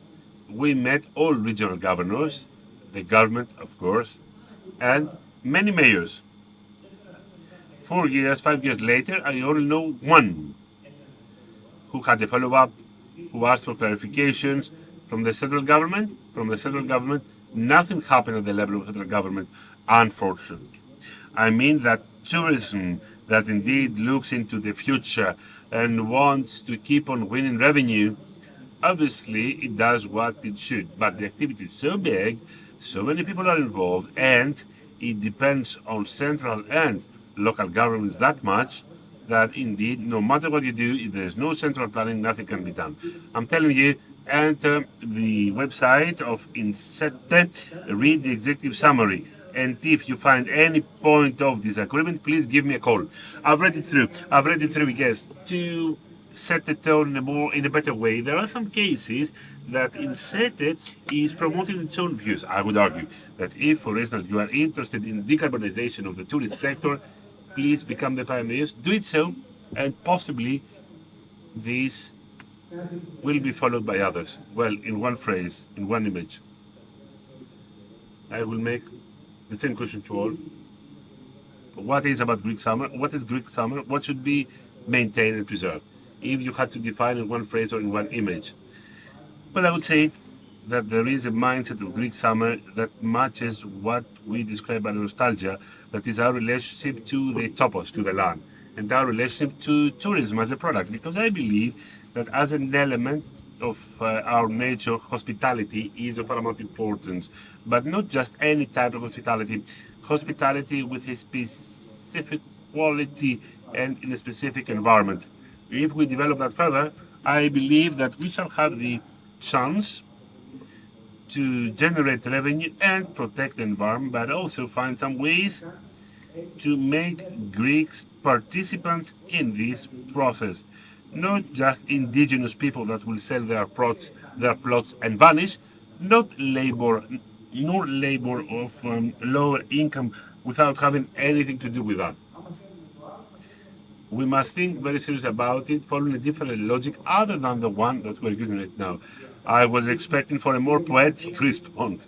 Mr. Karavelas, what about Greek summer? I would say two things. First, because we didn't talk about it, still in our country, we have very beautiful, rich lands. I would want the Greek summer to maintain and preserve these areas. And for the second one, I heard a very nice speech of George Lalios the other day, who said that the Greek summer is a summer with no Greeks. My wish would be a Greek summer including Greek people. Mr. Retsos, Greek summer is a state of mind. That's it for me. It is the campaign of Marketing Greece back in 2020, and this is my view. Thank you very much. Thank you all for the discussion. It was quite vivid and fruitful. Thank you.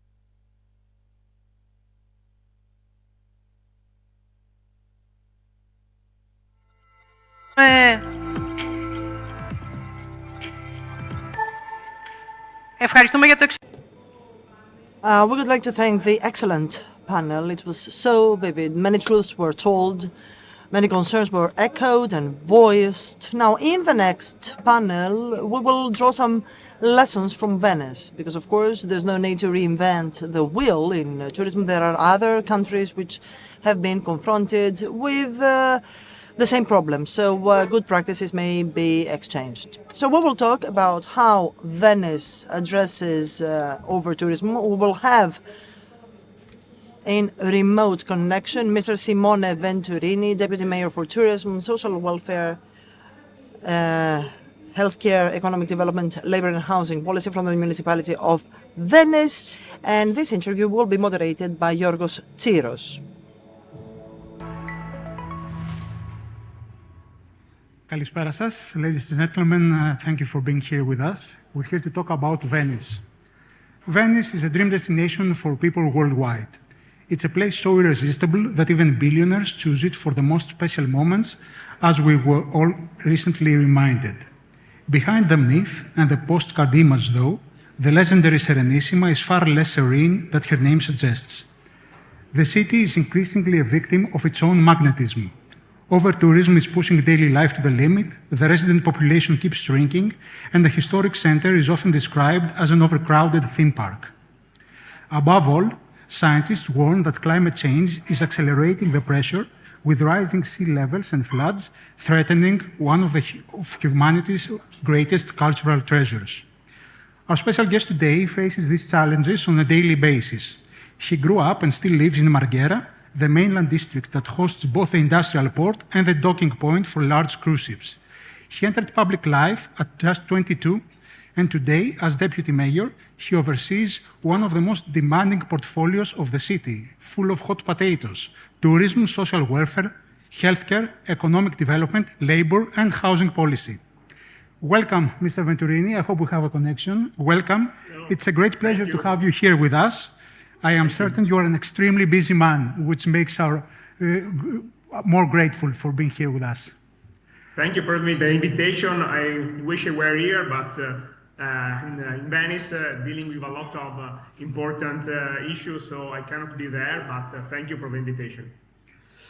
Allow me to start with the first question. Back in 1988, I believe it is the year when you were born, the historic center of Venice had more than 80,000 residents. Today, it's closer to 48,000. And also the wider lagoon area has dropped from 48,000 to around 26,000. So, of course, many factors contribute to this decline, but how significant, in your opinion, is the role of tourism and the pressures that come with it? Yeah, you know, Venice is a unique city So with a lot of opportunities and a lot of fragilities. Logistic and commuting can be tough in Venice, of course, and during the 90s and the early 2000s, we suffer of a lot of job loss for important functions as banks, insurance, and other important offices that were here in the middle of the lagoon, in the middle of Venice. And this office moved elsewhere in Milan or in the countryside. So a lot of jobs need to change city and went to live elsewhere. On the other hand, the tourism arrived in 19th and 2000, and we suffer a sort of unbalanced tourism. Venice was maybe the first city to suffer and to feel the unbalanced tourism as a problem. And I think that Venice in the last 10 years was also the city that started to tackle these issues and try to figure a new way to deal with this problem, not cancelling the problem of the tourism, but using the opportunities to attract new residents, new functions, new jobs, not related with the tourism sector. So after COVID, we are experimenting a new phenomenon. A lot of people are coming to live in Venice from elsewhere, from London, from Paris, from New York, and they are choosing Venice because of the quality of life, of the slowness of the city, and of the safety and security of the city, because it's the most safe city in Italy, maybe in Europe. You can go around during night, you can do whatever you want without any feel of unsafety. And we are attracting new jobs related with creative industries and immaterial kind of work and jobs. So I think that we are dealing with a new spring of the city, but of course we are in the country very old, and the aging population in the historic city of Italy is a big problem, not only in Venice but in every city in Italy and in Europe, I think. And we have also a big problem in Venice, that is the extra cost of everything. Doing things in Venice is very expensive because it's a city built on water. So for the restoration, the maintenance of the building, if you need to restore your own house, you need to spend double or the triple of another normal city. So this extra cost is an obstacle to people that want to live in the city. So we are figuring out a way to use also the public house owned by the city to attract middle class that Venice lost in the 2000s. One of the most controversial topics you had to deal with has to do with cruise ships. We don't see anymore for quite a few years now these dramatic images of big, large vessels towering like skyscrapers over the city. But to take the decision to reach this limitation imposed in 2021, I think, took so many years, so much consideration and deliberation, and caused quite a lot of tension with stakeholders. Almost 5 years later, how do you assess that decision, and how do you respond to pressures that still remain to either relax or even undo this measure? You know, I was talking before about the effort of the city to tackle all the the historic problem that the city had, and the relation with the tourism. One of the most important topic was the cruise ships. And of course, the passage of the cruise ships in front of San Marco Square, but also the number of tourists that arrived with the cruise ships during the weekend and during some particular day. So right now, we can say that the problem is solved, because the cruise ships aren't coming anymore through San Marco Basin, through the heart of the city. Only 2 cruise ships can arrive, but in the industrial area, and we manage it in a very good way, instead of the 8 big cruise ships that were in Venice before 2021. And of course, we are still struggling to figure it out the best way to dock the cruise ships in the industrial area. But here it is the big problem of the city. We are a unique city, a special city, and of course, the most special city in the world, I think. But we have the same tools and the same power as any other city in Italy. We cannot manage the water outside the Grand Canal because it's water managed by the state level.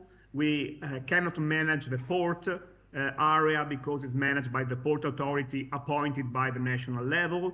We cannot intervene in the national law allowing the free market on retail, on souvenir shop, on licenses, on Airbnb and so on.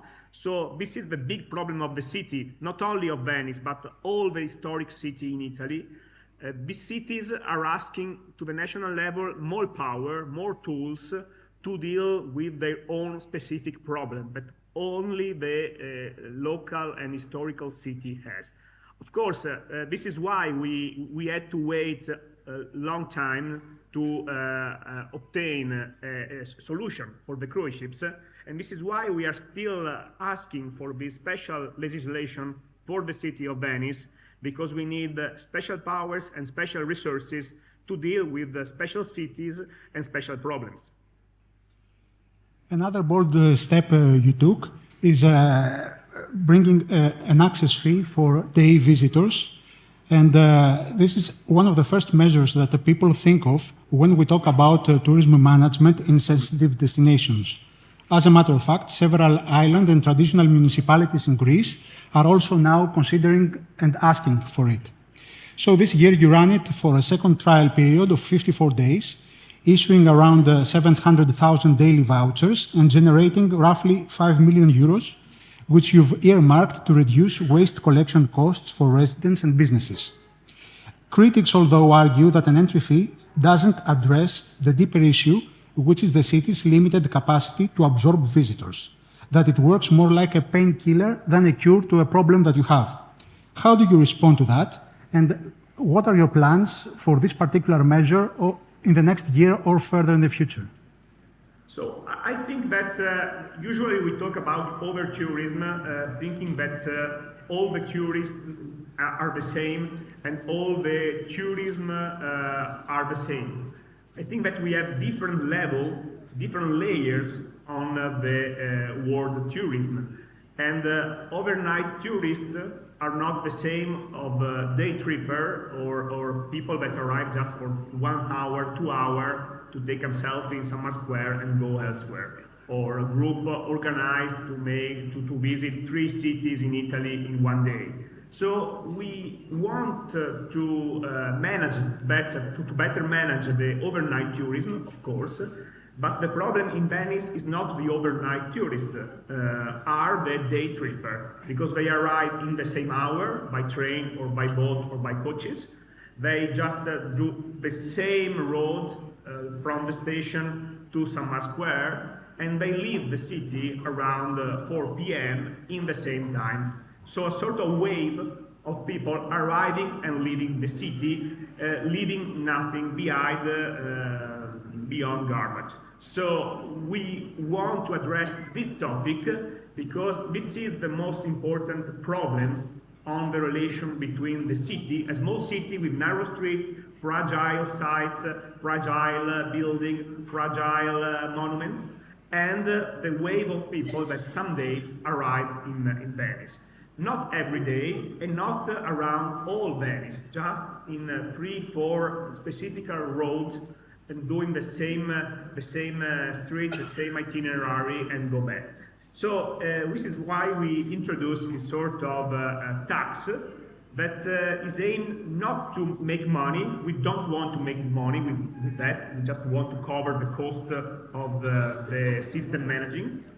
But is addressed to discourage the day tripper, and maybe, and we want to do is to stress more this point, to inform the people about the specific rule of Venice, the specific way how to behave in Venice, how to why you cannot jump in the canal, why you cannot eat a sandwich in a church, why you cannot just sit in the middle of the road blocking the pedestrian walks. So this is why we want to enforce this access fee, because the tourist, the day tripper, needs to book his visit and need to read some material that we provide to him, and is a better informed tourist.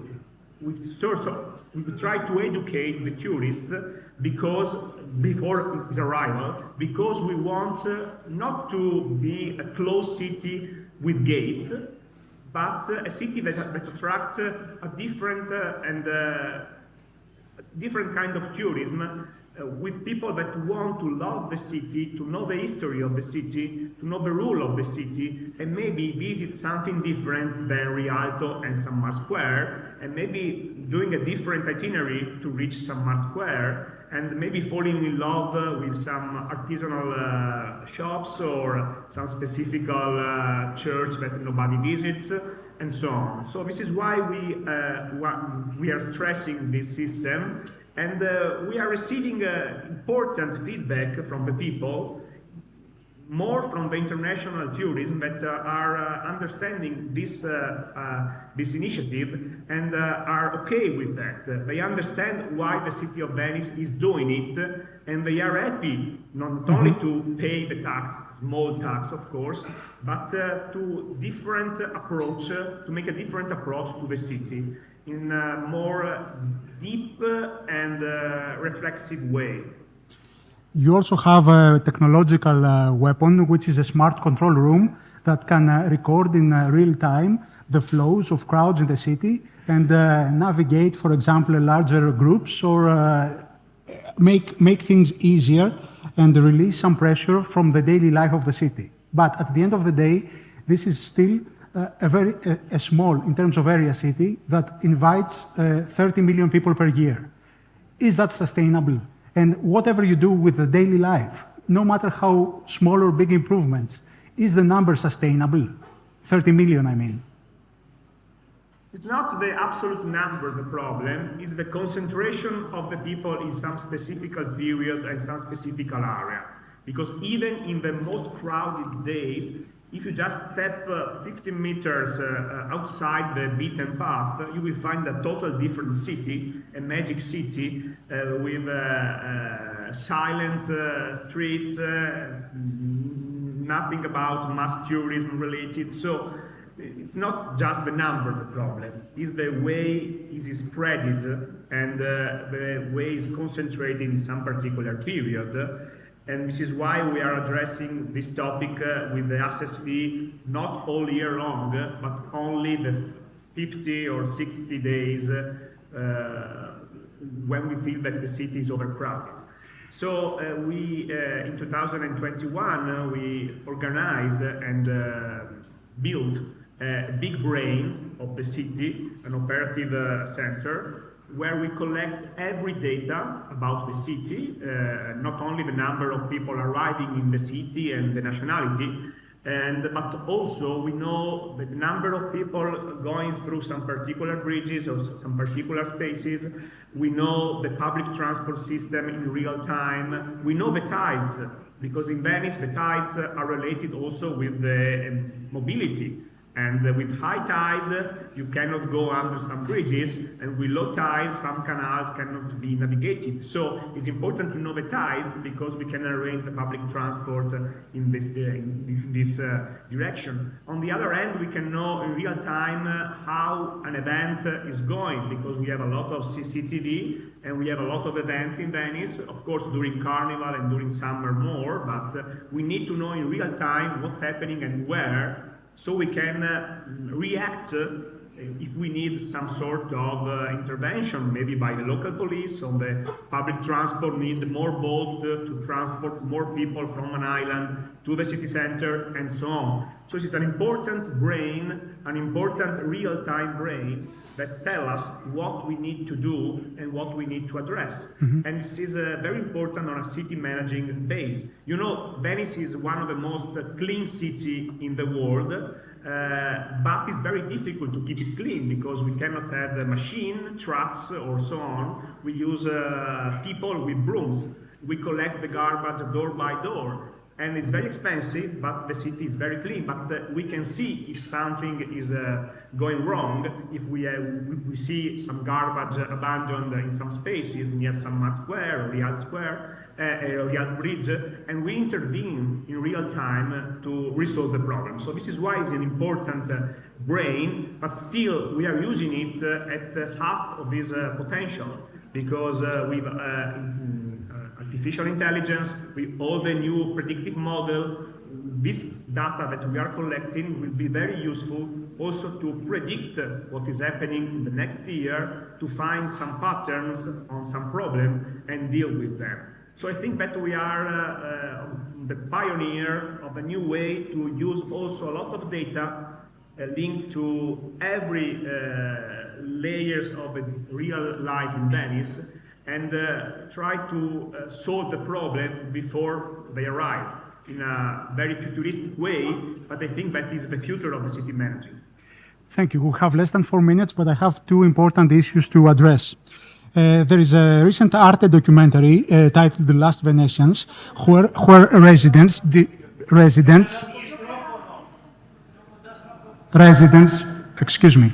describe a city where the most common name on a doorbell is Locazione Turistica. Tourist beds outnumber permanent residents, and some families are even occupying abandoned apartments just to remain in Venice. So housing is a crisis everywhere, but in Venice it is felt with exceptional intensity. And you've received a lot of criticism that you've been slow to regulating short-term rentals or even renovating some abandoned apartments to put in for long-term rents. What is the way forward for you regarding this? So we are the first administration that put a cap on the number of hotels. Before our administration, it was automatic to transform a residential building, a palace, in an hotel without paying anything to the city. So this is why a lot of hotels just pop up during the 90s and 2000s. This is why we put a cap. So if you want to build an hotel in Venice, you cannot do it. If you want and you want to ask, you will be answered that you cannot do it anymore. We just authorized one hotel because it was a formal, important building sold by the Chamber of Commerce, but the city collects 10 million euros of the resources that we use to restore public apartments around the cities. So before our administration, it was very easy to open an hotel in all the palaces of the city. Still, right now, it's impossible. Still, we have a problem with the Airbnb phenomenon, because in Italy, we lack a national law that says something on this matter. Around Europe, a lot of states, a lot of regions had the opportunities and the means to put a regulation on Airbnb and short-term rental sector. In Italy, we lack this opportunity on a city level. We still have a small possibility, but is very bad written by the national level, and we are still studying it to avoid court of law and problem with the private that will sue the city for damage, because the city is not able to stop this problem. On the other hand, we are working on our public houses. We have 5,000 houses in Venice. The majority of that are rented to people that are living there. And we are restoring, in this moment, 500 houses that will go on the public family that want to live there, using a transparent call that the city will do on online base. So in the last year, we gave 1,000 keys to 1,000 families to live in public houses. Of course, restoring a house in Venice is a long process because you need to deal with a lot of structural issues. And on the other hand, you need to deal with a lot of bureaucratic issues because every restoration in Venice needs to be verified by the Ministry of Culture for the conservation and heritage purpose. So this is why every project in Venice require a lot of process and at least 2 years for restoring a house. And this is why the costs are very high. We're a little bit over time, but I think we should ask one more question that has to do with climate change and with, there has been much consideration at UNESCO to consider an endangered World Heritage Site, the city of Venice. Are there any plans into motion, long-term plans, to keep the city afloat, regularly speaking? Yes. Right now we have the Moses system. Moses system is a submarine dam that is in work. It works in a very good way, and it keeps Venice safe from the high tide. The high tide in Venice are caused by the water entering from the sea into the lagoon. When we have high tides, we have a lot of water coming from the sea in the lagoon. So the Moses system stops the water coming from the sea, and we use some provisions, some important models to know when the tides are arriving and when we need to raise the Moses system, a sort of gate that keeps the lagoon safe from the seawater. This is not the only solution, of course, and we need to build a more resistant city because, salted water can be damaging for the marble, for the stones, for the rocks that are in Venice. So we are raising the surface level on a lot of streets and a lot of neighborhoods of Venice, Canareggio, Castello. So we are raising the floors of the city, and on the other hand we are protecting Summer Square, the most fragile place of Venice, but also the lowest part of the city that even with normal tide can go under the water. So this is why we protected the Basilica di San Mark church with a glass barrier that keep the church safe, and the marble, the precious stone are now safe from the high tides and from the normal tides. And we are doing a waterproof system of all the San Mark Square. But still, we need to keep it going, the island, the naturalistic area, because sea level rise is a worldwide problem, and I think that we are the most exposed city, the city that feels the most this important problem in a worldwide situation, but we are maybe the first, the pioneer and the first line to feel touched by this problem. But we are addressing it. Right now, Venice is safe from the high tides, and after the 2019 floods that destroyed the ground floor of the city, right now Venice is safe, and we are safe for at least 100 years. But of course, we need to think right now what will happen in 100-year time. Thank you very much. So the chances are, if we decide to visit, we will be dry, right? Yeah, of course. Okay. Thank you very much, Mr. Deputy Mayor. It's been really exciting to be speaking with you. Thank you very much. Thank you. Bye. Thank you.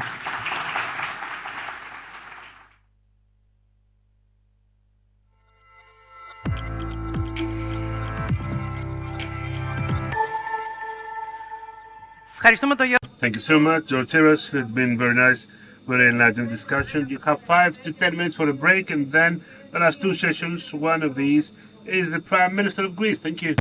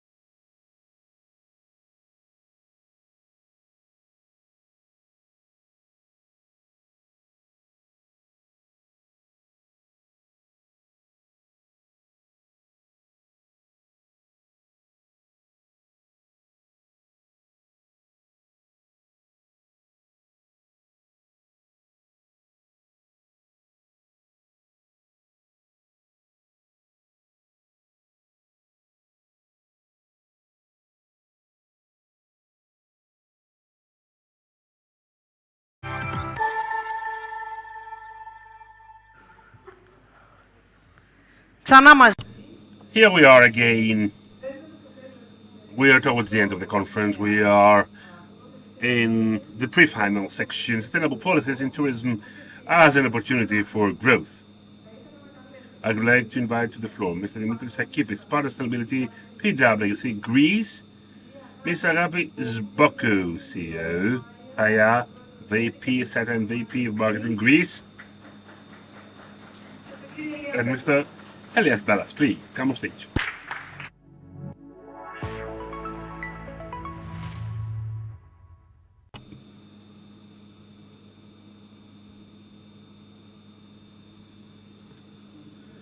The gist of this whole discussion about tourism and where we want to go was born, the need was born, first of all, because we have reached a very good point, a very good level. Where do we stand right now, or where do we need to go? Is there a plan? And allow me to start with you, with your hat as a VP of SETE and all the other hats that you're wearing in tourism. Mr. Zboko, please. Thank you, Mr. Ballas. It is true that Greek tourism has recorded a brilliant pathway. This was heard before. The level of services is skyrocketed. The experience of the customer has improved. The quality of food has increased. Infrastructure. We are at a point, it was said by the lectures before, that we can look at what we have achieved with the hard work of many people from a very high point of view. This fills us with responsibility to review, yes, and so reimagine tourism based on our own values, based on our own potential and our own priorities that we want to go. Yes, the next step, exactly, reimagine to become redefined.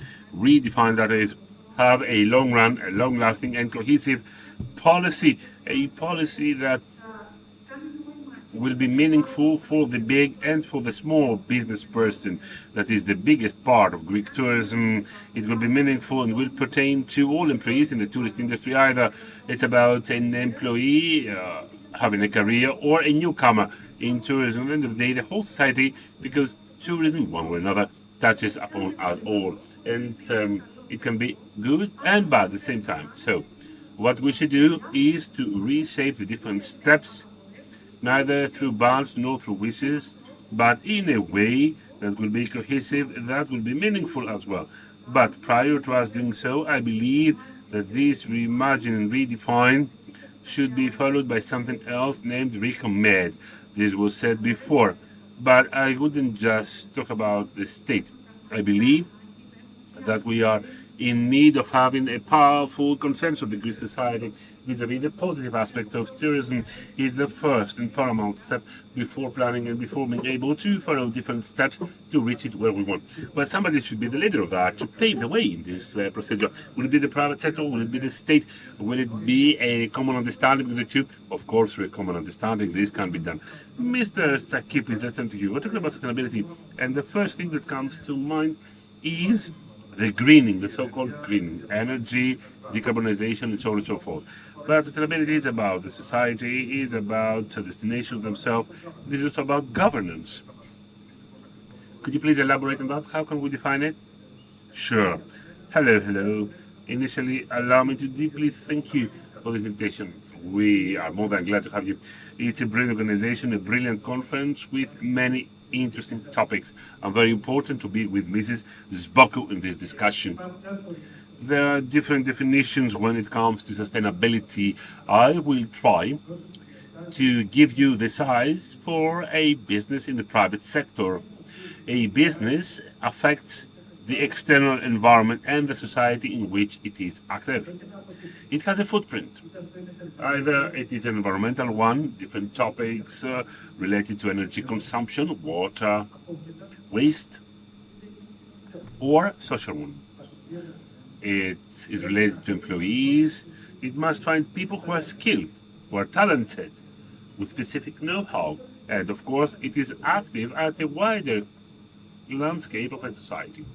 These can create a series of impact and consequences at the outer layer and in the society in which it is active. This is the one dimension of it. There is another dimension to that. The external environment is creating risks and opportunities for every business, especially in tourism. Natural disasters come to create risks for businesses. Water scarcity issues, the same. Climate change, globally, yes, climate change on its own has consequences. A characteristic example is Daniel in continental Greece, central Greece, in Thessaly. The Prime Minister said that 3 billion euros is the recovery cost for the state.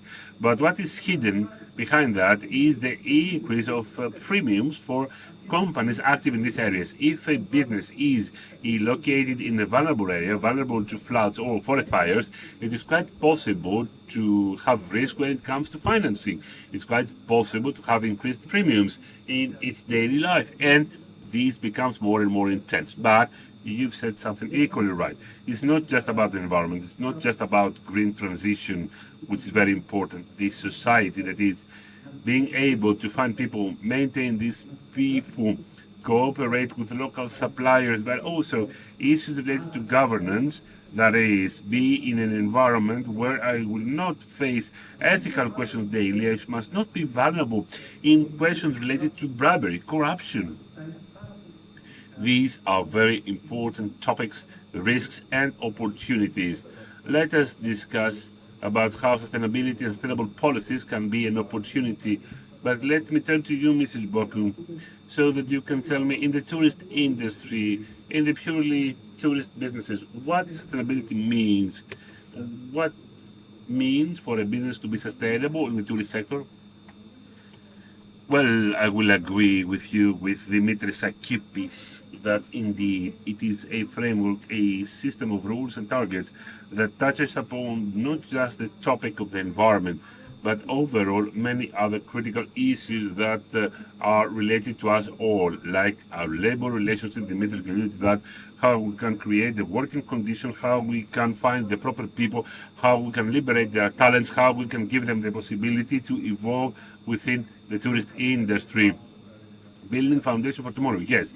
The issue of continuity for a business, governance, how you can deconnect, especially in small family businesses, and liberate a new dynamic by putting meritocracy as a part of the discussion. All these are demands of the daily routine. So who is this business person in tourism in a multifaceted environment landscape with demands either coming from society in which they are active, the resource of which is used by entrepreneur, by business, or by employees who have many skills, many opportunities and demands, or by legislation, or by customers themselves, who doesn't want a framework, a system that is based on specific values so that it can meet all prerequisites. Sustainability to me is an operational system that allows a business to have a very fruitful future, being more resilient and more competitive. In this sense, it creates value. We shall see later on our discussion exactly how this is perceived by SMEs in tourism. I cannot neglect the following question. Being in late 25 and with the new tone of the new US administration, how timely, how pushback exists, not just by the US, when it comes to policy of decarbonization, but also when it comes to European societies or governments that have been deeply impacted by the energy budget and have linked that to all this effort of decarbonization. Are we discussing about something that right now has been led to an impasse? Well, you were quite gentle in your argumentation. Yes, right. I believe that if somebody says that right now there's no pushback, this person does not interpret daily life in a proper way. So let's see what this is all about, this pushback. And I'll try to focus on Europe. Europe has decided for the last many years to pass some laws in order to make mandatory the part of publication of information vis-à-vis sustainable growth. The directive that has turned into a law of the state since the last 1 year in Greece vis-à-vis the mandatory publication obliged businesses under specific specs to collect data pertaining to sustainability and make them public in the form of publications. After the Draghi report, in essence, what was put in doubt was the whole cost that comes up from bureaucracy, red tape, for publishing this type of data. Europe gave some data. It says that it is approximately 8 billion euros, the cost that right now businesses are invited to pay in order to meet this rule. So there was a simplification directive about the directive, the omnibus package, the infamous omnibus package. Until now, I believe that this is a system that wants to strike balance. We were led from one end of over-regulation to the other end of oversimplification, I believe, and I'm very optimistic that this system will find the balance in order to be led towards an appropriate way. To an extent, to mention the study conducted by PwC Greece, we were able to see all these 46 reports for the first year in the Greek market. Let me give you one piece of data. The range of pages goes from 60 to 350 pages of publications. Imagine, if we talk about 350 pages of sustainability, this is an excessive number. But allow me to stress the following. This simplification is simplifying the regulations vis-à-vis reporting. Reporting is the last part on a voyage of sustainability for an organization. Behind it, I wish that we can liberate resources so that businesses can invest in two subjects related. Yes, but let me interrupt you. Apart from the imposition of the regulatory framework, simplified or not procedure might be, what is the true incentive that can be given to a business person, especially in the SMEs, that doesn't have access neither to consulting services nor to the funding needed? In your study, I have read that the main problem of adopting sustainability principles is the access to funding. What is the benefit? What can create value for organization? Value for organization, in my view, can be created by the funding, financial performance of the organization, development and good EBITDA. Apart from the strict financial size, what else can create value? The possibility of the organization to be protected against external phenomena, natural disasters, for instance, the possibility of the organization to be able to attract talent and maintain talent within the organization, the possibility of an organization to be defended against corruption phenomena. This is no novelty. This exists in the daily routine of businesses, especially in the tourist sector for the last many decades. The fact that we are putting an umbrella for the last timeline, and we're putting that under a pillar which is named sustainable growth, and the fact that we are trying, by creating action plans around these topics to improve the performance of businesses in exactly these sectors, this creates value. And this might generate value regardless, no matter how big the size of a business is. Well, I do get it, but I'm not sure actually the value is visible to all. And let me come to you, Mrs. Boku. We in Greece do have an ambitious and authentic self-regulation effort.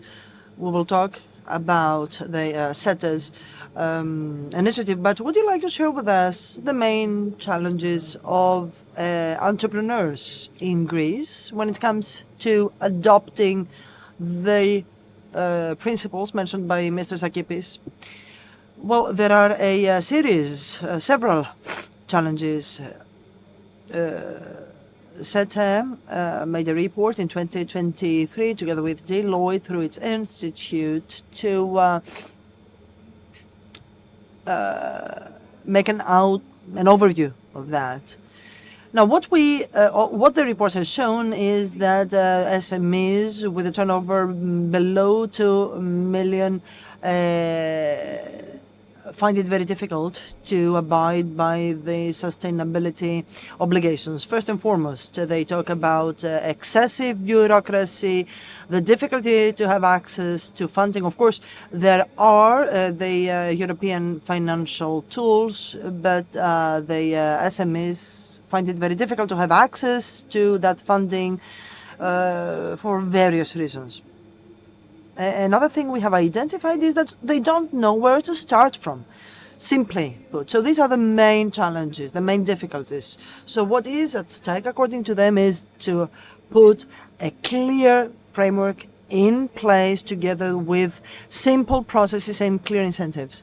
Do you believe that the framework in Greece is clear? Well, not as clear as small entrepreneurs would need them to be. Now, let me again ask you, Mrs. Sboku. You created the Metron platform at SETA. You took that initiative to self-regulate, and I believe that the first pilot year is about to conclude. So, would you like to share with us your take? I mean, we have private enterprises which voluntarily try to take stock of their contribution. Well, that was an initiative that was implemented upon the initiative of our president as soon as he took office, allowing SETA to take a role of monitoring body and implementation body through the creation of a platform which goes hand in hand with a stewardship board, including Dimitris Sakipis, who can find by providing input, etc., a task force with sustainability experts who have helped simplifying all the issues that have to do with the platform, a toolbox of best practices which provides tangible examples to help small tourist enterprises to start somewhere, and many other actions to help change culture as well. Now, when it comes to the platform itself, it addresses 5 pillars: transports, accommodation, and tourist operators, environmental and labor issues, governance-related issues. It was launched for the first time last year, in the last quarter of the year, and 50 companies first applied, and eventually 27 of them were accredited. In 2025, we managed to have 327 companies on board out, and 121 applying and trying to finalize their application. What about the tools? Now, the tools are there available for the companies, and of course, now we are working on 2 large-scale projects. I mean, on many, but 2 are very important. First is the interconnection with the questionnaire developed through Tiresias for banks.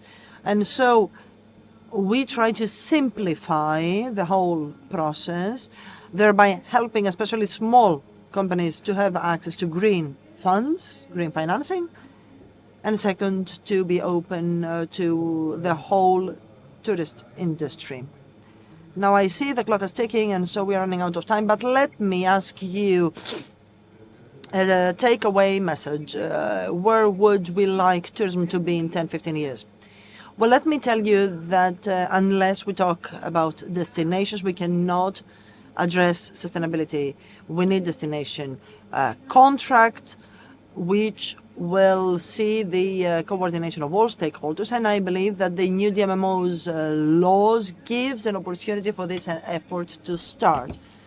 In the years to come, I would wish to see similar agreements, similar contracts. There are good practices. We can draw inspiration, and every destination could set its priorities and the kind of tourists they would like to attract in the framework of a far-reaching strategy. So I would dare to say, first, changing culture. Second, viewing sustainability as a business strategy, as a management tool, which will give value to our brand. It will strengthen the position of all tourist enterprise vis-à-vis the everyday problems and difficulties, especially when it comes to labor, thus reinforcing, strengthening our companies and being able to see future more optimistically. Mr. Sakipis, excuse me. I believe that tourist is key, and the destination is key. Unless we manage to operate in the framework of a wider destination, then stakeholders alone and individually can do not much. Apart from the destination, it is very important to also understand the priorities and interests of the stakeholders, the various stakeholders. There are tour operators like TUI, for example, which have set targets to reduce by 46% CO2 emissions. This means that the partnering of hotels need to take steps to that end. The same goes for Booking.com. There are banks which not only measure through TRCS and the initiative to interconnect the TRCS and the banking system with the businesses is excellent. Banks themselves have to submit their transition plans to their supervising authority, and also researchers. 74% of investors, according to a survey that featured big investors like CVC, Farx, etc., bring together growth to sustainability. And interestingly, they managed to prove that there is a 6% increase in revenue if sustainability measures are being taken, and 6 to 7% multiplier when the investor will sell their activity, so as an exit price. In other words, I believe that sustainability is the future. There can no be growth in the tourism sector unless this growth is sustainable as we mean it and as we described it. Can Greece become a world champion of sustainability? So can Greek tourism be at the forefront and become a role model for other countries? Well, yes, absolutely. Now, we heard Mr. Ridley earlier, and it's interesting to hear someone who is a third observer to explain how they perceive your country. So starting now, I believe that if we take the necessary steps forward, especially if we insist on the change of culture, we can thrive. If we truly believe in the value it can create and in its real power, a change in culture and sustainability should be part of all the training curricula. It will be beneficial for the future. So together with the people, not only with businessmen, but also with the employees in the sector of tourism, I believe that, yes, we can become a role model. Hopefully we will make it. Thank you so much. Thank you both.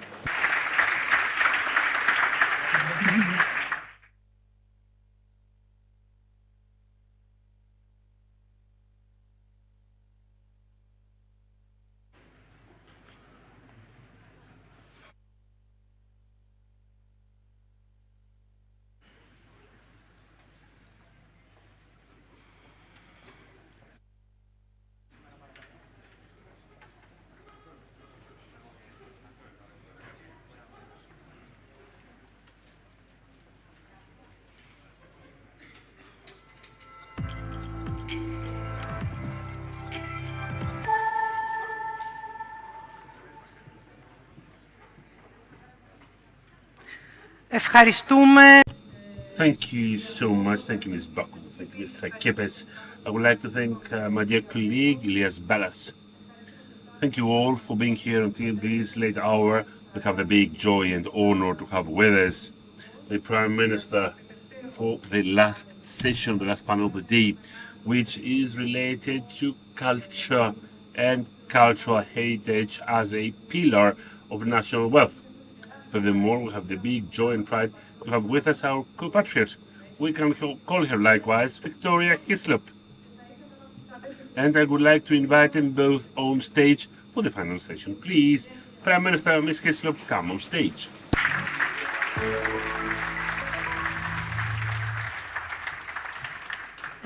εδώ, Βικτόρια, και εκεί θα κάτσει ο κύριος Πρωθυπουργός. Κύριε Πρωθυπουργέ, σας θέλουμε στην γωνία, βέβαια. Εντάξει. The conversation is going to be held in English, so Prime Minister, thank you so much for being with us second year in a row. It means so much for us to be here for our conference. And our fellow Greek citizen, Victoria, thank you so much. So we have lots of interesting questions in just 30 minutes, so I'm going to start right away. I think we can guess one of your biggest dreams for your prime ministership, and we can guess it because it's our dream too. Can you picture yourself standing at Athens airport and waiting for the flight which is going to bring us back the Parthenon marbles? And do you see this happening in the foreseeable future, this dream coming true, like, for instance, before the elections? Well, if that were to happen, I would make sure that I would be on the flight itself. Look, this is obviously a very, very complicated issue. It's no secret that we've had discussions with the British Museum to find an arrangement that would work for both sides. I don't think we have made as much progress as I would like. But in light also of the big renovation that will take place involving the British Museum and the Duveen Gallery in particular, maybe this could present new opportunities. So certainly I will keep on making the case that the Parthenon sculptures deserve to return to the Parthenon Museum. This is not a typical restitution argument. This is a reunification argument. The Parthenon sculptures tell a story which today is probably even more relevant than ever. It is not just an example of the pinnacle of classical Greek civilization, but it, especially the Parthenon frieze, tells a story of the Athenian democracy at its peak. And it needs to be viewed in its entirety at the Acropolis Museum. So I will certainly persist. I don't think that we're close to a positive outcome, but I do also think that public opinion in the United Kingdom is certainly shifting in favor of our arguments. But we have nothing specific to announce yet. No, you would be the first to know, but unfortunately, no. Yeah. Victoria, you've been witnessing this discussion for years and years. What's your view? What do you think? I'm growing a little bit impatient. The last time I went to the Acropolis Museum, Mr. Stampolides and I hugged each other as I left. And we said, it must happen. I said, it must happen in our lifetime. And he said, but I want to be walking into the museum behind them. So we both need to still be capable of walking. So I don't want it to be, in 20 years' time. And as Mr. Mitsotakis said, the latest poll shows this growing opinion by the British public that those sculptures should come home. At the same time, we now have this announcement from the new Egyptian Museum that they want the Rosetta Stone back. So that's a new challenge to the British Museum as well, which I think will slightly change they might think, well, actually, if we're now in the spotlight from two important countries wanting major archaeological finds back, perhaps we need to act more quickly. So the more pressure that we can put the museum under, from my point of view, I think the faster they will return. So we will keep campaigning. And every day there is something happening to that effect. I think we have to be tenacious and very systematic in making our arguments. And of course, I do understand that for the big universal museums, there's always a belief that the floodgates could open and all sorts of restitution claims could be made. But I do make a distinction between the Parthenon sculptures and other objects, not just because of their particular importance for Western civilization, but again, because it is one monument. I once used this example, which upset my British friends, but it's like cutting the Mona Lisa in half and having half of it in the Louvre and half of it in the British Museum. This is exactly the experience with the Parthenon sculptures. It doesn't make any sense. We've built a lovely museum that is right next to the Acropolis, and they need to be experienced in Greece in situ. And I will certainly continue to campaign. And I think we're building also a coalition of not just of Greeks, and I do refer to Victoria now. Ελληνίδα είναι πια η Victoria και με τη βούλα του νόμου, but also many friends of Greece who are adding their voice to what I consider to be a very just claim and request. One of the most funny things that the Brits themselves are saying about returning whatever it's been stolen is that if the British Museum gives back everything which has been stolen, they'll end up with 2 oil paintings with Cocker Spaniels. So even for them, it's very difficult to say, you know, we're returning things that we assume that they might be stolen. But again, let me point out here that at the end of the day, one needs to think creatively. And one, as I've said publicly, could offer to the British Museum, you know, a partnership which would also work in their favor with rotating exhibitions of treasures that maybe have never left Greece. So we want to find a solution that works for both parties. This does not mean that we don't have a very legitimate, not just a legal claim, but historically and culturally legitimate claim in arguing that the sculptures need to return to Greece. Prime Minister, Greece has entered a new era. It has left behind financial crisis, has undergone a very profound transformation, and it's now considered as a success story, a power in the region. So what is our brand as a nation in 2026? And what is our new narrative for the 10 next years? How do you see it?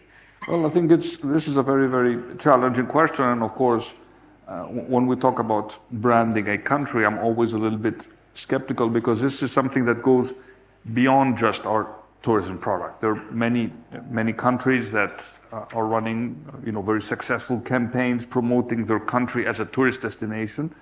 And this, of course, is also one of the topics of this gathering. But I think we are portraying an image of a country that has clearly left behind its very, very difficult years, that is moving in the right direction, that is embracing modernity while also clinging to our traditions and what makes us so unique. So I think this is double vision of Greece, a country that offers tremendous opportunities, not just to travel to, but to work from, to set up business in Greece, while retaining a unique product in terms of what we can offer, while at the same time, you know, embracing the future with optimism and not just clinging to our glorious past. Because I think in the past we've constantly looked at Greece as a country that was simply the custodian of a glorious civilization. Of course, this is incredibly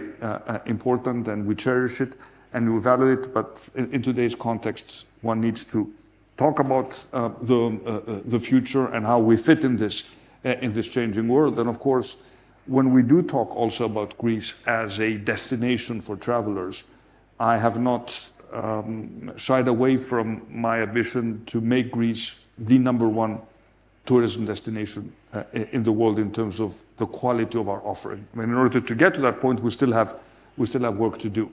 But I think at a time when people are more focused on experiences, and in particular unique experiences, Greece has so much to offer beyond what it has already offered in terms of its traditional tourism offering. And of course, this forces us to look at issues around sustainability, protection of our very unique cultural and natural ecosystems. What does it mean, for example, to be the custodian of the Cycladic Islands, which are so important and so unique? What does this mean for development, and how do you balance sustainable development with the preservation of your cultural heritage. These are difficult trademarks, but certainly we should not lose sight of the fact that whatever growth we are trying to promote, we always need to respect what makes us so unique, and certainly avoid the mistakes that other countries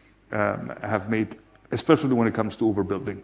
I don't think there are very few places, if you look at tourism, which are really overbuilding Greece, unlike other Mediterranean destinations, and we need to make sure that we respect this very unique natural and cultural landscape that we have inherited.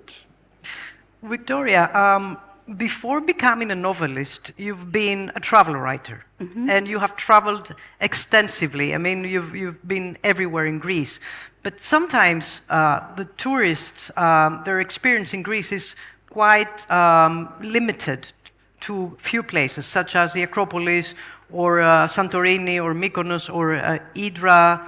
But there are so many things to see, and also it's not just about Instagrammable photos, it's about monument, it's about something which is more deep and more meaningful. So how can we help them to find out the real Greece? I did something the other evening with 10 very educated friends who happened to come round for a drink.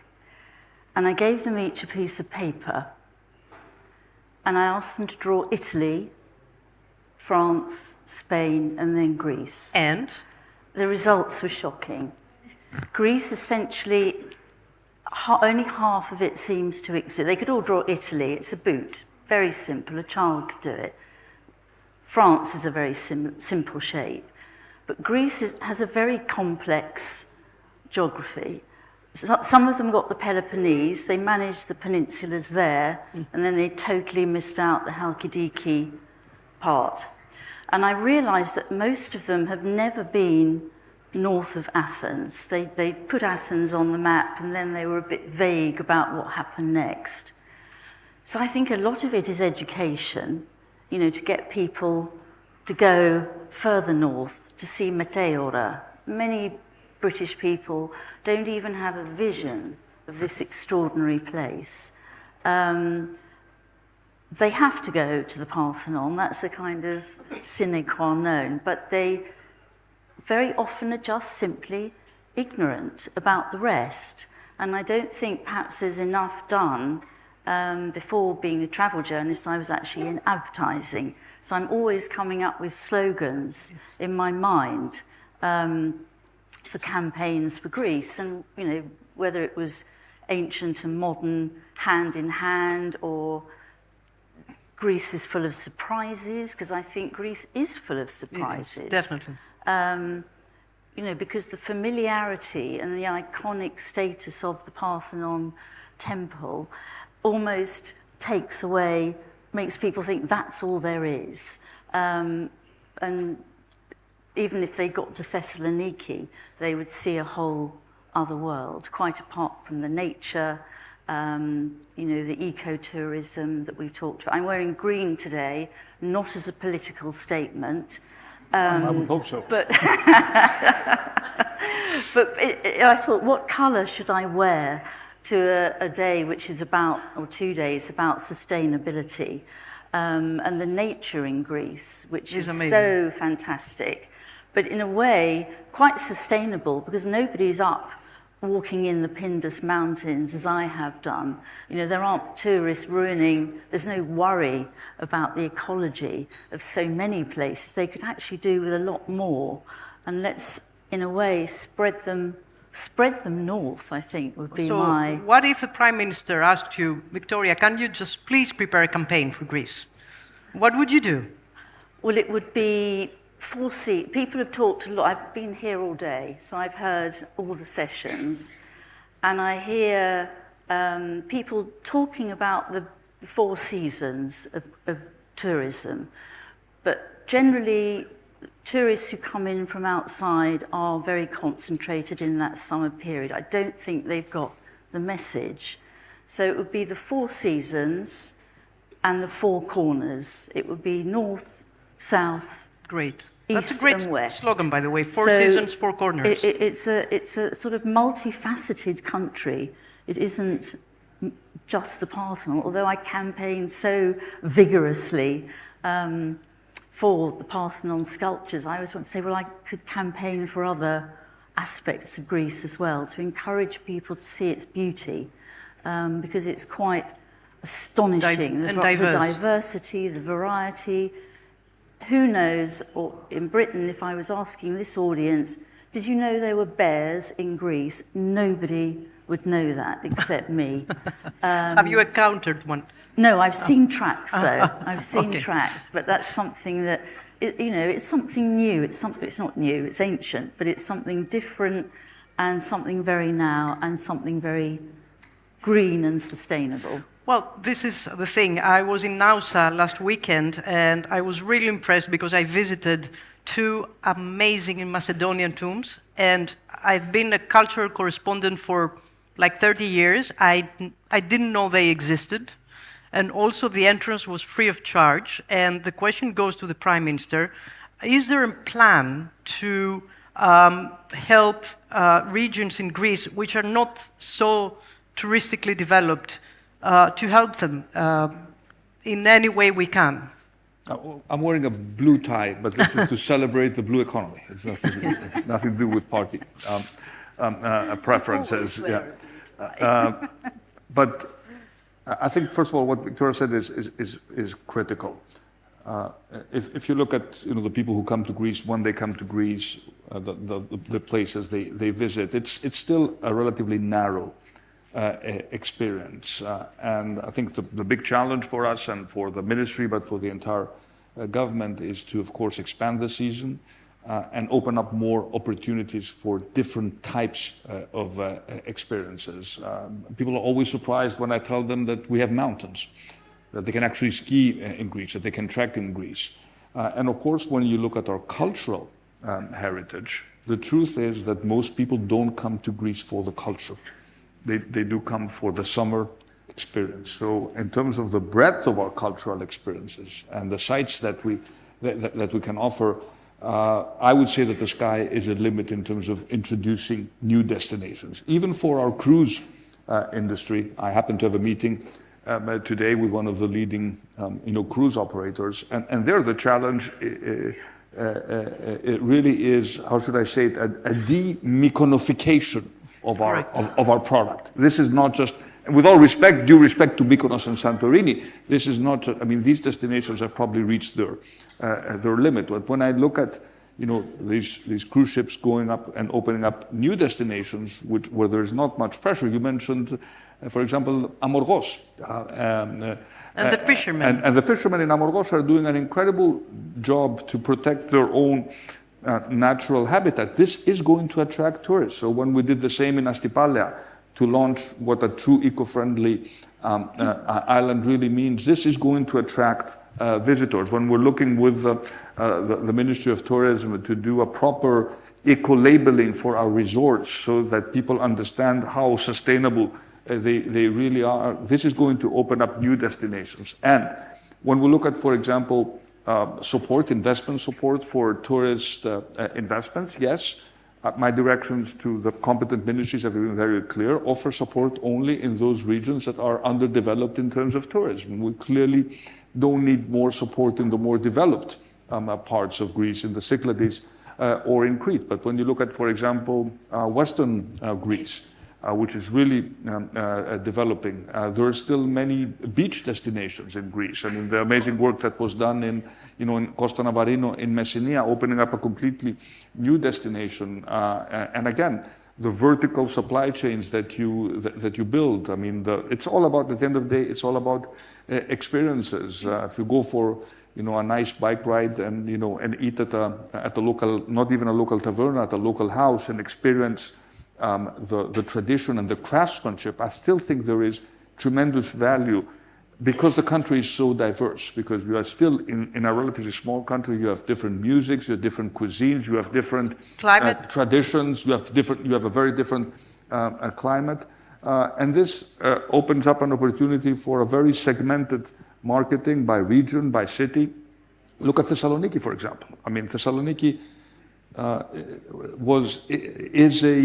it's probably historically the only true Greek metropolis throughout the centuries, and with the new investments there, it's becoming an amazing city destination. But from Thessaloniki, you can be in Vergina in 1 hour. I mean, have we really marketed, for example, the footsteps of St. Paul in terms of the trips that he followed? Not really.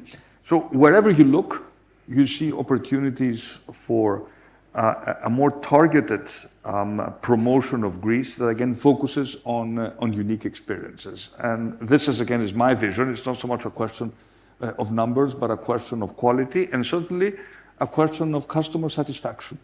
I want people to come to Greece, be happy about their experience, then hopefully go and buy some Greek products or some Greek agri-products when they return home, and certainly return, and hopefully not necessarily return to the same destination. And no matter where I look, I see these types of opportunities. So we will always preserve sort of our main sort of mass product, but in terms of branching out in various different categories, there's really so much more we can do. And of course, support the relevant investments, be it in marinas, because sea tourism is still probably even more sustainable than building sort of new hotels, or in terms of developing new destinations. Well, one of the things that repeaters love, and this is why they come to Greece, or even first-timers in Greece, what they love is our warm temperament, is our authenticity, is the sense of hospitality that we have, which is something we do very naturally. But the thing is that the last years, due to gentrification and mass tourism, we are changing our behavior towards foreigners, and also we are losing some of the traits that we used to have. So how can we protect our most valuable asset, which is authenticity? It has to do with our soul, our DNA. And the question goes for both of you. Well, I'm still an outsider, although I am very honoured to be a Greek citizen as well. So when I come with family and friends to Crete, which is generally my holiday destination, they are always amazed by authenticity. That is something that really, really touches them, that we can go to a small taverna and have food that's been cooked in the back by the same couple who've What been about the there price for of the years. food? Generally in the mountains, that's where we find the authenticity, and that's where they are most enamoured of their experience, and they always want to go back there. Whereas, the more touristic, mass market destinations, you probably will never have that. But is it something that can you artificially preserve authenticity? It's I don't know. It's a contradiction in terms. Authenticity is itself. And I'm not against big luxury hotels. They perform an important function for the economy and for the visitors. But people who go there are they're not going to spoil the authenticity of the rest, and they're perhaps not interested in the authenticity. But my belief is that authenticity will survive. They're just going to have ceviche, but not a real fish in a tavern. That's my I see your point. observation and my hope that it would be impossible to damage in any way such a strong culture as the Greek culture is and always has been. Prime Minister, what do you believe? Economic value to authenticity. So look at our crafts, for example, and this incredible tradition of craftsmanship that we've had in Greece. These traditions survived throughout the centuries because they served an economic purpose. Now they need to find a different economic purpose, so they need to find a different market. Be it your local honey producer, or your local weaving, or the local food that you will eat, which is going to be literally from farm to table, because that's the way it always was. We're not reinventing the wheel here. This is the way things work. So assuming you can attach a specific economic value and you will have customers who are willing to pay for this, then the challenge of the government or the regulator is to make sure that you create a framework to preserve this while ensuring that there is enough economic value for economic activity to continue, for young people to stay. And of course, the jobs may change, and you need someone who, if you have a fisherman, for example, can make additional money by taking tourists on board, early morning for a fishing experience. And this is perfect because he can still do his job, but he can have an additional income by sharing what he does. And there are many such opportunities, but it requires a lot of education. It requires training. For example, we need mountain guides. So we need to train them and certify them. We need mountain rescue sort of operation and helicopters if we really want to open up our mountains to this type of tourism. So it's a combination of targeted sort of redirection by the state and explaining to people that there is a future to be made by actually preserving the way things are, because people are interested in this authenticity. And wherever you go in Greece, you will find these authentic experiences, and more people are discovering them. And in an era where these experiences are being shared more easily, it's also easier to market these experiences abroad and to make a case. I very much like what you said, full of surprises. I think we should take this on as a suggestion, because this is sort of my experience whenever I show people around Crete. I mean, they're blown away by what they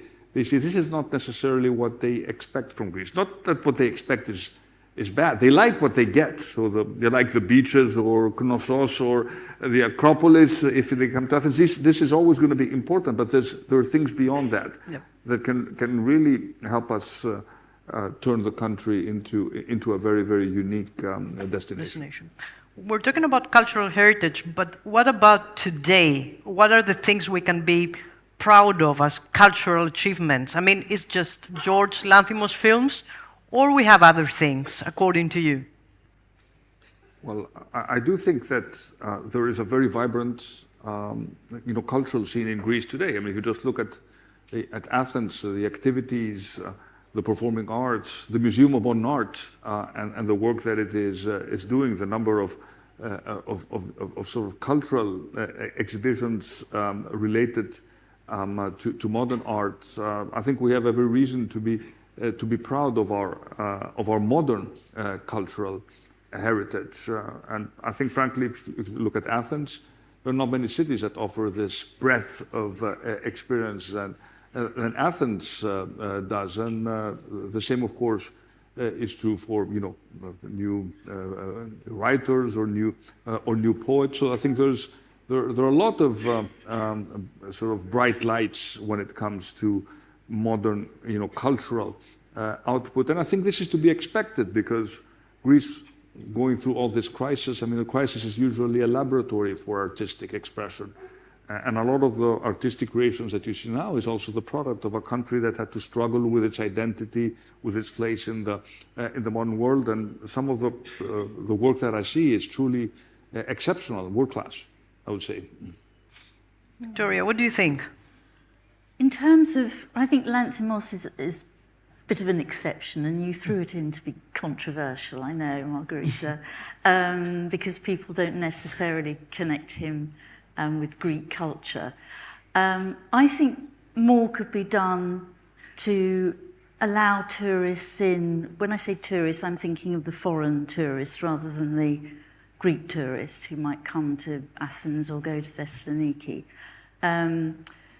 I think quite often they're a bit afraid to enter into the world of music or drama, opera, because of the language barrier and all that, those issues, but they could nevertheless certainly enjoy more Greek music. I mean, to me, one of the great Greek cultural experiences is to go to a bouzoukia, but I'm sure the only British originally born in Britain person in there, but that's quite something. I mean, that really is quite an experience, and I think tourists would be quite shocked, but I don't think they'd dislike it, seeing the Greeks having so much fun. If we bring back the plate tradition, which seems to have been... Yes, I think they'd be disappointed. Now that you have the Greek citizenship, you can do it too. I mean, it's like it's part of the, part of nationality. You can do that in London, but it's not authentic. I always sit there going, that's not authentic. It should be flowers. Okay, last question. Let's say that a friend of yours calls you up. He's never been to Greece, and he says, can you please tell me where to go? Just one island or one place. So what would you choose? And it's not Crete. What would you choose? And it's not Crete again. Right now, I would send them to Kastoria. Okay. We've all heard of the fall. The Americans promote the fall like it's some extraordinary thing. And I went one autumn when it was the autumn and the leaves were there. And of course, being me, I compared it with going to Kastoria and seeing the leaves on the trees up there. So November, that's where I would send them, up to the north. Prime Minister, I know it's a tough question. It's not Lefkaori, so where else? Well, if it were an island, it would be Tinos. And or because even that is, I can be accused of being biased, or I would choose Limnos. Limnos, which is an extraordinary island, up north with a totally unique geography, unlike any sort of Greek island. It will remind you probably a little bit of Scotland in terms of the geology. And I think if it were the mountains, for me it would have to be Zagori and the mountains north of Yanina. It's a totally unique combination of stunning natural beauty and an incredible and very well preserved cultural heritage in terms of all the villages in the area. Zagori, by the way, being discovered by many foreigners, and again, the possibility of our mountain destinations becoming year-round destinations. It's easier for a mountain destination to become a year-round destination than for a smaller island to become a year-round destination. Thank you very much. Thank you for being here. It has been an honor.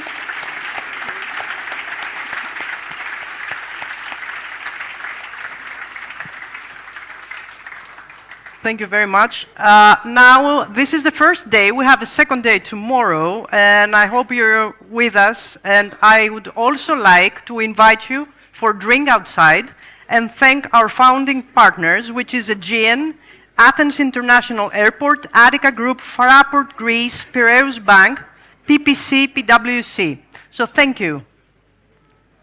Να βγάλουμε μια... Ναι.